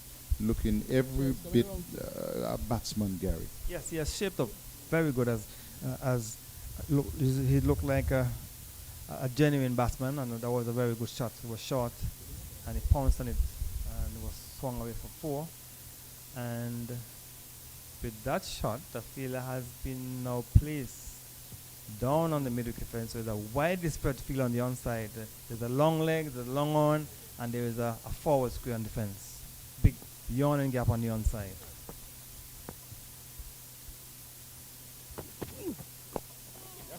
So he should be looking for 2, or just push it into the onside, and Curzon Archibald coming off the long on fence. So you think he should have spread the field for that one shot? Not necessarily, no. Being a little bit conservative there, pushing the fielder all the way down on the mid-wicket boundary. Already had a long on the boundary, and a long leg. So 3 fielders on the onside on the boundary. And so giving up an easy single. 121 for 9. The 2 opening bowlers for Red Force in the middle. And Seals facing up to Louis. Louis is getting a delivery up, right up, and he's coming forward. Push it back down the strip. So play has been extended by a half an hour because the Leewards would be able to pick up 9 wickets, 9 of the Red Force wickets. Play was scheduled for tea at 2 o'clock, but because 9 wickets fell before that, they have the option of extending play for an extra 30 minutes to see if they are able to pick up their final wicket. Driving through the cover, lovely shot, 4 runs by Jaden Seals. The ball pitched up on the off stump and drove it between extra cover and mid off for 4. Again, an over-pitch delivery, but he played it beautifully. He got into position and just smacked it down to the extra cover boundary for 4. So we have seen some good-looking shots, some good-looking boundaries in the last, well, in this over, as a matter of fact, 2 fours. One was swung into the mid-wicket area, and our extra cover drive by the number 11 batsman Jaden Seal, and he doesn't look like a number 11 batsman based on the shot that he would have just played. But what this is saying to the bowlers is that, listen, the last wicket is not going to be easy. So if you want me, you have to bowl me properly. And those were 2 half volleys that were treated harshly. He's on to the front foot. That's Jaden Seals. Pushed it down into the offside to the end of an expensive over from Jeremiah Lewis. Some 11 runs coming from the over. 125 for 9. And the partnership is 16 between these two. And they have done it fairly quickly as well. So play was scheduled to be suspended at 3 o'clock for the tea break. But 9 wickets are down, and so play will be extended by another half an hour. And so you are not missing any cricket at all. And if you're wondering, yes, we did say tea at 3, but because of the circumstances, another half an hour play will be engaged unless the Leewards can pick up this wicket earlier. So Doran will continue from the Lozak Road end. Anderson Phillip, who is on 10. Jaden Seals, he's on 8. So Doran will go between the umpire and the stumps. There's a good push back down the strip, the bowler feels. And Anderson Phillip has shaped up good since he has come to the middle.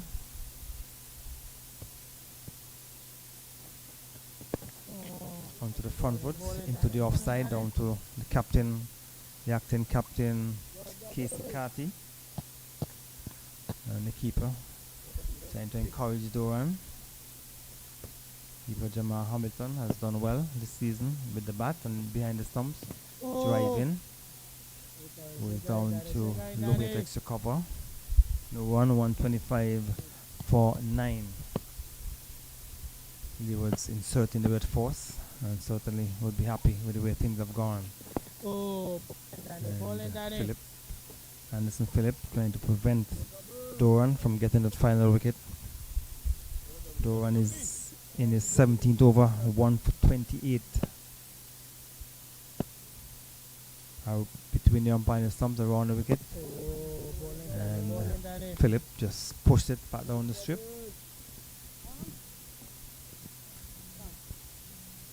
So Cornwall did not take the field after lunch.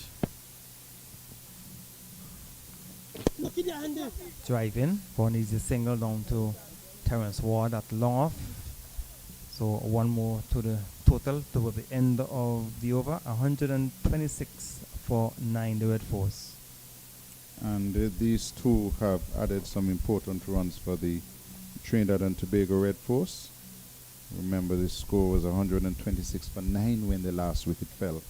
Seals has now gone on to 8, and Anderson Phillip is on 11. 126 for 9 after 54 overs. So important partnership is developing between these two. Some 17 runs. And Jeremiah Louis will be looking to break this partnership. 13 overs, 3 for 34. He picked up the first 2 wickets. And be going around the wicket now to the right-handed Anderson Phillip, who has looked good. He has been shaping up well.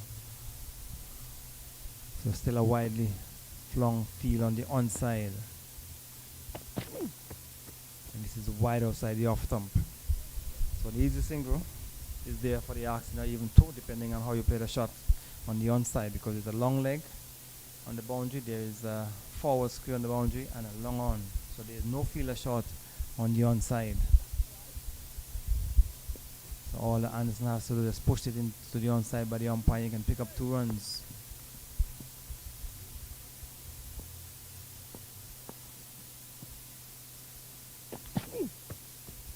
Wide outside the off stump. So because of the wide spread field on the onside, he has been forced to keep that off stump line.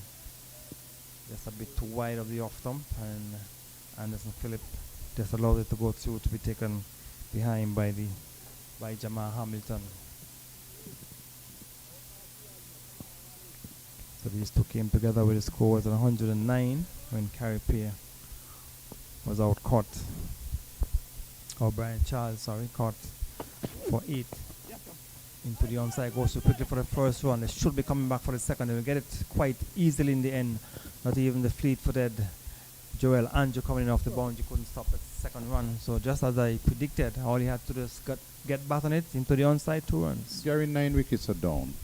Why do you want to have a man at long leg, a man at mid-wicket on the boundary, and a man at long on the boundary? Why not bring the field closer in and close out the singles? These are free runs. Yep. So Louis will continue wide outside the off stump.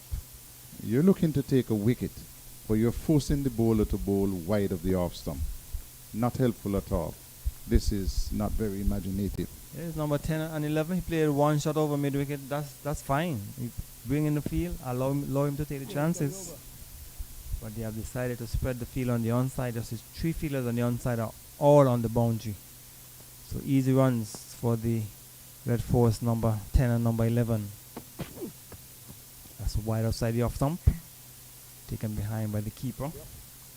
So play has been extended to 3:30. So if the Leeward doesn't get this wicket in the next 20 minutes, they'll have to come back after tea to try and break this partnership.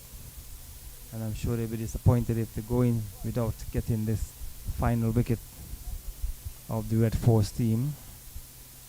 So these two will be looking to bat for the remaining 20 minutes. So now it seems as if the long on fielder has been brought in to mid on, but it's still a bit deep. You need to go in a bit closer. So Anderson Phillip, who is on 13 from 21, faces up to Jeremiah Louis. Wide outside the off stump to bring up the end of another over. 128 for 9, the Red Force.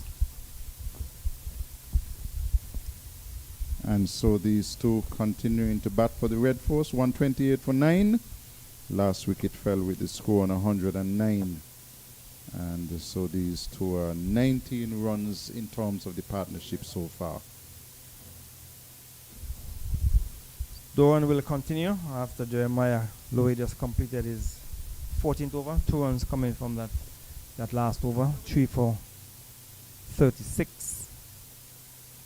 And so Doran will continue. He had just picked up the 1 wicket so far.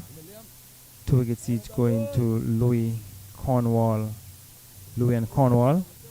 And Archibald has picked up 3 wickets. And Jaden Seals is on to the front foot, looking like an accomplished batsman. So they will probably want to keep the Leewards in the sun. As Doran goes over the wicket. Seals is coming onto the front foot. So as the opening bowlers, if you have a long innings, then you still have to come back out and open the bowling for TNT. Absolutely, that's your job. Seals just coming forward and push it into down on the offside, so they not intend to give away his hands. That's Jaden Seals. Try to keep the Leewards in the field until 3:30. Flatter faster, but he's in behind it on the back foot. And just pushed it down on the offside. 128 for 9. Important thing is he got some bat on it, Gary, because he was right back on his stumps and in line. The one will go around the wicket between the umpire and the stumps this time. Yes, oh yes, Sails onto the front foot easily. So nothing much happening in the last couple of overs for the Leewards. The two batsmen looking quite comfortable. Doran will bowl in the final delivery of his 18th over. Sails just coming forward. Over completed. 128 for 9. 128 for 9. And the acting captain there, Casey Carty, would be thinking now, do I get Terence Ward into the attack? Do I give him an over? Who do I turn to make sure that we can get wicket number 10? Doran has been holding up an end very well from the far end. And the Trinidad and Tobago Red Force, they're 128 for the loss of 9. 56 overs completed. Remember, we are scheduled to do some overtime this afternoon, and we're looking at 5:30.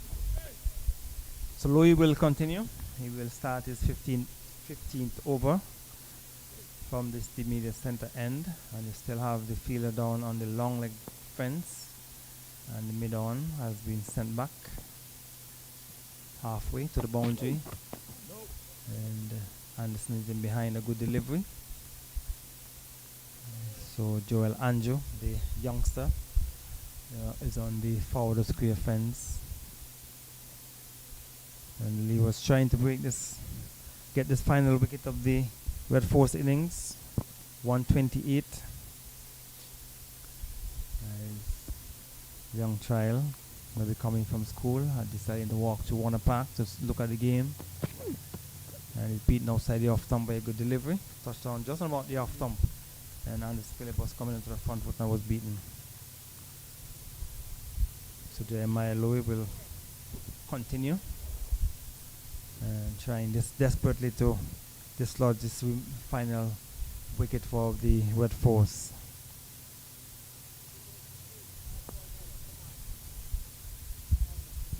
Just the one slip on the gully. No, wait. Just guide it down to Doran gully, and no run.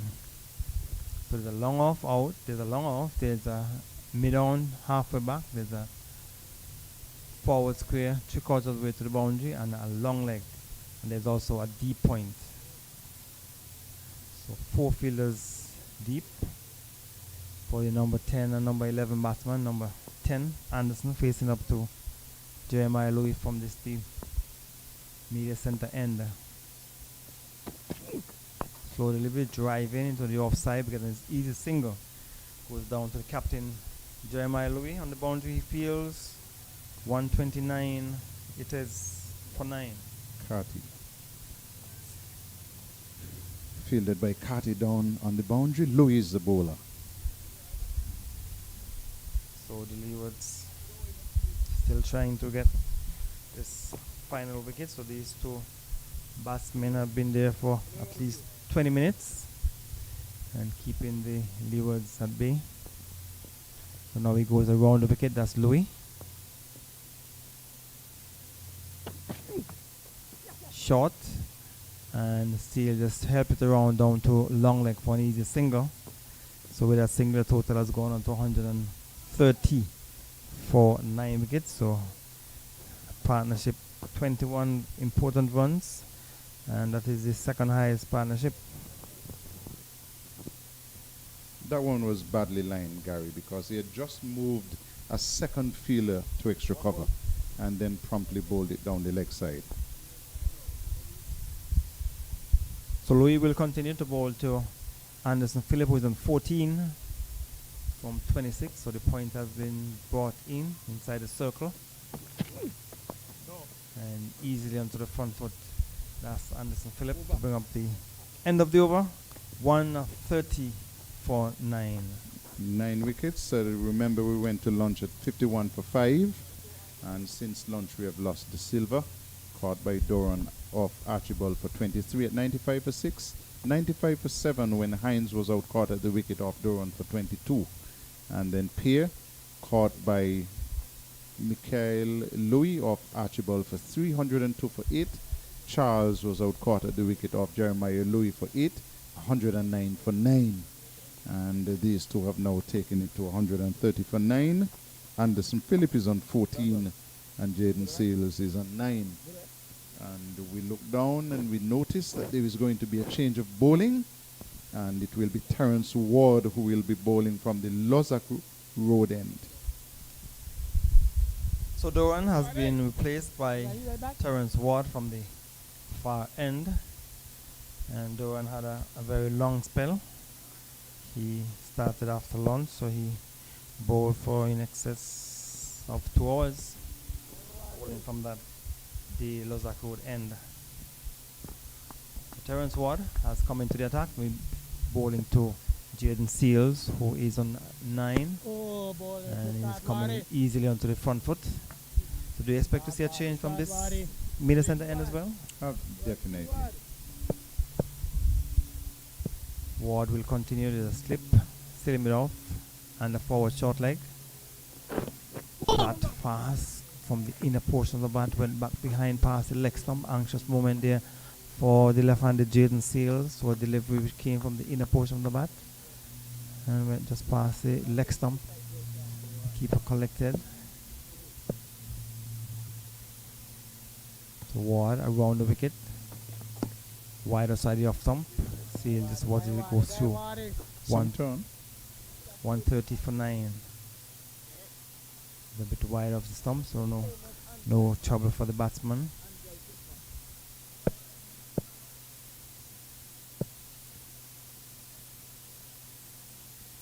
And easily onto the front foot.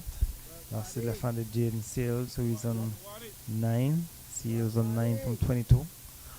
And Philip is on 14 from 27. Around the wicket is Ward. Hitting it in the air, over, long off, and into the boundary for 4. 1 bounce. The ball pitched up, and Jaden Seals went after it into long off for 4. Good sensible batting. It was overpitched, and he was right there in line was Sales. Knew that the fielder was in at mid-off and helped himself to a boundary. 134 for 9. And with that shot, the long off has been installed, so the over has been completed. 4 runs coming from over from Terence Ward. 134 for 9 as the Leewards still trying to get this final wicket of the Weds' 4th innings. Yeah, he erred in length just a little bit there, Terence Ward, and gave up a boundary. We look and we notice that it might very well be Doran who might be switching ends to come down to bowl from the pavilion end. So these two batsmen, Carlisle, they have done very well. So just 10 minutes to go in the half an hour, the extended half an hour. They came together, I think maybe around 10 to 3 o'clock, 10 minutes to 3. So they have been batting for almost a half an hour. But this is the art of cricket, Gary. Batsmen are not supposed to give up their hits. Whether you are a bowler in the side, yes or not, once you come in when your side is batting, you are a batsman. And you're expected to provide support, to provide runs, and not to gift your wickets away. We have seen that too often in this tournament. We've seen that too often in cricket. In that batsmen believe that they can take chances, get out, go and watch the game, and then complain that the bowler didn't bowl very well. But you're out. Whether he bowled well, yes or not, and you're out, you're out. So Doran has been swung around to the media center end. And a good on drive by Anderson Phillip, another single to the total. Takes it on to 135. So the partnership, 26 very important runs for the Red Force team. I'm sure we expect to see a lot of spin when the Leewards get a chance to bat. So Louis has been asked to come into mid-off. For Seals, Seals getting a delivery on the stumps, in behind it. So very important partnership for the 11th wicket. The 4th wicket, the 5th wicket partnership was 44. And now this is the second highest partnership for the 10th wicket. And is the outside edge found, dropping just in front of Powell.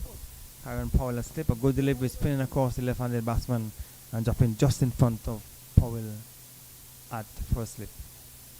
Yeah, just short. But again, Doran continues to ask questions. So Sales is just coming forward in the air, but well out of the reach of Kofi James at silly mid-off, or silly point. Just up and out of his reach, just to his left.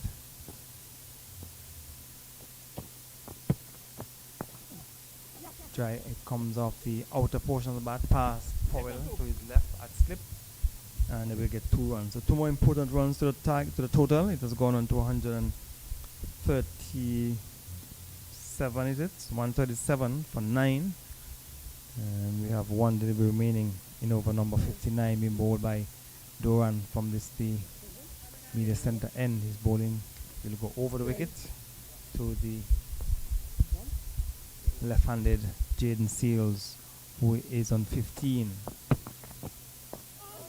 Ball spinning towards him. He's in behind it to bring up the end of another over. 137 for 9, the Red Force. Yeah, and good batting by these last 2. Last wicket went down, we remind you, with the score on 109. And so these 2 have already put on some 28 runs. And in the context of the match so far, we tell you that this is the second highest partnership. This 10th wicket partnership between Sales, who is on 15, and Anderson Phillip, who is also on 15. So important runs. Very important. So the Leewards will have to be mindful of the fact that runs on the board are runs on the board. And when you get a chance to bat, you'll have to put your head down and bat sensibly. And I'm sure the Red Force, we were seeing a lot of spin from the Red Force attack when the Leewards get a chance to bat. And I'm sure when the 9th wicket fell with about 10 minutes to go before the scheduled tea interval, the Leewards would have been hoping that they would have gotten the wicket before tea. The play has been extended for an additional half an hour. Flat and fast delivery from Terence Ward. So total 137.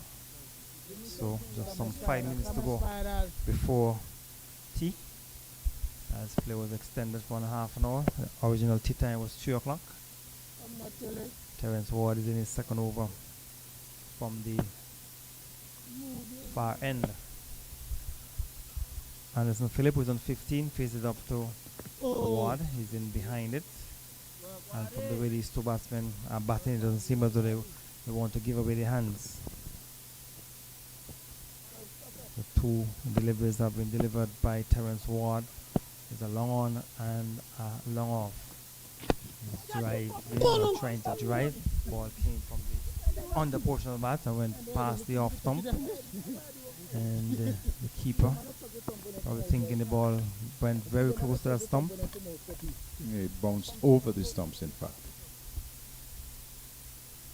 So Terence Ward will continue from that far end.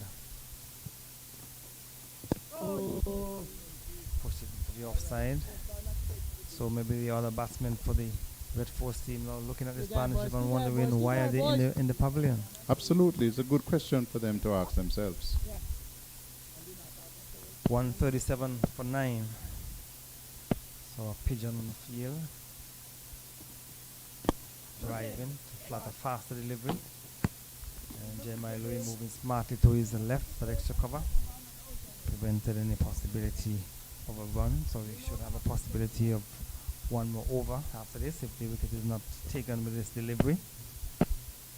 Terence Ward from the far end. Easily in behind it to bring up the end of the over. Over number 60 have been completed. 137 for 9. So another 30 overs left in the day's play, Gary. We're scheduled to finish at 5:30. So at this rate, we'll just do a little bit more overtime. Not a lot. So play continues. So the 2 batsmen having a mid-pitch conference, probably indicating we just have a few minutes to go before tea. So we'll try and battle this over and come back after tea and see how many more runs we can put on the board. Because if we can get up to 150 and the spinners can settle in against the Leewards, you never know. Anything is possible in cricket. Doran will go between the umpire and the stumps. He's just coming correctly forward. 137 for 9. Leewards won the toss and inserted the red force. They have picked up 9 wickets. They have done well up until this point. Flighted in the air down towards long on, should be out caught. The catch has been taken and Jaden Seals has been dismissed. So the red force have been dismissed for 137. Seals caught down on the boundary by the captain Carty for 15 it is, and 137 all out the red force. Yeah, and a good wicket for Doran. He has bowled well all game, sometimes without luck. And the Leewards would be saying to themselves 137 for the loss of 10 wickets, that they have to come out and bat properly. But it was there in the slot, teasingly flighted, and hit straight down to Carty, who took it very well. And so all 10 wickets have gone now, as Jaden Seals has gone for 15. Anderson Phillip was left not out on 15. And so at tea, the Trinidad and Tobago Red Force have been bowled out for 137 runs. And we can tell you in terms of the wickets that Jeremiah Louis picked up 3 for 37. It was none for 25 from Sheena Berridge, 3 for 28 to Colin Archibald, 2 for 5 to the captain Cornwall, and Daniel Doran has picked up his second wicket of this inning so far, and so the Red Force have been bowled out. Alright, so that's the position here at Warner Park. Red Force have been dismissed for 137 in 60.2 overs. We'll take this break and we'll be back in about 20 minutes.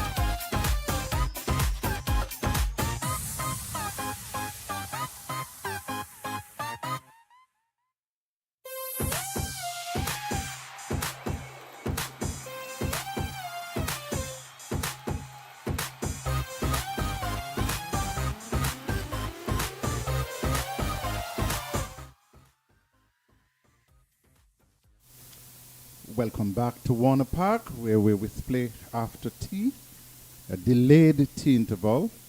And we remind you that the Trinidad and Tobago Red Force were bowled out for 137.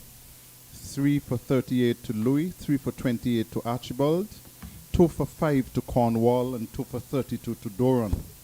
We've seen the first delivery from Seals, and he's bowling to Mikhail Louis. And he played that one back down in the onside. No runs. Seals, tall figure, comes in from the Lozak Road end to bowl to Louis, who is behind it, plays it away into the onside. And so the opening batsmen for the Leewards being Mikhail Louis and Kyron Powell.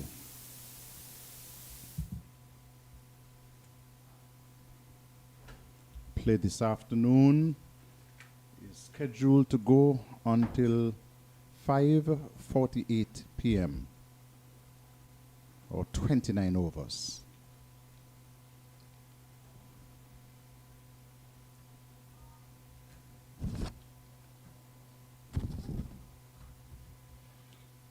Seals again comes up to bowl to the right-handed Louis, who is behind it, and it defends nicely, no chance of a run.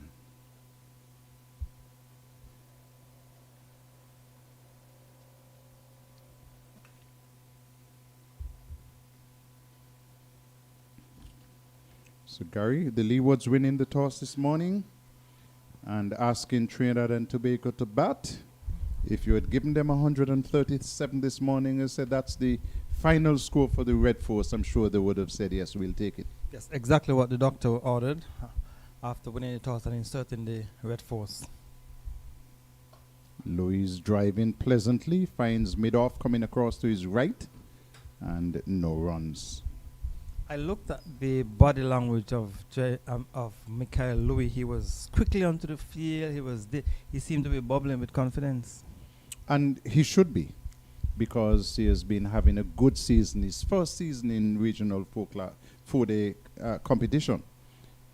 Half century in his second inning, century in his third, and a century in his fourth. It's almost like he said to Kyron Powell, I will take first strike, as if, well, he's the senior opening partner. Shows his confidence.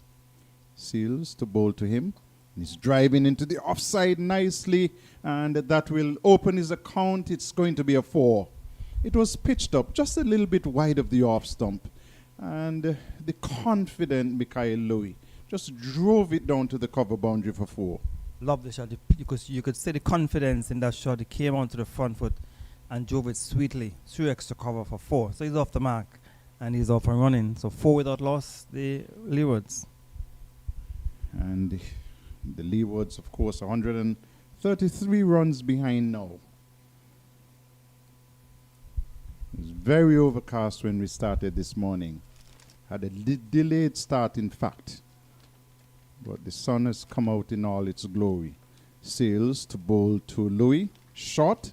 And he leaves it alone. Goes through. 1 over completed by the Trinidad and Tobago Red Force. Louis is on 4. Powell is yet to face.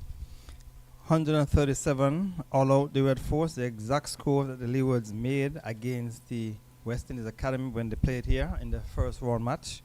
So we'll wait and see how things will go. But good first over, confident looking Mikhail Louis, and if you're on top in terms of the most runs so far for the season, you must be beaming with confidence, and you could see it in the way he entered the field. He was quickly into the middle on the field during the time when the Leewards were bowling. He was bubbling, he was moving around, he was expressive. You could see he's enjoying himself. And he should be. And he would be looking for more runs as well. There's a break after this round, Gary. And then after the break, there will be more matches to come, and so he'd be fancying his chances of getting more runs. Philip will open the bowling from the media center end, and will be bowling to Powell. 2 slips and a gully.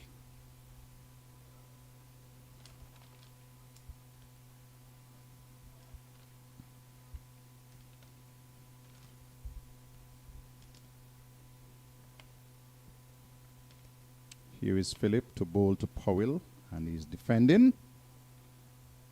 His first game for the season so far.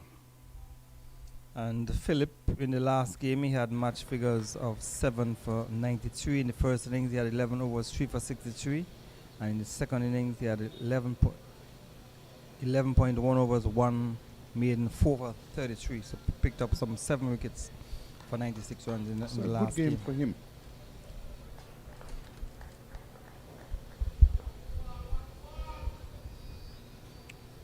Philip goes wide on the crease and short, pull down to mid-on, and no runs. Leeward will be looking to the openers for a good partnership. The first inning score by the Red Force is not a huge one, but they would want to get a good start. Oh, definitely. And they would both be looking to get good innings. Of course, 2 teams make up a match. Trinidad and Tobago Red Force would be thinking otherwise. Philip again to bowl to Powell, and it's outside the off stump, just shading back in slightly, left alone, and goes through for De Silva to take. And De Silva also in his first game of the season.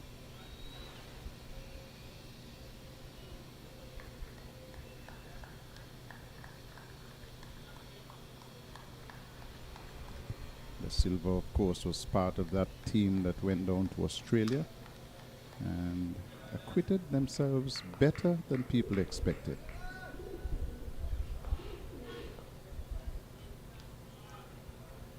Philip to bowl to Powell, who is playing it away to the offside, and the cover comes racing in, no runs.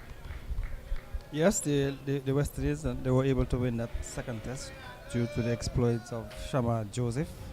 Most persons would have been expecting that the Australians would have won the test series quite easily, but they proved us wrong, and we just want to wish the test team all the best and wish Shama Joseph will continue to go from strength to strength. 2 slips and a gully. Cover, extra cover, and the mid-off. And Powell is getting the delivery on the stumps and defends it nicely. And the only action on the field is that mid-off recovers. So Kyron he has played 142 first-class matches. He started in 2008. He has 7,699 runs, has an average of 31.2 in first-class matches. And he's facing up to Philip, who went very wide on the crease. And this one was dropped a little bit short, and Powell was back and pulling over the head of the mid-wicket down to the boundary for 4. So he too has opened his account with a 4. And so that would take him past 7,700 runs in first-class cricket. Yes. So that was a short ball. That's his second time in the over we saw him looking to play that pull shot. This time he got it in the air, out of the reach of the fielder and mid-wicket, and down into the boundary for 4 runs. So the over has been completed, and the Leewards, they are 8 without loss. And going in search of the runs made by the Trinidad and Tobago Red Force. And Gary, I like to tell people that cricket is a game which is unpredictable. That even if the score is low, you have to make it. And so you have to show the discipline to get in and get the runs. Seals bowls to Louis, who is trying to play it into the onside. It's a delivery which was swinging back sharply. And some of the players went up in appeal, but that was not going to hit. And now his batting partner, Powell, is coming down just to have a little word with him and telling him not to bother, just clearing some debris from the pitch. Louis has been in very good form.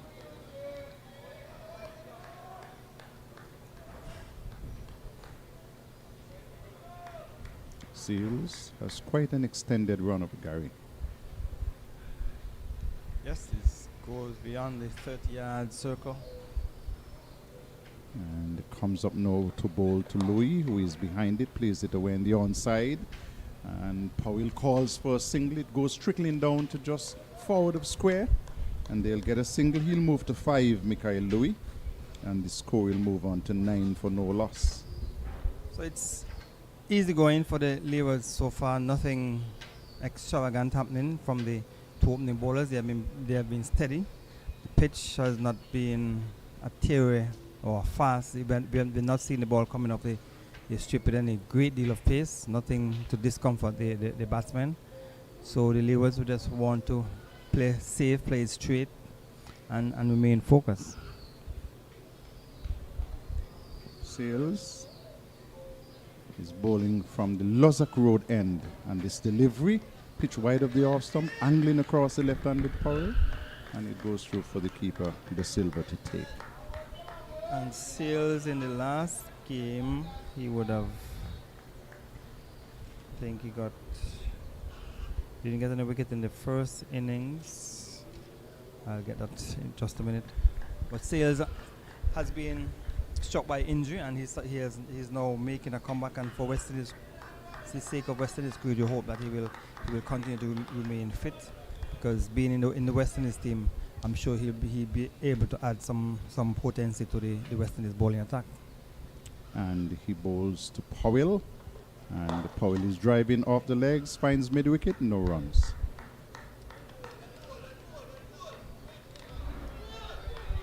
Yeah, so the Leewards will be hoping that these two, first, they will hoping to see off the shine in terms of the pacers. Normally you expect your openers to bat and see off the shine from the opening bowlers, and then see how things progresses after that. But the Red Force, on the other hand, I'm sure if nothing happens within the next couple of overs, we will see the introduction of the spinners. But they have a couple of seamers in the bowling attack, so we'll have to wait and see what will happen. Sales to Powell, who is getting a good delivery, forcing the batsman to play, and it angled across him and went through to the keeper to take.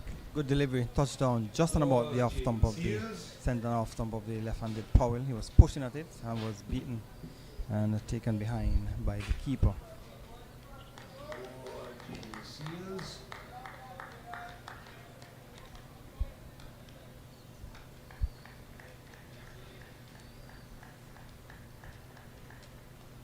Sales makes his way back to the top of his mark, turns in the distance, and comes running up now to bowl to Powell. It's 9 for no loss.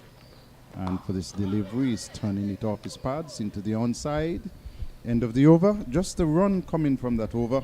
And so at the end of it, Louis is on 5, Powell is on 4, Leeward's on 9 for no loss. So Sales in the first innings against the West Indies Academy, he bowled 9 overs, 2 maidens, 3 for 26, but he didn't get a wicket in the second innings. So I'm sure we'll be hoping, and that would have been his first game, as a matter of fact, for the Red Force this season. He didn't, or did he play? I think he played in the first game, but he didn't bowl because the match was rained out. So he got 3 wickets in the first innings against the West Indies Academy, and now I'm sure he'll be looking to be amongst the wickets in this game versus the Leewards. Mikhail Louis is taking his guard and will be facing up to Phillips for the first time in this game. You're just joining us. We tell you that the Red Force were bowled out for 137, a top score of 30 to Gooley, and he was followed by 23 to De Silva, 22 to Hines, and 15 each to Sales and Phillip. Phillip it is, and Louis behind it, defends stoutly, and no runs. Jeremiah Louis 3 for 38, Archibald 3 for 28, Cornwall 2 for 5, and Doran picked up 2 for 32. Cornwall left the field. It didn't return after lunch, and we're still awaiting word as to his well-being.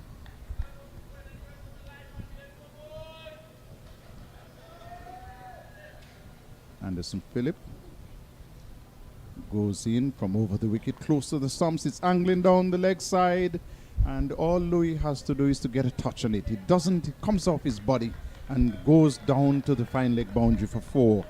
runs nonetheless for the Leewards. And 4 of those will take the total onto 13. And that's in response to 137 made by Trinidad and Tobago. So a body line delivery from Philip and came off the pad of Michael Louis for 4 leg byes. I'm sure if Louis continues to bat, we hopefully should see some more spectators coming into Warner Park. It's just about 5 minutes past 4 o'clock, so most government offices and most offices closes at 4. So hopefully we might see 1 or 2 more spectators coming in to look at the homeboy, Michael Louis. Gets the delivery, which is back of a length, and he's behind it. And plays it away on the onside. Might get a few coming down from Nevis tomorrow as well. He plays for Highlights International. And they have always been fulsome in their support of the Louis brothers.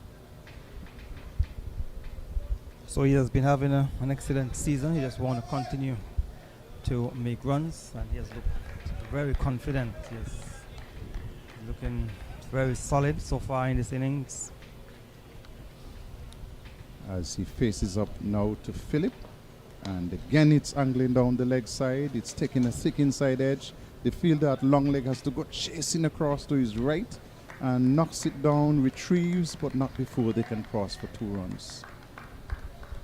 So again, the line wasn't quite right, and they picked up 2 runs. Good save by the fielder on the boundary. Yeah, Jaden Seals running across to his right, and he was stumbling and going onto the rope, so he just flicked it back and saved 2 runs for the Red Force. 15 for no loss.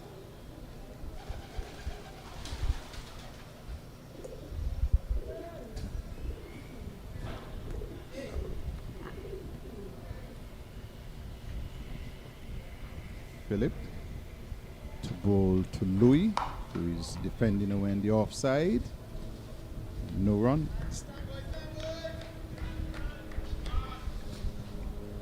So the Red Force will be hoping that they can get some wickets this afternoon. We had at the start of the innings, the Leewards replying in 29 overs remained in the day's play, so that we'll have to see a lot of spin if you're to get close to the 29 overs remaining in this day's play. First day of the 3rd round here at Warner Park. Philip from close to the stumps bowls a short delivery to Louis, and he just spanks it down forward of square to the boundary for 4. It was short, it sat up, it said hit me, and Louis didn't need a second invitation. He's in good form, and so he picked up another boundary to take the total to 19 for no loss at the end of the over. Yes, another good confident shot to bring up the end of over number 4, and has taken the score on to 19. And as I have been saying, Louis has looked good, he has looked confident, and he has really demonstrated that the fact that he has been making runs, he has made him more confident. And let us hope that he will continue to go from strength to strength, and hope that the local crowd will come out and support him this afternoon. The scoreboard is showing that there are 25 overs left in the day's play. They're also showing us a total of 20 on the board. Our scorers are showing us 19. I'm sure they'll work out the difference. Seals from the far end to bowl to Powell, and he's leaving this one alone as it goes through to the keeper. So another delivery just on about the outside the off stump, and Powell is allowed to go through. There are 2 slips, and the gully have Jade Gully is at first slip, Brian Charles at second. We have Cephas Cooper, he's in the gully, Carrie Pear at point, and the Terence Hines that takes the cover, and at mid off of this Anderson Phillip, and Sales is bowling from the far end.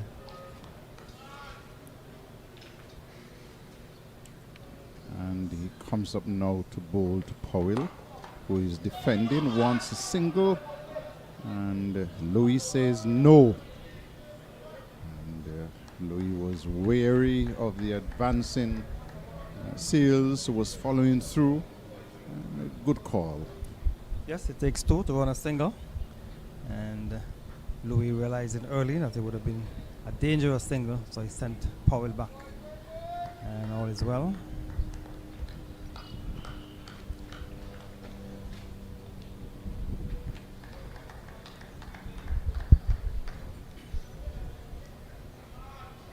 So it is Sales from the Luzak Road end to bowl to Powell, who is dropping it away in the offside. This is good bowling, well played. Score remains on 19 for no loss. Tight bowling from Seals and good compact batting from Kyron. And so the Leewards will want these two to continue. And if possible, bat until the end of the day's play. The Red Force, on the other hand, will be looking to get some wickets.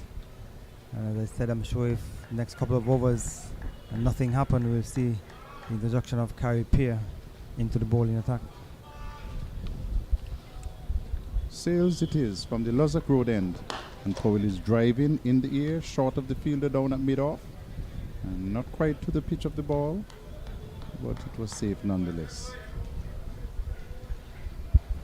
So Red Force would have been disappointed with the first innings returns of 147. So this game has progressed quite quickly because one inning has been completed already, and we're still in the first day's play.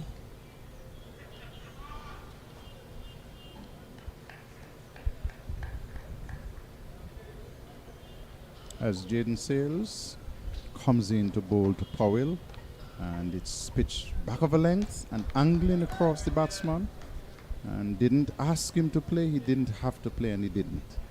I think maybe it was a teaser there for Powell. He has pitched it a bit wider to see if Powell will go after it.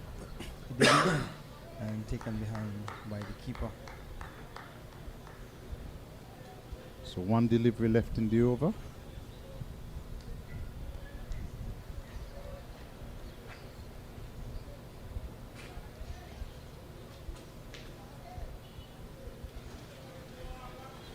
Sears is coming in towards us and bowls to Powell. And again he leaves it alone to bring up the end of the over, end of which 5 overs have been completed in the inning. The Leewards going in search of 137 first. Score made by Trinidad and Tobago. They're 19 for no loss. So a quiet period of play. We would have seen 2 fours being struck by the two openers, one each by each opener. And so they will continue to try and play safe for the Leewards. And the Red Force will continue to try and see if they can break this partnership, because after only making 137 in the first inning, you don't want to give up a big lead on first inning, because you certainly will be behind the 8 ball. So they'll be looking to keep things as tight as possible and try and see if they can pick up a few wickets today. Definitely, that would be the order of the day. Philip is turning beneath our position at the media center end and goes in to bowl to Michael Louis. And Louis is driving into the offside square down to the boundary for 4. Just opened the face of the bat, did Louis, and played that delivery down to the square boundary and picked up 4 good-looking runs. He was deliberate in that shot. The ball pitched up and he just opened the face of the bat. Once he got it past the infield, he knew it would have been 4. He did not even bother to move in terms of looking for a single. And he got it down towards the boundary for 4. So with that shot, he has gone on to 15. And I'll tell you that Guyana were bowled out for 175 by the West Indies Cricket Academy. West Indies Academy, correction. Here is Louis defending stoutly, and it goes down on the onside to mid-on. High score in that inning was by Ali Mohammed, who made 30, and then 28 to Nando. The wickets, 5 for 43 to James. Joshua James amongst the wickets. And Ali Mohammed seemed to be an all-arounder, because he made runs, I think, against the Leeward. He made top score one of the innings against the Leeward as well, and picked up some 5 wickets. So I've seen a lot of wickets being taken in this year's competition. Academy at 10 for no loss. Delivery wide of the off stump by Philip, and allowed to go through for the keeper, De Silva. It brings us back to the point, Carlisle, that the standard of play in the West Indies, because two big teams, the Red Force being dismissed for less than 150. Now the Guy and Happy Eagles have been dismissed for less than 200, and within the first day's play, two of these teams have already been dismissed. And Jamaica are 189 for 6. Morrison is not out on 49. Good delivery, touching down just outside the line of the off stump, drawing Louis into the defensive shot, and it beat his probing bat and went through for the keeper to take. Yeah, good delivery, touchdown just on about the off stump, and Louis was coming onto the front foot and was beaten, and the ball just going past the off stump. So good delivery from Anderson, good moral victory for the bowler who is bowling from this the media center end. Combined colleges and campuses, 119 for 4. And they're playing, of course, against the Windward Islands.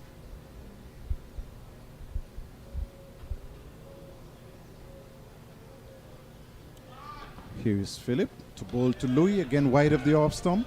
And Louis this time just shoulders his bat and allows it to go through for the keeper to take. So we're in over number 6, 23 for 1, and some partnership of 23 from 35 balls. And Louis is on 15. He has faced 19. Kyron is on 4 from 16. Kyron is playing his first game for this season. Michael Louis is playing his third and has found is in a rich vein of form. Gets a short delivery which he stays away into the offside to bring up the end of the over. And the Leewards are 23 for no loss. And that's after 6 overs completed. We're scheduled to have 29 in the Leewards inning. And that will take us up pretty close to 6 o'clock. Yes. So the 3 overs from Philip has cost him 14 runs, and the 3 overs from Steels has cost him 5. So the Leewards, they have not lost the wicket as yet. 6 overs gone. And then Michael Louis and Kyron Powell, a left and a right combination, opening the batting for the Leewards. Try in search of the 137 made by the Red Force after being inserted by Rakeem Cornwall this morning under overcast conditions here at Warner Park. It's now nice and sunny, and Seals will continue. To bowl to Powell, and for this delivery is driving, bisecting the fielders at cover and extra cover. He'll have a long chase down to the boundary and a fruitless chase as well. Once he had missed it the first time around, there was no chance of him pulling this back. And so 4 runs to Powell takes the total on to 23. And that's the score for the Leewards. 23 for no loss as Powell moves on to 8. So it's actually 27 with that 4. He didn't time it as well, I'm sure he wanted to, but he got it between the two fielders, and he had enough on it to go into the extra cover boundary for 4 runs. 27 it is in fact. We're depending on our scores to keep us sharp. Here is Seals to bowl to Powell, getting a short delivery and pulling, but mistiming there. He's running the first run fast, wants the second run, and has to be sent back because there was Seals in the way.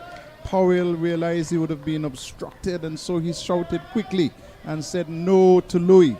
And Louis was able to turn back and get into his crease quickly. And so just a single to take it on to 28 for no loss. Louis came too quickly for the first one. He turned quickly. He almost was at the point of no return when he was sent back by Powell. Fortunately for him, he got back. The return was a bit off target, and so he got back into his crease. So with that single, total has gone on to 28. And now we see Sales asking his captain, can I have a deep backward square leg? As he will be bowling to Michael Louis. And I don't know, Gary, but I would have preferred if I was sending somebody out. The pitch is not so fast to carry backward of square. I would have said forward of square. But it is Searles to bowl now to Mickey Louis. And it's outside the line of the off stump and he doesn't play. And the score remains on 28 for no loss. So Mickey Louis was dismissed in the West Indies when they played against the West Indies Academy to a short delivery. I think that's when in the second innings when he would have made 50 plus, and it was out caught somewhere short on the onside. So he'd have to be careful with that pull shot.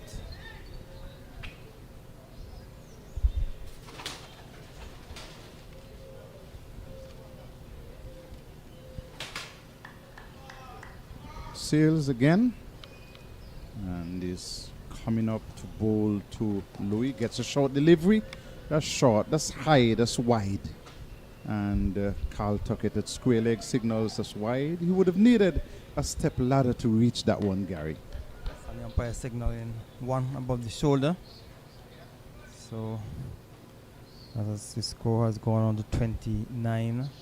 Michael Louis is on 15 from 21. As I've been saying all innings, since the innings has started, he has looked confident.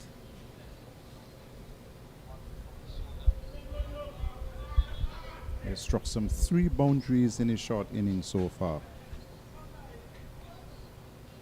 And he settles over his bat and faces Searles, who bowls a good delivery. And it's well fielded as well by the fielder down there at mid-on. Running across to his left and sprawling full length to parry to the fielder at mid-off. So Louis gets a single. That will take him on to 16. And the score will move on to 31. Well knocked down by Terence Hines at mid-on, diving away to his left. If it had gone past him, it certainly would have been at least 2 runs or maybe enough to take it into the boundary. It's a good bit of fielding and was able to save some runs, so there's 1 more added to the total. And the left and right combination. Now Searles has asked the fielder at backward square to go to deep backward square. And then mid-on is coming across to his left. Comes up now to bowl to Powell. And he's flicking off his legs. This one is going to cross the boundary for 4. Just heard in line and pitched it on the legs of Powell. And he just helped it down to the fine leg boundary for 4. And so we look at it again. It was pitched outside the leg stump. Yeah, and he helped it on its way. Yeah, body line, and he played it well. That's Powell, because the fielder Mohan, he was a bit square down at the long leg rather than fine leg, and he got it to his left for 4 runs. So the score moves to 34. And Powell is on 13 as Sales to bowl to him. And for this delivery, he's leaving it alone outside the off stump. Allows it to go through to the keeper, end of the over. And the Leewards are 34 for no loss. Remember, they trail by 103, having bowled out Trinidad and Tobago for 137. Good start by the Leewards. The openers looking quite comfortable, 34. As you see, the physiotherapist for the Leewards team has come onto the field to administer some treatment to Kyron. Seemed to be having some issues with his left hand.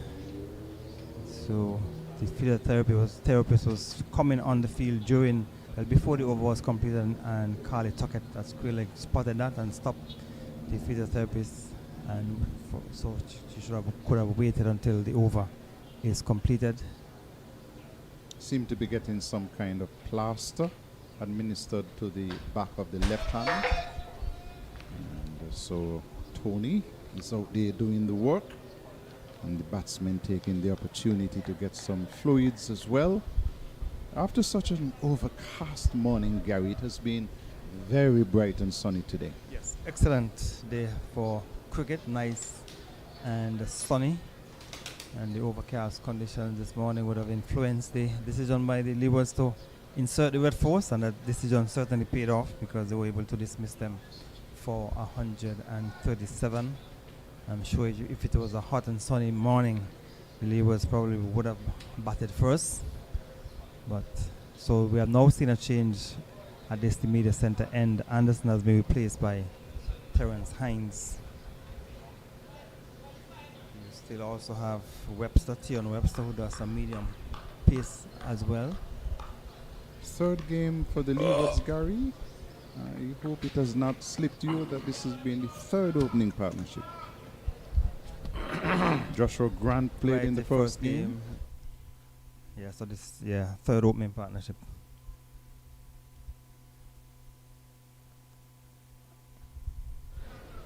And with the addition of Powell, at least would have added some experience at the top of the order.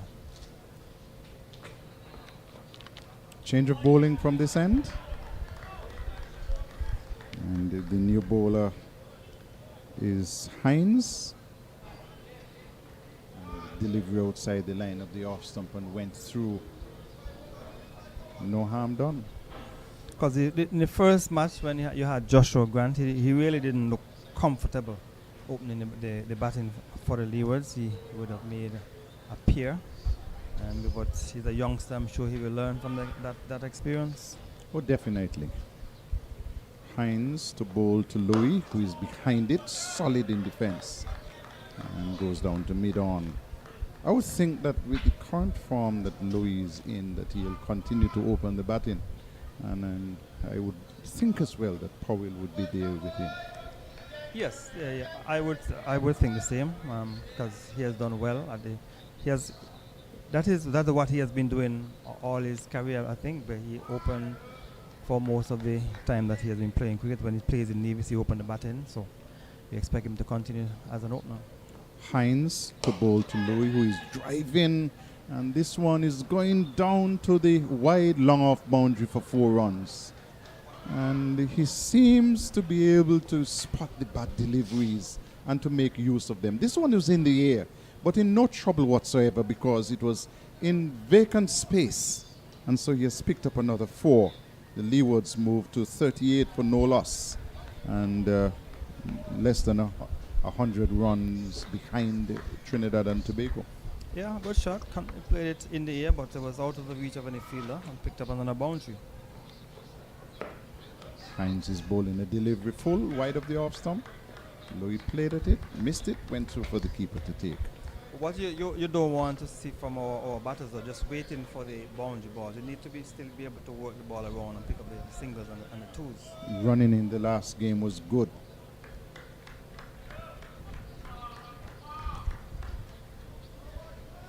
So the third round of the West Indies first class tournament well and truly on. Hines goes past umpire Carl Tuckett and is bringing the batsman forward. He plays it away in the offside and they won't score. 38 without loss, so they are 99 runs behind the Red Force first innings over 137. And Michael Louis continuing his good form. He's on 20. And Powell is on 13.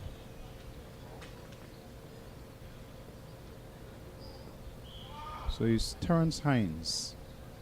Bowls to Louis, trying to pull him wide. He does not play at the wide delivery, brings up the end of the over. And at the end of it, Louis is on 20, Powell is on 13, and the Leewards in search of 138 in the first instance of 38 for no loss. So it seems as though Anderson Phillip will replace Jaden Seals from the far end. So Phillip has been swung around from this end. He will now be bowling from the Lozak Road end. So he has replaced Jaden Seals from the far end as the shadow is beginning to lengthen here at Warner Park. So we have still how many overs remaining? 21 overs remaining in the day's play. Correct. It's 4:30. So normally it's 13 overs per hour, roughly. So 13 overs to 5:30, then 8 overs take you up to after 6. Don't think that we'll see all of the overs bowled unless the spinners, when they come into the attack, Goes through the overs very, very quickly.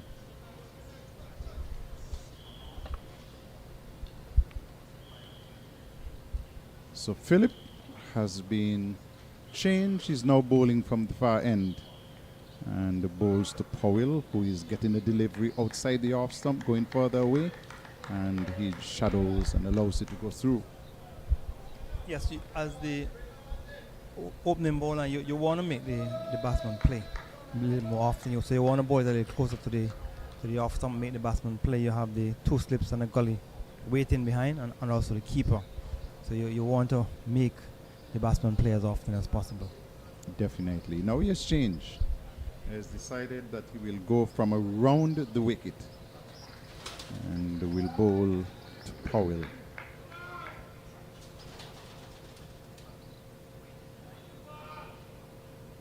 And for this delivery, Powell is defending into the offside, finds the fielder down at cover, and there is no run. So the weather has remained excellent since this morning when we had some light showers. It's very overcast to start the day. In fact, we started 20 minutes late. We're not scheduled to lose any time because players being scheduled to go later. And so we'll make up as many overs as possible. And then, of course, there's the option of starting early when you lose time. Here is Philip to bowl to Powell. And Powell is driving again into the gap, pleasantly down to the cover boundary for 4. He was up there and he was behind it and made use of the opportunity and earned himself 4 good-looking runs. That's a lovely shot. He came forward and timed it nicely from the face of the bat and played his strokes to cover for 4 runs. 42 it is, the Leewards, without loss. And is scoring at a pretty quick rate as well, going at almost 5 runs and over.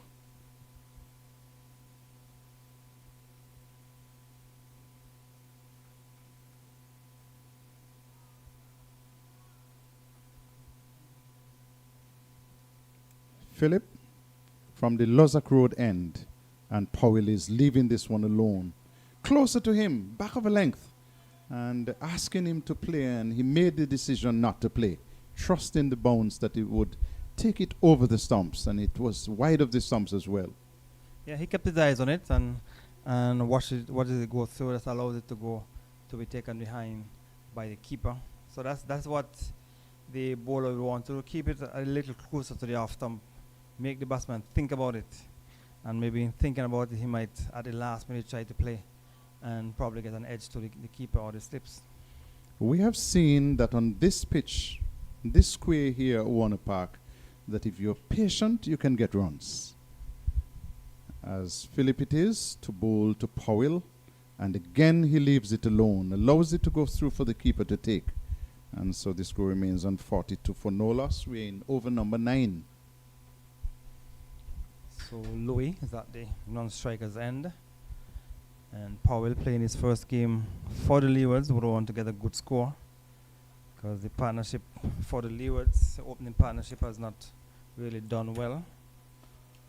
And I think this is the best partnership for the season. So they want to continue to bat for the Leewards.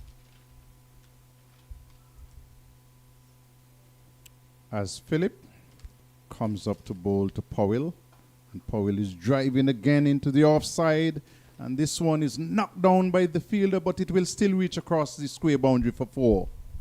Again pitched up, and again Powell was having a drive, and it went along the ground. The fielder at cover went diving away to his left, but couldn't stop it, and it crossed the boundary for 4 more runs. 46 for no loss. So the runs continue to flow here for the Leeward. So I'm suspecting that from the far end we will see Carripier being introduced from the far end after it's over. Leewards 46 for no loss, and the Sales none for 24. He has gone off, and from this end Philip has been replaced as well by Terence Hines. Philip was switched to the far end as Trinidad go in search of wickets. Powell is on 21. Michael Louis is on 20. And 9 overs gone. We're expected to be here for 29 overs this afternoon. It's now down to 20 overs remaining in the day's play. Gary, it is the first time that Michael Louis has been opening the batting with Powell, and I dare say that it would be useful to see how long they can bat together, because it's still a learning experience for Louis. Yes. Hines bowls to Louis, who is driving into the onside. Mid-wicket is quickly across to his left, and they won't score. And I'm sure he will learn a lot from Powell. Powell is an experienced player, as I would have indicated that he would have played 142 first-class matches prior to this, and he also played a few test matches as well. So he certainly will learn from the experience of Powell. Michael Louis will probably be saying to him, listen, I'm one up on you. You have never scored 100 in each innings of a first-class match. Here is Hines to bowl to Louis, who is turning it into the onside, goes down to backward square, and they'll have a couple. And so that will take him on now to 22, and it's 48 for no loss. And Powell will probably say to him, well, I've done it in a test match. Yeah, so he certainly will learn from the experience of Powell. Powell would have played some 44 test matches, 46 ODIs, and 1 T20, 142 first-class matches. So lots of experience and lots of knowledge to be shared with the younger opening partner. Hines to bowl to Louis, and this one is on the pads. He's trying to whip it into the onside. They have crossed for 1, and it's waiting for the signal. It's a leg by signal by umpire Carl Tuckett, and so Leeward's move even closer to the first 50 of the inning. It's 49 it is for no loss, and Powell is on strike. Hines is a little skiddy bowler. He seems to bowl a little sharper than you anticipate at first. Generates some pace off the pitch, and he has this kind of almost like a round arm type action. Now he's asking for a fielding change from his captain, as he goes from around the wicket now to bowl to Powell. And he's defending, away on the offside. Mid-off comes into field, and no run. It was a 49 for no loss. And we're in the 10th over of the inning. Leeward's scoring at over 5 runs and over. And already wiped off quite a substantial amount. 49 from the score made by the Trinidad and Tobago Red Force. Hines bowls to Powell, and he's driving off the outer portion of the bat this time. And they'll have a couple as it goes down to point on the boundary. And so those 2 runs will take Leeward's past 50. 51 for no loss. And you indicated, Gary, it's the first half-century opening partnership for the Leewards this year. Yeah, good going. 51 from 59 balls. And the Leewards will want these two to continue, as a couple more spectators have made their way into Warner Park. And we look to our right, there's some youngsters practicing some football down in the football field. Maybe not interested in cricket. As Hines bowls to Powell, and he's solidly behind it, defends it, and it brings up the end of the over. And at the end of it, the Leewards are 51 for no loss. 10 overs completed, 19 to go for the day. So we keep our eyes on the far end. So I see as of Phillip will continue. So Captain Joshua Phillip has decided that he will continue to bowl Anderson Phillip from the far end. As you look on the football field, the youngsters in the middle of the field, and they going to the football drills. And maybe more than football drills, but they're practicing on the football field. But Anderson Phillip, we're looking to break this partnership. Good opening partnership by the Leewards, trailed by some 86 runs on first innings. The Red Force only made 137.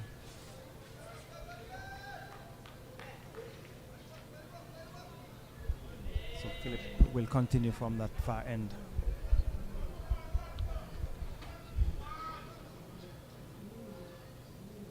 And he comes up now to bowl to Louis, who is angling this one between the fielder at second slip and the gully, down to the boundary for 4. And so he picks up yet another boundary, and just opening the face of the bat and angling it down to the boundary, and picked up 4 runs. Yes, he had enough room outside the off stump. He knew that there wasn't a third man. Once he got it between the second slip and gully, it would have gone into the boundary. He did that. So another 4 to the Leewards. And they go along their merry way, the Leewards. They have had it all their way today. Philip, 4 from the first ball of his over. 55 for no loss, the Leewards. Mickey Louis on 24. Settles over his bat. And for this delivery, his drive in, finds the fielder down at squarish cover. And there is no run. This is Louis' home turf, home pitch. He knows this pitch very well, and he certainly has made good use of this pitch. Good batting strip here at Warner Park, and he would want to continue to make runs. Doesn't matter where you play. This is the home matches for the Leewards, and he will want to make runs, whether it's home or away from home, and that is the mark of a good player. Philip from the far end comes up now to bowl to Louis, who is getting a short delivery wide of the off stump and plays a naughty shot. And immediately Powell comes marching down to have a little word with him, to tell him stay composed and keep batting. Yes, just a little loss of concentration. It was not a square drive, it wasn't a cover drive, it was just a fan shot outside the off stump, and fortunately for him, didn't take an edge. So maybe just a little lapse in concentration, and rightly so. Powell has called him down. Just have a quiet word with him. And this is what you want to see, batting pairs, help each other. Philip is bowling again to Mickey Louis, who again plays another naughty shot. Was short, and he was back, could easily have left that one alone. Now he goes for a little stroll and take the gloves off. Will try to compose himself, wipes a bit of sweat from his face, gives himself a little bit more time, and that time is useful to think about things, reassess his position, and tell himself that, listen, I've been naughty twice, time for me to settle back down. Yes, he need to get back and refocus. Two deliveries outside the off stump. He could have easily given a catch to the keeper or the 2 fielders in the slips, and he would want to try and bat for the remainder of the day's play. 55 for no loss, the Leewards. Philip bowls to Louis, and he is again rock solid behind it and plays it down to mid-off. So Louis is on 24, and with him is Powell, who is on 23.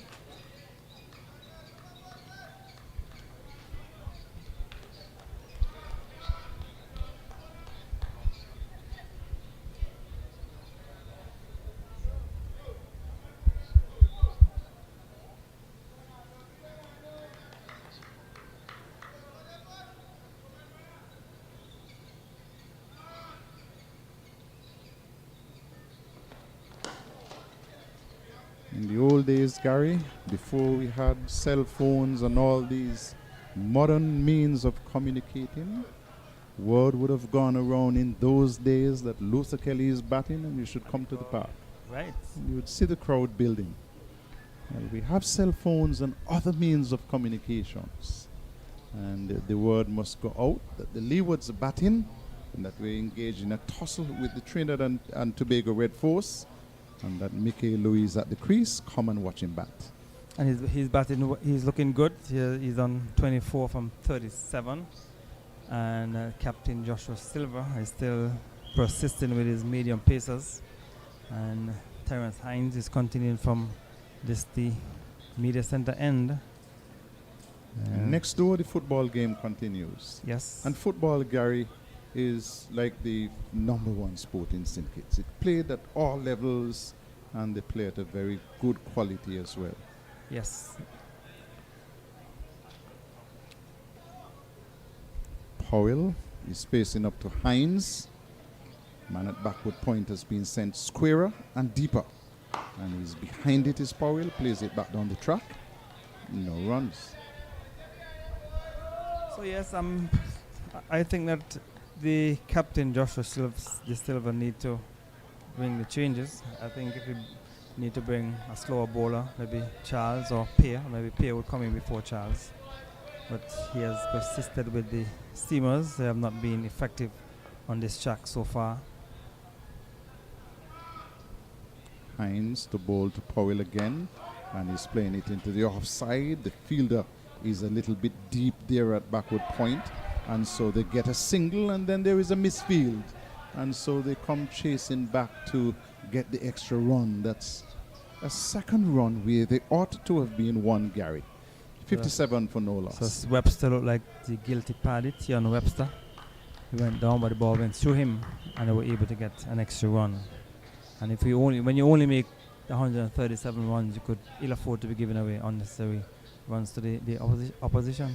So that's one bonus run so far to the Leewards.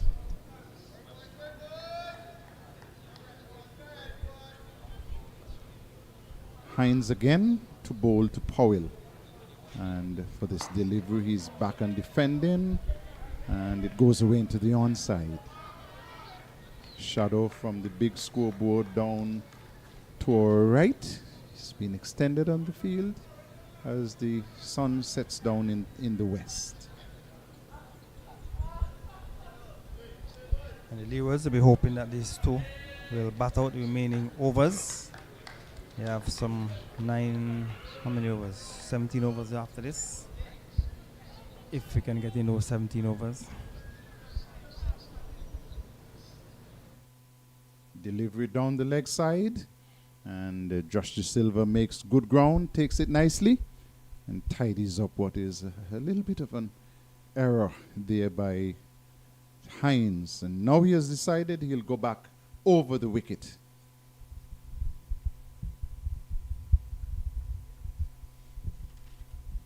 So Terence Hines, in the last game, he didn't pick up a wicket in the first innings. He got to one wicket. He had 6 overs, 1 for 26 against the West Indies Academy.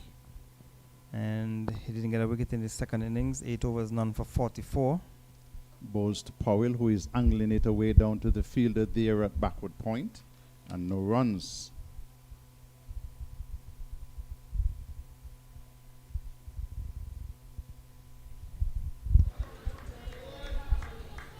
We just have the one delivery remaining in this over. 57 for the Leewards, trailed by 80 on first innings. The Red Force only made 137.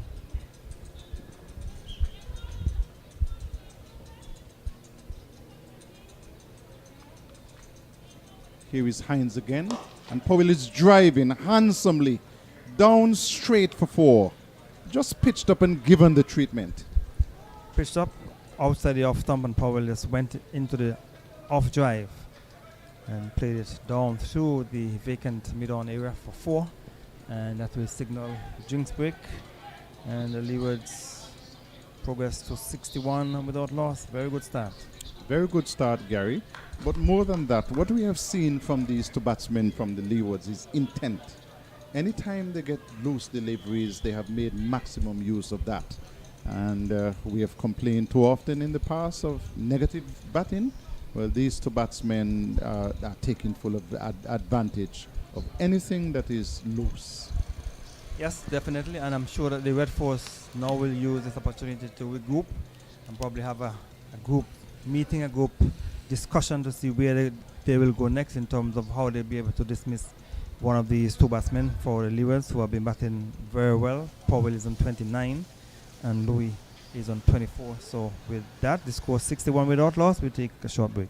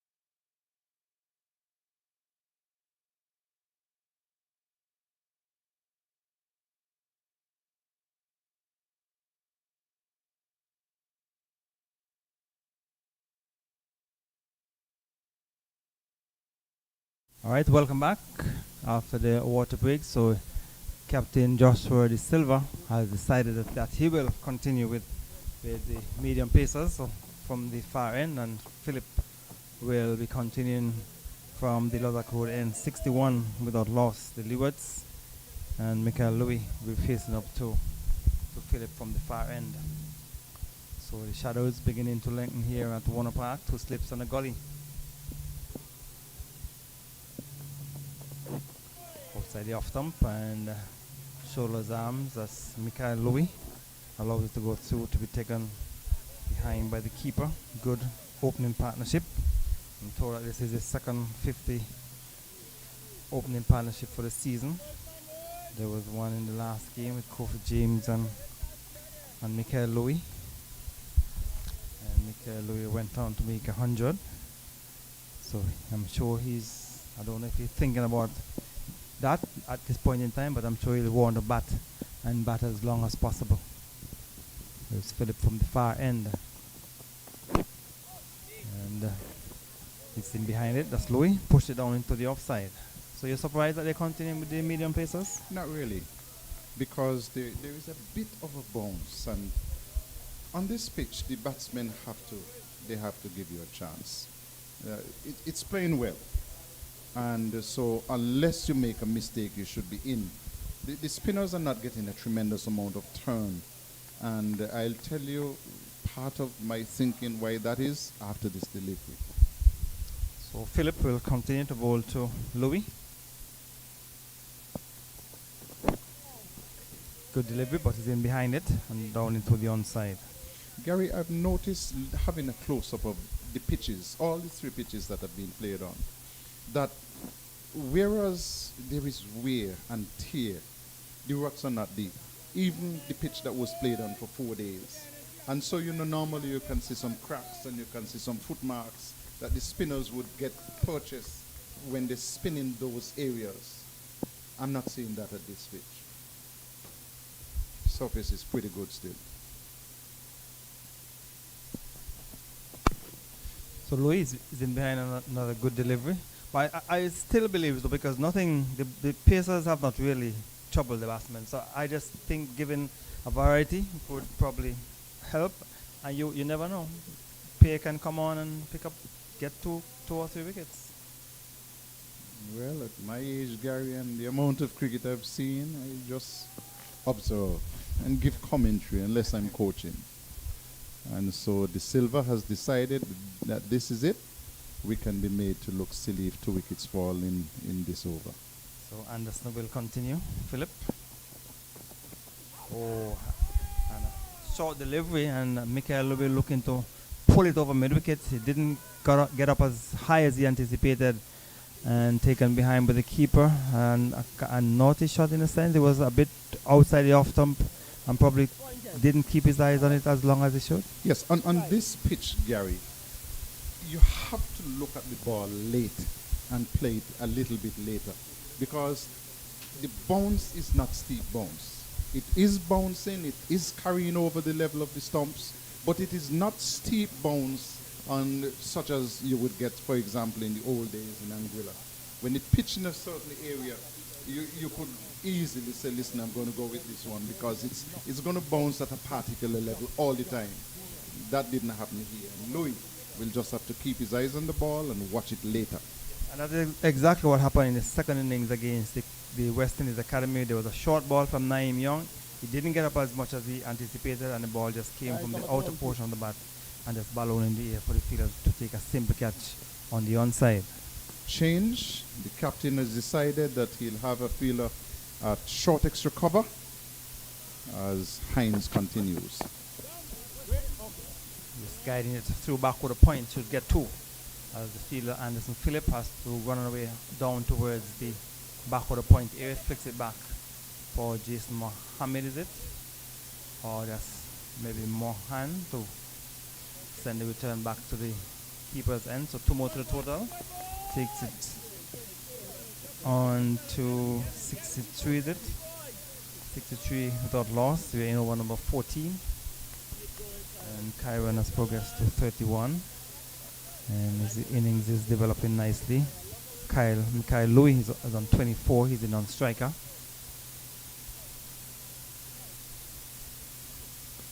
So it's a slip, a gully, short cover, mid-off. Driving, that's Powell misses, taken behind by the keeper, fall shot, pitched up on the off stump, looking to drive, missed it. You just pulled him a little bit wider and held it back a little as well. And you have to recognize what the Silver has done. He has brought the mid-off straight up. He has put in an extra cover who is catching. And he has brought the cover a lot straighter as well. So he has said, listen, I'm going to have a backward point deeper. I'm going to have a cover which is straighter. I'm going to leave the gap and invite you to drive. So Webster's ball just outside the off stump, full. This one is short, he's guiding it down into the gully. So they're bowling to a plan, and you're setting the field, and you expect the bowler to execute the plan as well. Correct, and he has done a fair job so far. 63 without loss to Leewards, good start. Trailed by just 74 runs. And we're in over number 14, 15 overs remaining after this. Just about 5 o'clock here at Warner Park. Powell is on 31. He's in strike. Down to his front foot, just pushed it into the offside. Vikash Mohan fields, and there was no chance of a run. So just the 2 runs coming from the over so far, the first delivery. Played down towards back for the point. And the Leewards, I'm sure, will be satisfied or very happy with the way things have gone for the day after winning the toss and inserted the Red Force, dismissed them for 137, 3 wickets each to Kezon Archibald and Jeremiah Louis. Top score 30 coming from Jade Cooley, who made a century in the last game versus the West Indies Academy. Powell is playing his first game for the season on 31. Wide outside the off stump, he's not going to be tempted. Allows it to go through to be taken behind by the keeper. So the scoring at just about 4.6 runs per over. So the scoring rate has been good for the Leewards. Absolutely. Terence Hines, he's in his 4th over. 1 delivery remaining, none for 14. And they open the bowling with Phillip and Jaden Seals. So just these few bowlers have been used so far by the Red Force. Hines to Powell. Coming forward and driving into the offside. We go down towards the deep cover. Mohammed is giving chase. He will pull it back just inside the boundary. And the batsman will have enough time to come back for 3 runs. So on the off stump, and he just played it through the cover region and down towards the deep cover area for 3 to bring up the end of the over. A good shot. Area was left vacant for exactly that, and he played it nicely and picked up 3 runs. So the Hurricanes have moved on to 66, and you look at the board, what do we have now? 16 overs left.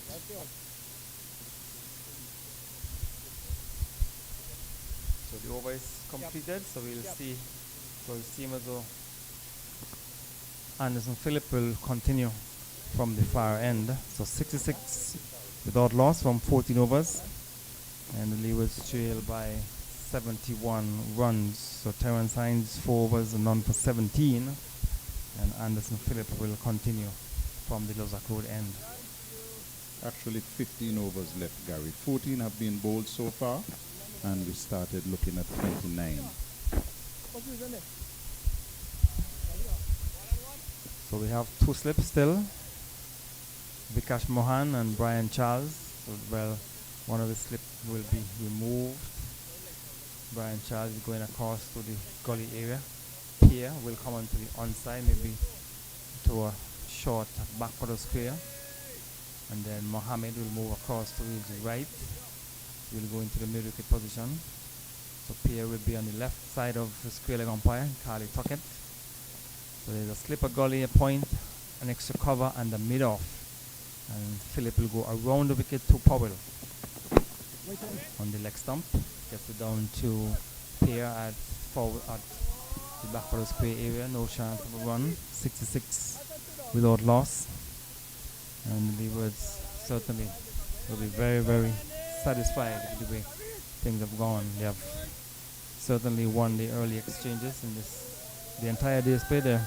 They would have been basically in front, picking up wickets and now getting a good opening partnership between these two, Powell and Michael Louis. He's whipping it down through backward square for 4 on the pads of Powell, and he played over backward square down towards the boundary for 4. A nice looking shot from Powell. And I'm looking at him. He goes really close to that return crease. He's so wide and angling into the pads, and so just helped on its way for a boundary. Leeward 70 for no loss. With that shot, Powell has progressed nicely to 38. And Michael Louis is on 24. He's the non-striker. And Jaden Seals collected the ball and sent it back to the bowler Philip, who will continue. The backward square has gone in, Gary. Short, he just helped it around the corner, goes too quickly for the single. Keeper De Silva sends the return down towards the far end, and a single to Powell. With that single he moves on to 39, 71 without loss to Leewards. Good going. Very good going by the Leewards. Remember, they bowled out the Trinidad and Tobago Red Force for 137. And the way these 4-day games go, Gary, you normally say at the end of a day's play, if the side that batted first is still there, or if they have been bowled out, that's a fair 1 day's play. But this one has gone at a breakneck pace. 10 wickets falling for Trinidad and Tobago, and the Leewards in reply are 71 for no loss, trailing by 66 runs. So they have scored more than half of the Red Force first innings score without losing a wicket. So they must be very much satisfied with the way things have gone. Philip to Louis. Louis is beaten outside the off stump by a beautiful delivery. Touchdown and steam away from the right-handed Louis to be taken behind by the keeper. Some excitement in the field, but none from the bowler Philip himself. He knew that Louis had missed it. They're down to 1 slip now, the Trinidad and Tobago Red Force. But a good delivery, very good delivery. Touching down just outside the line of the off stump and holding its line. Philip will try once more. And we're bowling to Philip, to Michael Louis. And Louis in the last couple of overs seems to be losing his concentration. So let's hope he can get back on target, on track. He's behind a good delivery. And the total remains on 71. So there are times when you probably lose concentration and you lose your wicket. Sometimes you lose concentration and you're able to refocus and start you and refocus and continue innings. And I just hope that the youngster Michael Louis will be able to refocus and continue batting, because he has had an excellent season so far. And Philip bowling from the Lozak Road end. Shadows continue to lengthen here at Warner Park. Drive in. We get a single down towards Terence Hines on the back quarter point boundary. So a single to the score. Up to drive, 72 to bring up the end of over number 15. 14 overs left in the day's play. Louis is on 25. Powell is on 39. And the Leewards are 72 for no loss. Again, here is Basu giving us a lovely shot. That looks like the Lady B. Inbound from Nevis. And that's the ferry that will leave St. Kitts at 6 o'clock this afternoon. We won't make that, Gary. No, not at this rate. No, we won't. So we'll have to take the later ferry. And we now see the introduction of Carrie Peer. So he'll be bowling from the media center end. So we'll wait and see how things go in this over, because the Pacers were not able to break the partnership. They were able to put on a very good partnership so far, 72. And Michael Louis is on 25, and Powell is on 39. So Louis will be facing up to Carrie Pierce, so there's a slip and a forward short leg. Those are the closing fielders. Then there is a backward point, and JD Seals will go into the cover. And then you have Brian Charles as a short extra cover, and there is a long off. On the onside we have a backward square, mid wicket and a mid on. Here to Louis coming onto the front foot. And ball just on the off stump and get it down into the offside. So we'll wait and see how things will go in this over for Carrie Pierre to see if he'll extract any turn and bounce from this Warner Park strip. Louis is defensive on the onside. Current run rate 4.75. Win over number 16 of 29, so 13 overs is scheduled to be bowled after this. Flighted delivery on the leg stump is whipping it into the onside. We go down towards the boundary 4. Badly line delivery, and Louis just played it nicely through mid wicket down towards the boundary for 4. That's a freebie. Was pitched outside his leg stump, and the mid wicket position is vacant. And Mickey Louis has shown a very great ability to make use of the bad deliveries. And so he picked up 4, takes him on to 29, 76 for no loss. It's a good partnership by the Leewards, and a very strong response to the 137 made by the Red Force. And so Pierre is in his first over. And Louis on to the front foot. We've got an easy single down to mid-on where Tion Webster, or mid-off, where Tion Webster coming off the long off boundary. One more to the total, 77 without loss. And with that single, Mikhail Louis has gone to 30. And Powell, who is on 39 from 44, comes into strike. Onto the back foot, so just play the bat on the strip. And Pierre fields to his own bowling, so 5 runs have come in this over so far, 1 delivery remaining by Carrie Pierre. And round the wicket, onto the back foot, forces into the offside. Good bit of fielding by Vikash Mohan, diving with his right and knocking it down, preventing what certainly would have been at least 2 runs if it had gone past him to move up the end of the over. Leeward 77 without loss. And batting well in their response to Leeward's partnership of 77. Powell is on 39, Mikhail Louis is on 30, and the Hurricanes are trailing by just 60 runs as we see the batsmen there calling for something from the pavilion, but we'll see a change from the far end. Pemberton, we have seen the Trinidad team in 3 games so far. So who is that who is going to bowl from the far end? That looks like Brian Charles. He was the captain in the previous 2 games. So he'll be bowling from the far end. In the last game against the West Indies Academy, he got 4 wickets, 4 for 57 from 17 overs. The West Indies Academy in the second innings made 224 after making 163 in the first innings. So it's Brian Charles. We're bowling from the far end. So there's a slip, there is a backward point, an extra cover, and the mid-off. Oh yes, Charles. That's Charles. Ball to Louis. Louis just easily onto the front foot. And no damage done. 77 without loss to Leewards, and batting well. Into the onside. Ball spinning towards the right-handed Louis. Plays it down towards straightish mid-wicket. And then there is no run. So Charles, ball to Louis. Louis gets a delivery on the leg stump. Goes down towards the mid-wicket area.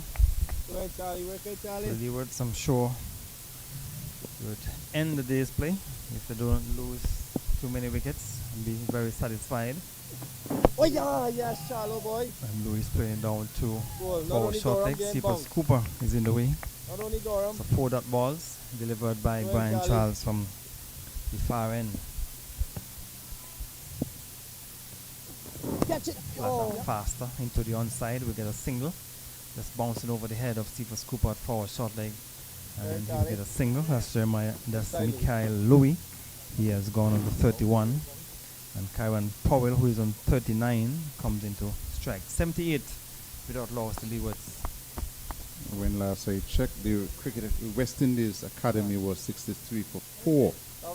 Remember, Guyana made 175.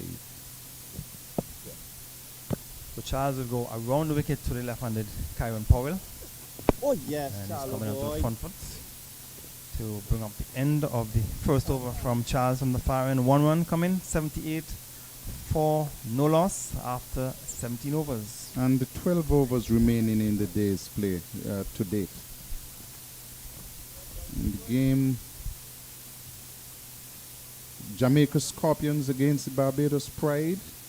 Jamaica Scorpions, a bit of a recovery there. 234 for 7.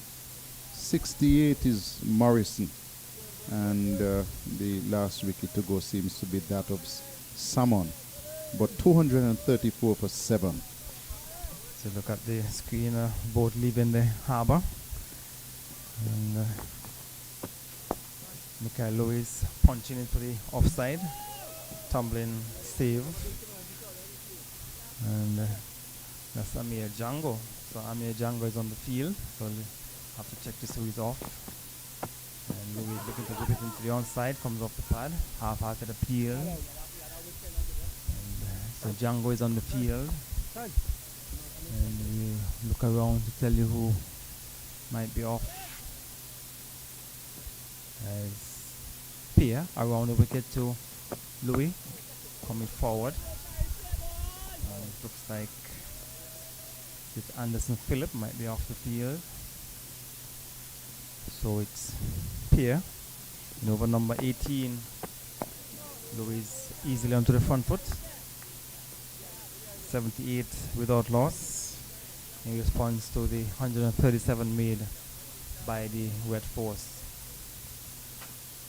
So Pierre is in his second over. Just 5 runs in scored offense so far. And Louis then behind it.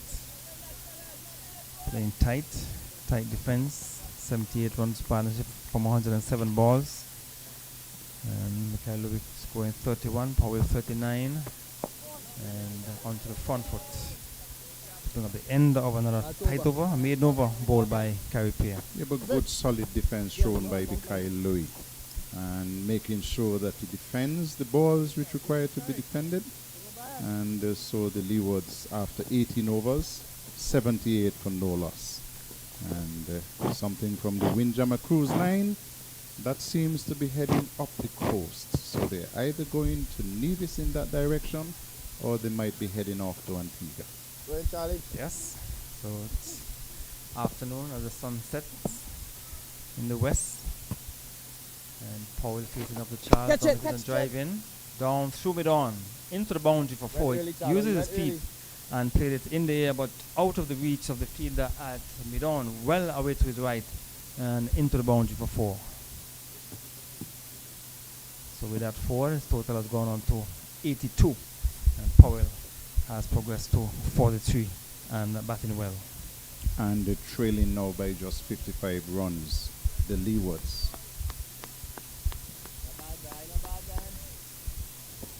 Mid-on has gone to long on. So Charles will try once more to bowl to Powell. Oh! He's guiding it into the offside. We get an easy single. Well, Charlie. Steven Webster coming in from back with a point. Sign it. One more to the total. He has gone on to 83. Powell. He's on 44. And Mikhail Louis continue to have a good season. He's on 31. And we're facing up to Charles from the far end. Gotcha. He's working it into the onside. We get an easy single down to long on with the fielder. That's Jason Mohammed moving across to his right. 84. And that single takes Michael Louis to 32. Well played, Gary. Powell into the offside, goes so quickly for the single. And Tion Webster caught napping. And he gets Good it run. quite easily in the end. He was dropped it in front of him, looked up at his partner, and they came too quickly for the run. Good running. 85 for no loss. Hurricanes trailing by 52 runs in this game. So we have seen a run being scored off of every delivery. The first one was struck for 4. And then we have seen some 3 singles, so 7 runs being scored so far in this over from Charles. His second over, none for 8. And Louis in behind it. 1 delivery remaining. 85, a very good opening partnership by these two. Some 11 overs remaining after this. And to the wicket on the onside, lower appeal is given out as Michael Louis is onto the back foot looking to whip it into the onside, and appeal went up. The appeal was confident. The finger of the umpire Crawford at the far end raised, and Michael Louis seemed to be a bit disappointed, giving indication that he probably came off the thigh pad, but the wicket has been dismissed. The umpire has given the decision. Michael Louis seemed to be disappointed. The Leewards losing the first wicket on 85. Michael Louis caught the wicket for 30. That seemed to come nicely off the thigh pad. Bat seemed to be some distance away. And we look at it again, and perhaps we can get it slowed down just a little bit, because it didn't seem to be close to the bat when you look at it another time. But what is important is that the umpire has said out. Here is it once again, and clearly off the thigh pad. I think he got a hard one. Yeah. That would have been overturned on review. Yes, so similar to the captain, the acting captain, the standing captain, Casey Carty, has decided that he will come out and shoulder the responsibilities as the captain of the acting captain. No need to send down a night watchman. So the experienced player just coming off a tour of Australia with the West Indies team. Leeward's losing the first wicket on 85. And Kyle Louis caught the wicket for 32.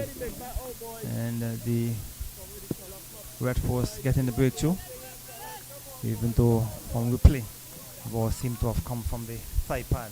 But that is done and dusted. The umpire's decision is final. No, we don't have the review system here, and so pair will continue from this the media center end. They was losing the first wicket with a score on 85.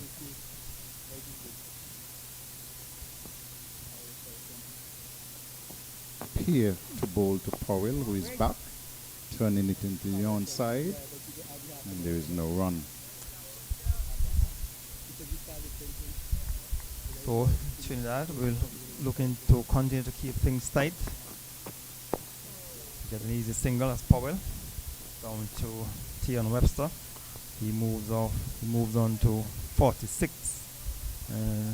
Standing captain Casey Carty has come into the middle, and I think the captain of the Red Force team would want to apply some pressure to the new batsman. Forward short leg is already in place. They're calling in the fielder at long off to mid off. Here to Carty, ball spun away outside the off stump, some bounce as well, but was outside the off stump, and the batsman Carty just playing inside the line and thought about it, then pulled out of the shot. That was faster on the onside, not taken by the keeper.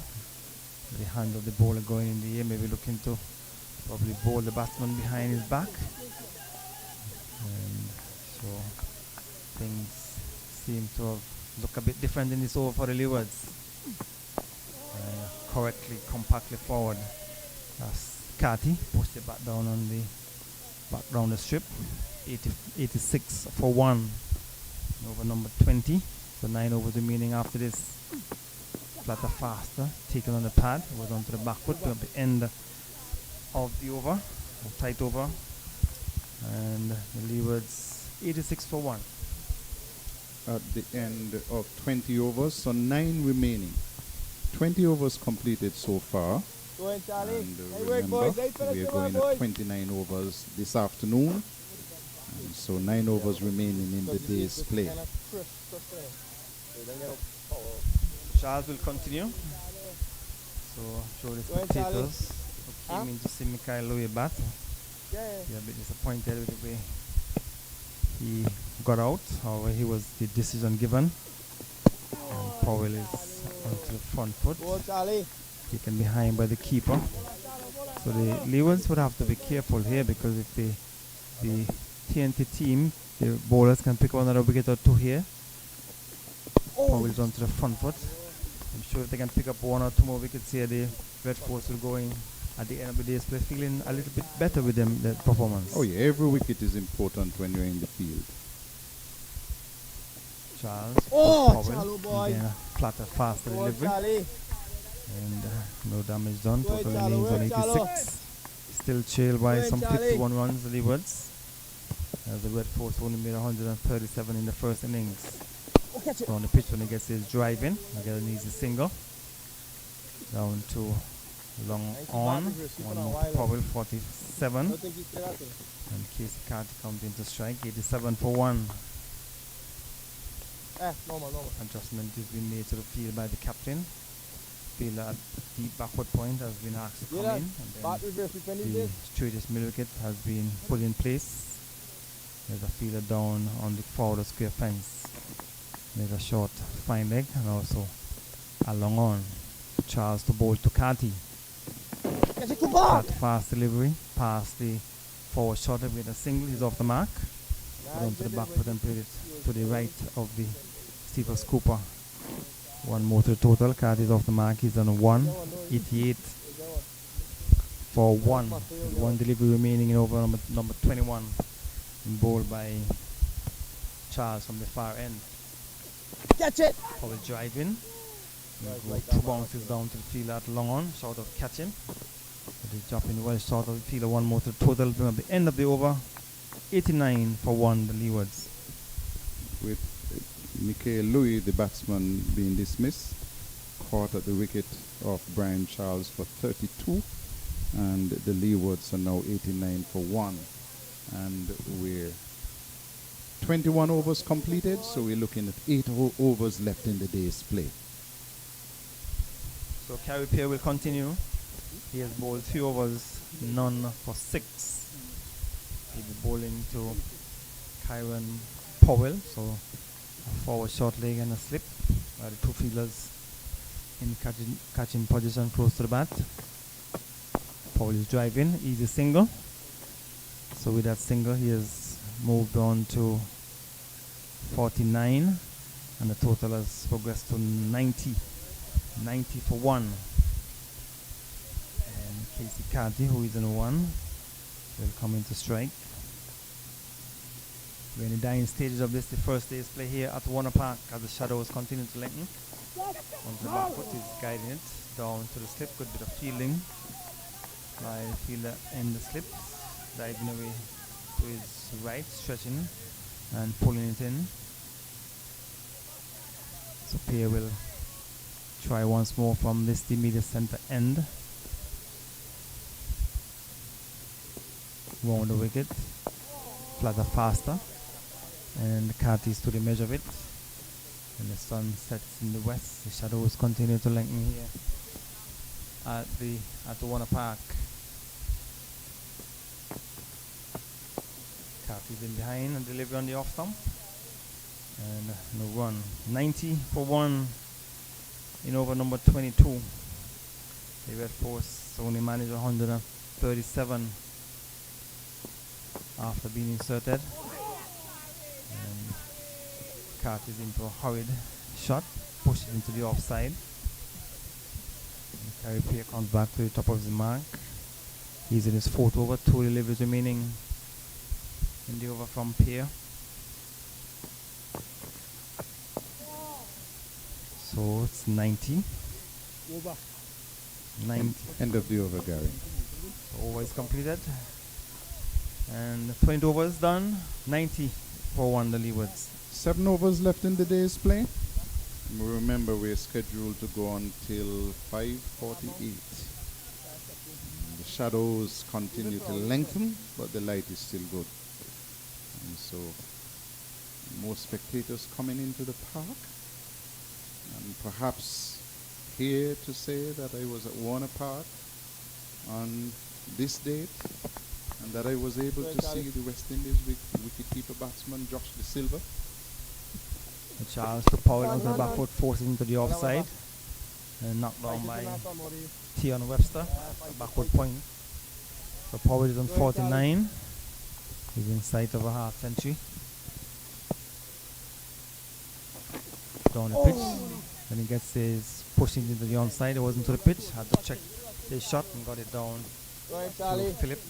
Anderson Philip at a straightish mid wicket.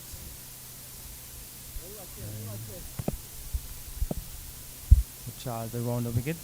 Powell is driving easily down to long on for an easy single to bring up his half century. So well played by Powell. 50 to him from 61 deliveries. So with that single, total. So he struck some 8 fours. And jump. In his 50. Cap, you do this one now. And a single total has gone on to 91. 91 for 1. Win over number 23. So 6 overs remaining in the day's play. And Casey Carty is the standing captain. He's on 1. Going around the corner, down towards Tion Webster inside the circle at short fine leg. The Powell has strike rate of 81.97, 61 balls, 8 fours in his 50. That's a faster delivery. Gets down to Cephas Cooper. 91 for 1. Is scoring at 4.011 for over. Just 46 runs behind the Red Force first innings score. So they're hoping that these two batsmen can bat until the end of the day's play. Over has been completed. And the Leewards continue to bat well. And the Trinidad and Tobago Red Force continue to get through their overs at an impressive rate, considering that the Pacers bowled for quite some time. 91 for 1, 23 overs completed, 6 left in the day's play. So Carey Pierre will continue. So Charles, 4 overs, 1 for 12. He got a wicket of Mikhail Louis, caught the wicket. Delivery on the onside, was looking to work it. And umpire gave his decision. And Louis was a bit disappointed, but umpire's decision is final. And Carey Pierre will go over the wicket to bowl to Kyron Powell. And you get an easy single. So with that single, you move on by 1 to 51. And the total will progress to 92 here at Warner Park. So the day started looking overcast and gloomy. And it's ending nice and sunny. And Pierre will go around the wicket to Casey Carty. And he's onto the front foot. So Pierre is in his 5th over. None for 8. The Red Force made 137. Top score 30. Coming from Jade Goli, 23 to De Silva, the captain, on 22 Terence Hines. 3 wickets for Louis, 3 for 38. As Pierre bowled to Carty into the offside.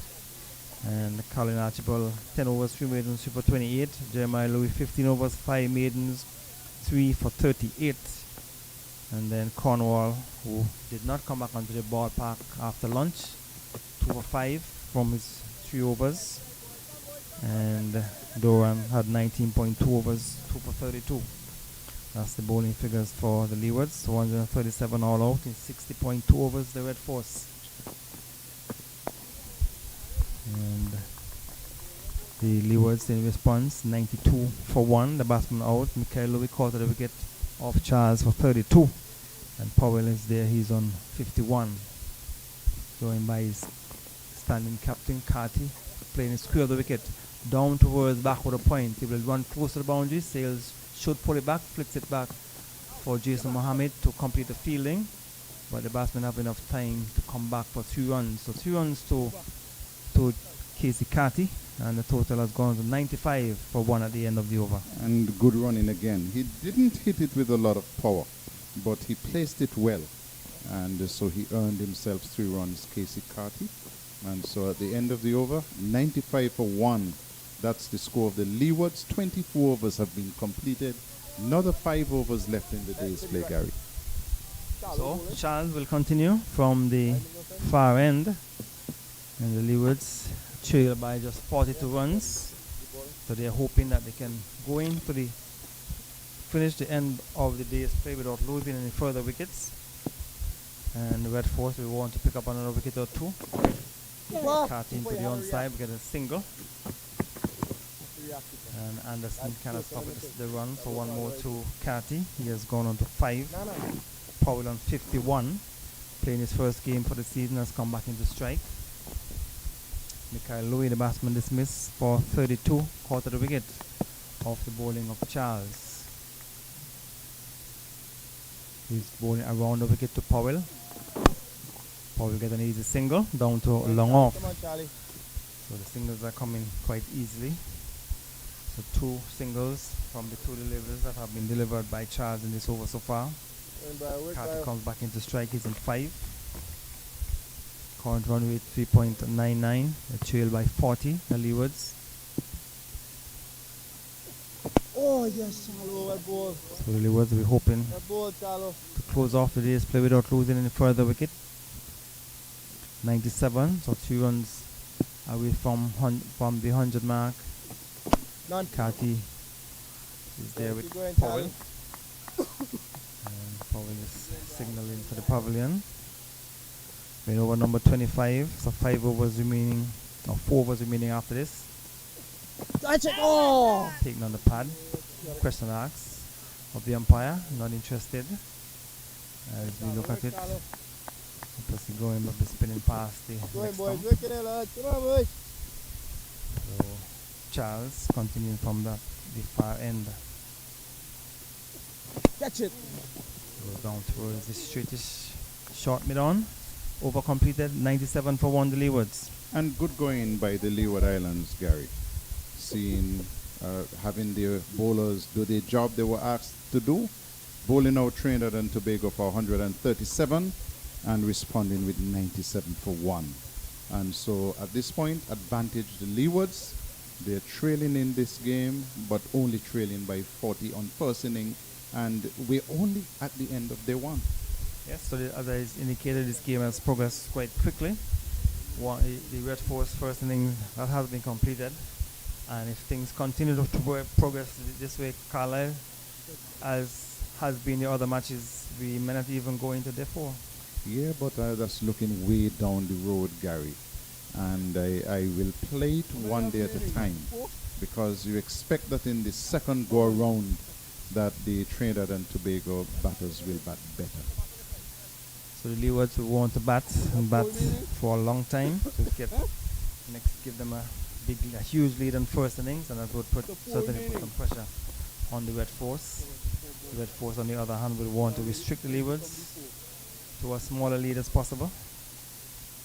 And Pierre will try that in the air, and Pierre diving away to his right. We will have to look and see if he would have gotten a hand to it, or if it might have dropped just in front of him onto the back foot. Powell playing it in the air, might have just dropped in front of him. But a desperate effort to take the catch, and Powell was onto the back foot, it was in the air. Took a leading edge, he was looking to turn it into the onside. So Pierre will try once more. This time he's in behind it and just pushed it down to Philip as a straightish or short mid-on position. Almost got a catch. That's Pierre. And into the onside, we get an easy single. So with that single, Paul will move on to 53, 98 for 1. Going over number 26. So 3 overs remaining after this, and the field changes for the right-handed Casey Carty, who is on 5 from 23 balls. So just some 3 overs remaining after this. So we would be able to get in the 29 overs. The spinners carry pair. He's in the 6th over. Bowling to Carty. And so the over has been completed, is it? Yes. Over. 26 overs gone, 98 for 1, the Leewards. 3 overs left in the day's play, and the Leewards are 98 for the loss of 1 wicket. 137 is the total the bowler of Trinidad and Tobago for. And if at the start of the day's play you had said to the Leewards that this would be the position, I'm sure they would have said, yes, we'll take that. So Charles, we're in the dying stages of this first day's play. 3 overs remaining, and Charles will continue from the Lazak Road end. Oh, get it. Down the wicket into the offside. Powell looking to give the bowler the charge. Saw him coming, ball it a bit shorter. Had to adjust and got it into the offside. 98 for 1. Going Charlie, work Powell Charlie. is on 53. Casey Carton on strike on 5. Catch it. Oh. He's playing it late into the Out here. offside, short of catching. Don't do that. Went well out of the reach of Vikash Mohan in the slip and goes down to short third man. Single to Powell. Moves on to 54, 99 for 1. The Leewards scoring a 3.76. And the shadow of the jumbo screen comes across the field just behind the keeper. Not on the pitch, so it should be of no issue to the batsman. Yeah, this time of year with the angle of the setting sun, that's not a worry. Flatter, faster into the onside. That's Carty. We're getting an easy single to bring up the 100 for the Leewards. So the 100 coming up in over number 27. 26 points overs. Leewards 100 for 1. Good reply by the Leewards. Good, strong reply by the Leewards. And they will be happy for this. They would have been happier if it had been without any loss. But Mickey Louis back in the pavilion for 32. Charles will go around the wicket to Powell. Powell is driving from an open face, thinking of a single. Sent back by Carty. So it's 100 for 1, trailing by just 37 runs with 2 overs remaining after this. 2.2 overs. Charles around the wicket. Powell is posted it to the offside down to Tion Webster. Fields. And there is no chance of a run. 1 delivery remaining in over number 27. Charles is in his 6 over 1 for 16. He got the wicket of Mikhail Louis, caught the wicket for 32. Coming forward, taking the pad, loud appeal. Not out, said the umpire. The appeal was confident, but so was the decision by umpire Crawford. And so the over has been completed. 100 for 1, the Leewards.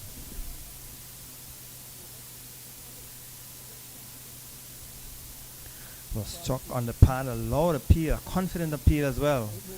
And Powell survives. Maybe the umpire's estimation might have been missing leg going down on the onside. I don't know if you look at it on the monitor again. And struck on the pad. Umpire's call. It was wide on the crease, Gary. And I'm not swayed by the appeal made by players in the modern game. They seem to appeal for everything and with conviction. So Pierre will continue from the media center end. And so it's 101. Just 2 overs remaining. Less than 2 overs, 1.5 overs remaining in this play. And these 2 batsmen will be looking, well, 2 overs. Could be more because the schedule time is 5:48. It is, well, it should be completed by then. So 1 run, and so with that run, the total has gone on to 101. Casey Carty has gone on to 7. So schedule end of play of 5:48. So by the time the other over is completed, we should have gotten to that stage. So Pierre goes around the wicket to Powell. And there is no run. 101 for 1. Scoring at 3.7 runs per over. Trailed by just 36. So Terrence Hines comes in off the long offense. Powell faces up to Pierre and just pushed it into the onside. So over number 28 of 29 is been bowled by Gary Pierre. He's in his 7th over, none for 13. 2 deliveries remaining in this over. And Powell is defensive. 101 for 1. The Leewards certain the Red Force, and they were dismissed for 137. 2 wickets to Louis and Archibald. 30 going to Jade Gooley. And the over is completed. A tight over. 1 run coming from it. 101 it is for 1 the Leewards. Strong response by the Leewards to the 137 made by the Red Force earlier today. And with just 1 over left in the day's play, Leewards are sitting pretty at 101 for 1. One batsman, Powell, is on 54, and the acting captain for his Carty is on 7. So Carty will be facing the start of the last over. So 6 deliveries remaining in the day's play. Carty is on 7 from some 28 balls. Powell, in non-striker, is on 54 from 76. Charles to Carty. Catch it. And there is no run. So they're trailed by 36 runs. So they started with Leewards winning toss and batting. Leewards made 2 changes. Powell and Shino Berridge coming in to the 11. Shout of catch him. So a little turn and bounce. Carter was onto the back foot. Kofi James and Hayden Walsh Jr. left out. As Powell, they made way for Powell and Shino Berridge. And Django made way for the Silver in the Red Force team. And Charles on the onside. So we have seen some 3 deliveries in this over. I don't mind anything at this The point. 3 deliveries remaining Just make him come forward and push. in the first day's play, a day in which the Leewards would have gained the ascendancy. Catch it. Oh. And Carty is onto the back foot. I was onto the front, then he got onto the back foot, taking on the pad. And obviously going on the onside a bit high as well. Listen. So 101 for 1. 2 deliveries remaining in the day's play. 2 deliveries remaining in over number 29. As Charles bowls to Carty. Carty is sweeping around the corner down towards the boundary for 4 runs on the centre leg stump, and he swept it down towards the boundary for 4. So with that shot, the total has gone on to 105. We left the bat in the air, but well away from any fielder and down towards the boundary for 4. Didn't hit it as well as he would have liked, but the position was vacant, and he hit it strongly enough for him to muscle it across the boundary for 4. Come on, man. So we just have 1 delivery remaining in over number 29, being bowled by Charles from the far end. And he's bowling to Carty. And he bowls Carty to the back foot, taken behind by the keeper, taking up the end of the over, and has brought up the end of the day's play, where the Leewards ends on 105 for 1 in response to the Red Force first innings score of 137 after they were inserted by the Leewards. A top score of 30 coming from Jade Gooley, and for the Leewards, Louis had 3 for 38 from 15 overs. Archibald 3 for 28 from 10. 2 wickets for 5 runs to Cornwall, and 2 wickets for Doran, 2 for 32, as the Leewards dismissed the Red Force for 137. In response, the Leewards 105 for 1, with Powell not out on 54, Casey Carty not out on 11.